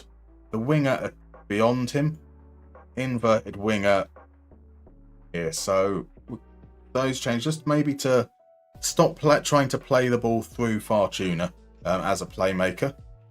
Kumecho's yellow card means that he's coming off for Kuitunen. And I'm going to take pass into space off, but push that tempo back up again. Why? Yeah, I just feel like it. Right, so champions make luck, reckons Tyreek George fan. Maybe we certainly can feel fortunate, but here's White to equal things up. He doesn't. Dahlstrom gets the block in. Crodmo reckons that it's more of a cultural thing in this country, in my opinion. Also, we aren't really taught languages at school much. Certainly not from an early age, and they're often optional. That 100%. Like the teaching of languages in this country is pretty damn awful. I learnt German. I started learning German when I was 13, and I was then no longer learning German a year later. Just 1 year. I didn't learn any French until I was 11. I did have to do 5 years of French, but that was it. Still only 5 years, and not starting until you're 11 is madness. Right, into the last 20 minutes now. Can we get second? Here's Dahlstrom. Plays it back. Right in and out to Savalainen. He finds Dahlstrom. That's a nice ball for Fortuna. Plays it back. Dahlstrom's shot is blocked. This has been better this second half. If you were to ask the chat what age they learnt English at, it's probably younger than people in this country learn any other language. Exactly. RJ says 35. Fair. The only languages we were offered when I was at school was French and German. We're not even offered the chance to learn Spanish. Ditto. Yeah, the idea of learning Spanish would be crazy to our school. Right, Stavitsky, Fortuna are both very tired. On comes Diane. On comes Scogland. Right, we're doing a whole moving people around there.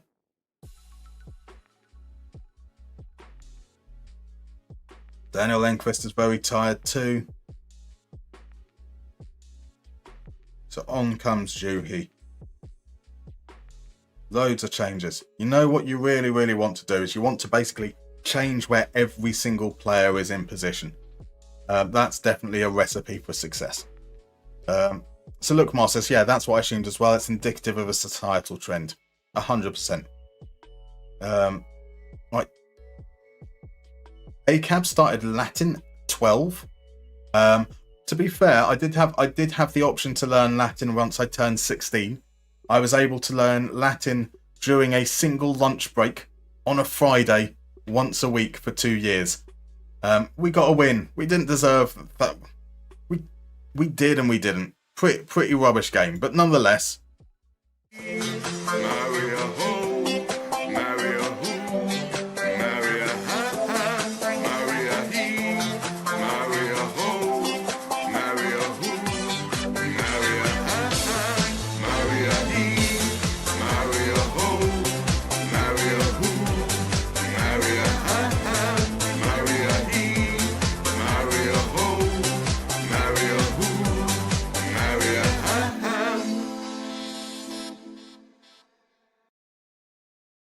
There we go. One game left. Well, I say one game left. 6 games left to protect our unbeaten streak. Let's hope if HJK have lost a game, that would be amazing as well. We don't find out. We've played before HJK, but that opens up the lead to 8 points. That is some marvellous, marvellous stuff. Let's do that so that we can rest the players before our next game. That's 24 unbeaten. Didn't we get a thing about 24 unbeaten a couple of weeks ago? Ah, well, whatever. I need to go this way. Kumecho is now suspended for the next game. It's a home game against second bottom side KTP, so we're guaranteed to lose that one. Holmgren's out injured. That means Amadin can come back in there. Diane still, we need to give Diane more time. In fact, I think that our lineup for the next game, we're going to start Diane. We're going to put Fortuna there. We're going to just give Stavitsky a little bit of a rest. And that will take us through to the league split. HJK won. So that lead us back down to 5 points. But 5 points is good. That is what we want to see, really. As long as if we can maintain that gap all the way through, we're all good, right? We're all good. Right, so there's a lot of chat that I've missed, unfortunately. I'm very sorry. Well, I did see that Rowan suggested that we're going for a 12-hour stream. We're not going to be far off. The aim is going to be around 10 o'clock. If we can get this next game in, see what happens with the split for the league as well. We'll potentially play it by ear. We're back tomorrow morning. So for those who want to tune in tomorrow at 11 a.m. GMT, so midday Central European time, we'll be back with this save as well. So there's still plenty of time left in this save. We're almost certainly... Oh, let's see. Amadin is out for 2 weeks. That's not too bad. It's not great. It's not the worst thing in the world. So Zenergy Mashup says, how has it taken me this long to clock why there are random pictures of Doctor Who when that song plays? Maria Who indeed. Maria Who. There's pictures of a hoe for Maria Ho. There's pictures of the male symbol for Maria He. Maria Who. Mariehamn. Right, Crudmo says, I think for the record, Musterman puts tons of effort into all his videos and streams, more than most, but I think it's difficult with, let's say, Brazilian names, if you've never learned any Portuguese, never been to the country. Indeed. I mean, I'd say even if you've been to the country, like, unless you've spent a proper amount of time there, You're not going to pick up on things that you're going to remember forever. Like it's more than just being to the country. It's about like properly spending time and integrating with the language too. RJ is always surprised at how well your shoulders still work. That's fair. They don't. You should see me in the mornings after these streams. My word, they are an absolute mess. Now, I did see that there was a reply from Raphael to Night of Knee about some recommendations for when you're managing in Brazil. And he was saying, for English people, make sure you use the youth team. Have a big team because the calendar is very long. Make profit as quickly as you possibly can. Which I think is very fair advice. Look, Marno Pants says, I was recently in Bonn visiting my sister. I went to a sports bar to watch some football and asked a local guy if they're supporting Köln or Dusseldorf since Bonn teams are shit. The look I got. I imagine you probably were asked to leave, I'm guessing. Maybe. So, Rafael Silva says he thinks that song is Spanish. Interesting. So I believe that O-Town, who made the song, used various different languages throughout the video, but they are Romanian, possibly? I think Romanian. ACAB suggests that Lukmar was being brave. Lukmar suggests he was being ignorant. Fair enough. Right. Last game indeed. So Hollyfab says Romanian indeed. We've got our O-Town knowledge locked down. The important things to know, right? Yeah, Amadin's not too far away, but we're not going to risk it. Kakinen's still 2 weeks away. Right, Diane gets his start. That's going to be something we need to manage throughout the game. But here we go against KTP. Let's just check the league. KTP, they've got a point. They're a point ahead of Nistan. We got anything still to be settled? Ilves have qualified for the championship group. There's no changes. There can be 0 changes to the championship group and the relegation group from this game. So that's something kind of relatively low stakes in that regard. Apart from for us wanting to maintain our record. So Cockroach Smell says Aaron Zenta, best footballer to come out of Würzburg since Frank Baumann. That's a claim. Not saying much apparently. Fair enough.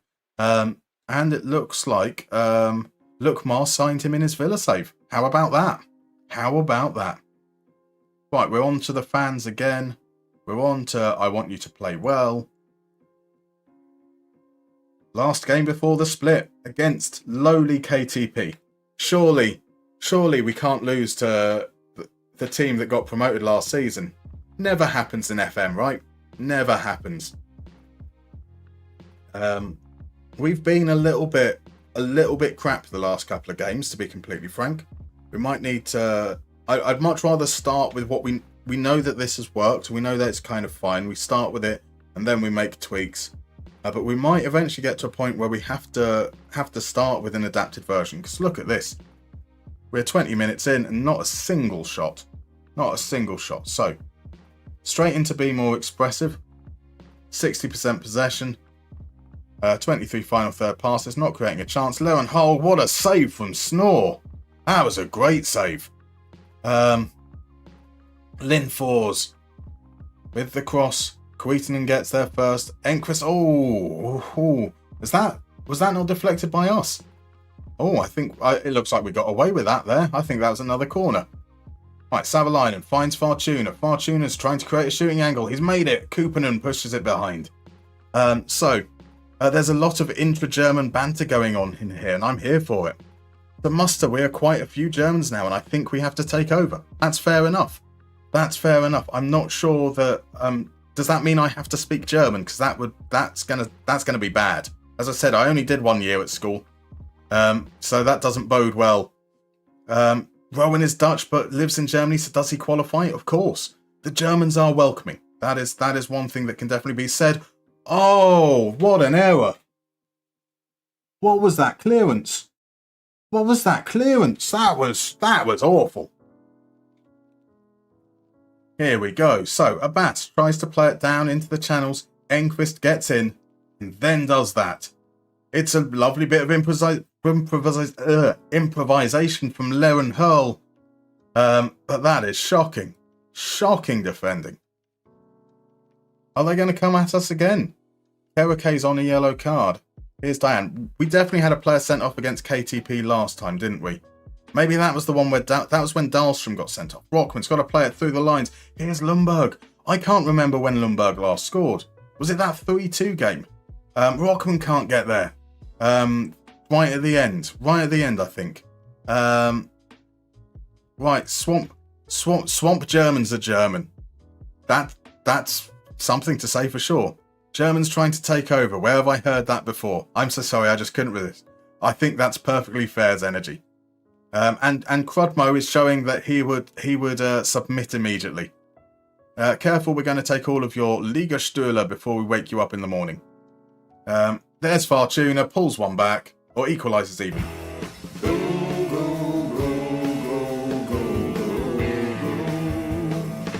Fortuna. It's from a throw-in. One of the dirtiest types of goals you can score in Football Manager, but let's take it. Let's take it. Right, so... right, Rowan is one of us now, so he's got to go and buy some Birkenstocks. I bet Rowan has some Birkenstocks. Like, he's got to. I believe he has them already secretly. Knight of Knee says to the Germans taking over, I say, ja, nein, Ramstein. Lundberg to pounce. Lundberg. Oh, Lundberg. 0.8 XG so far this game. He hasn't scored. I don't feel like Slayman hasn't shown me enough during his appearances to suggest that he could be the answer. But we probably need to drop Lundberg at some point. Too many games now. Too many games without enough of a contribution. Rowan says he was trying to live here in peace. I'll promise I'll not be a Dutch spy in the meantime. That's a very suspicious thing to say. That's a very suspicious thing to say. Rapper reckons that Enquist had put a bet on KTP to score there. It was a shocking error. He's not been punished for it either. Right, our standard substitution behaviour. Fonsel coming on. Diane comes off. That's going to be... We're going with Slaymar. We're going to the approach that we've been using in the last couple of games. I'm going to actually make Slaymar a pressing forward here. Lundberg as the poacher, Rockman as the inverted winger. Let's take that off. Let's just see where we can go from here. There's the two changes. Right, kind of content with that. And let's see how we go from there. The Holifab is married to a German. This seems to be a common theme of Dutch people and German partners. So evidently Germany are already sorting out their takeover of the Netherlands. Now they're trying to take over this stream too. As Dahlstrom hits the upright, I'm not sure if that's the bar or the post. I'm guessing it's the bar by the way that it came off. That's okay. Like, a draw means that we keep our unbeaten streak. Enquist sends it in. Fortuna. That was definitely a foul by Fortuna. The referee plays on. Fortuna. That is undeserved.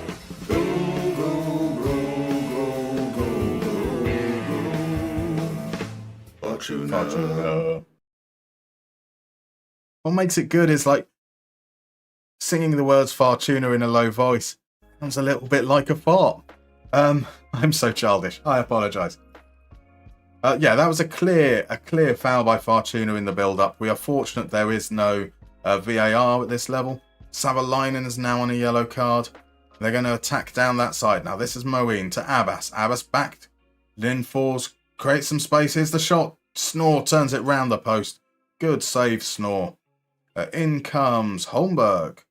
Holmberg's coming on. And we're going to bring on Stavitsky. Fortuna is a more goal scoring player, so we're going to swap him out to the left as the inverted winger.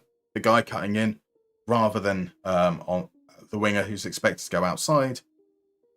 So Holifab lives near the border, so quite logical in my opinion. That's fair. You do own... so Rowan does own one because I got it as a gift. You're still too Dutch to wear it. I don't believe you. I don't believe you. We have been a lot better in the second half. In the second half. Let's see how things go. Stavitsky finds Fortuna on for a hat-trick as Fortuna, but he won't do it from there. He will set up Enquist, though. No, it comes through to Dahlstrom. Enquist takes a second bite at it. Koppinen with the save. But, yeah, we definitely need to possibly up the intensity going into the championship group as Dahlstrom. There we go. Owns a Nokia phone, likes a sauna in the cold. Sebastian Dahlstrom. Yeah, Sebastian Dahlstrom. Raphael over on YouTube has said it right. Lindfors gave us back the gift. After us very kindly gifting KTP a goal, they have returned the favour with our foul goal there. Right, our last substitution is this the return of Skoglund? It is the return of Skoglund. The return of Skoglund. No, it's not the return of Skoglund. How many times can I say Skoglund in a very short time? Let's say it one more time. Skoglund. Right, we should be able to see it out from there. Should be able to see it out there. Don't stop your inner child. Just own it, says Knight of Knee. Absolutely. Fart noises are funny. Just gotta accept that.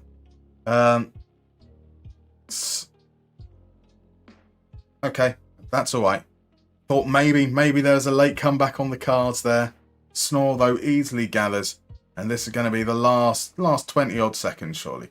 Zhu, he steps in back to Holmberg.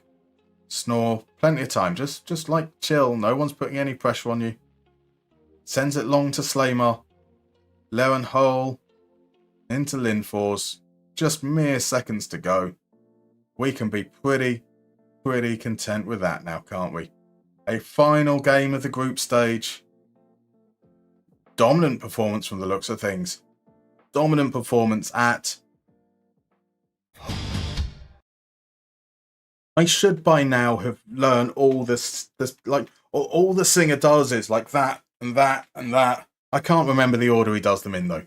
There we go. What a way to finish the first stage. We have finished unbeaten. HJK have won. It's still just a 5-point gap. A 22 games played, top of the league with just plus 23 goal difference is pretty underwhelming. Let's be honest. So we have games already being rearranged. Let's pop in here and look. 37 goals. That makes us second top scorers. 14 goals. Best defence by quite a way. The turnaround in our defensive performance this season has been absolutely crazy. Oscar Snore wasn't playing for a whole month because he wasn't even at the club. And he has kept the most clean sheets. Timo Stavitsky with the most assists. Lundberg is a little way off on the goal scorers. Boris Fortuna, highest average rating. Of course, there's still 5 games to go. Zenergy Mashup says that woman is frighteningly attractive. I think that's the whole concept for the video, isn't it? I think that the Lordy was so bewitched by her, they had to do like something in a school. I don't really understand. So let's see there. Unnecessarily long. Awesome due to that, says Knight of Knee. Isn't it so unnecessarily long? So unnecessarily long. Right. Okay. We are going to end shortly, so I don't blame you guys jumping off now. Well, obviously you can jump off whenever you want. We're about to head into an ad break. After the ad break, we'll then go and head out and we'll raid out, see who's out there and about. So I'll see you guys in about 3 minutes. But if I don't see you guys in 3 minutes, I'll see you tomorrow, maybe around 11 a.m. Catch you in a moment.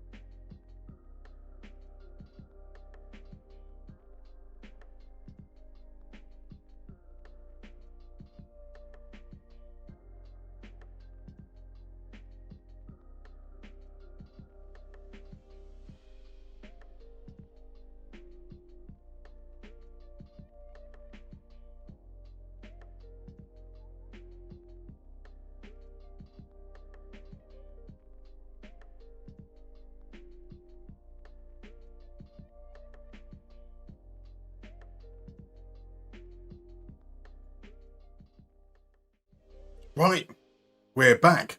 I went to my face and immediately whilst I was waiting on a response, but RJ has already come back with a response. He wants a game of Only Connect to round off the stream. So let's head on over to that instead of having to look at this. So for those guys who are still here, I'm guessing you're probably regulars, but if not, I will explain the rules.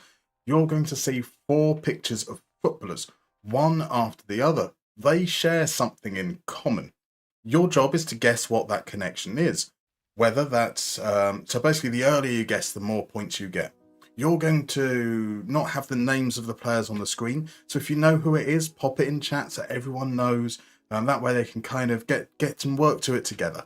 That's kind of the idea. Now on a Friday, we do tend to be a little bit more abstract with our clues. Now, I can't actually remember what this round is. I can't remember the answer. I will probably remember it once I see the first one. So it might be abstract, it might not. Let's head on over to the first clue. Okay. Yes, I know this one. It's fine. It's definitely football related. There was no like hidden words inside players' names. I can tell you that much. So Holofab has guessed that they're all German because the Germans have taken over the stream. They have taken over the stream indeed. I'm contemplating whether to add German as the one of the tags on the stream, but no, we're not. Right. Let's have a look there. There is Copper Captains has been guessed. That's a fine idea. We've got players that have played for both Manchester United and Arsenal. That is quite possible as well. Players that were part of a swap deal or played for Udinese. Another guess for Copper 1 at Copper America. Toby has gone for Club Rejects. How Kandinsky is this connect? A fine question. I'm not sure I understand what you're going for there. We've got Quadmo reckons they might have all played with Thiago Alcantara. Charlie reckons they might all be South American. Let's move on to the next clue. See what that does to your thought process. So we can probably rule out the Copper America unless there's information I don't know there. We can probably rule out South American as well. Wilfred Bonny, says Tyreek George fan. Now, thank you, Quadmo, for mentioning that the first one was Alexis Sanchez, indeed. Tyreek George fan has gone for scored some goals for Swansea. Has Alexis Sanchez scored some goals for Swansea? Maybe he scored an own goal. That's quite plausible, I imagine. No, that's his song. Right, okay. Come on, Wilfred Bonny. Score some goals for Swansea. I see. There we go. Bam Bam has gone for top scorer at an international underage competition. It's a fine guess. That's not what we're looking for, but it is a fine guess. I imagine that both of them probably played for their international sides at youth levels. Both of them are strikers. So it does kind of make some sense. Knight of Knee says abstract painter. One of the pioneers of that style. Right. Okay. Yes. I see what you're going for. So how abstract is it? Not particularly. Right. So come on, Wilfred Bonny. Score some goals for Swansea. We go wild. Are their names A, B, C, D or something? So you've got Alexis, you've got Bonny, you've got Quadmo and someone else. That's not what we're going for. Alexis wanted to be a Vitesse legend, as Boney was. That's one hell of a guess that we're going for there. Top scorer at a full cap international tournament. That's a fine guess. Wore their first name on the back of their shirt, says Bam Bam. Now that's a very good guess. It's more than a very good guess, to be honest, because you do have Alexis and you do have Wilfred there. And you have Socrates. And you have Jimmy. They all had their first names on the shirts. Marvellous work, Bam Bam. Marvellous work from Bam Bam there. The applause is very much deserved. We've got applause from RJ. We've got double claps from Quadmo. We've got applause from ACAB. Rowan, unfortunately, a little bit too late in there. Beautiful stuff. What a fine way to bring this to an end. So, as standard, well, first and foremost, I want to say a huge thank you for everyone who's tuned in this evening. All you guys are wonderful and awesome. Those guys that I don't speak to as well, those who are lurking, I really, really do appreciate you, even if most of the chat is between those that are chatting.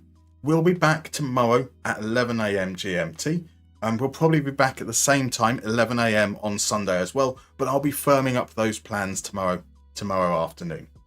We're going to head on over. We're going to end the stream over on YouTube first, and then we're going to raid out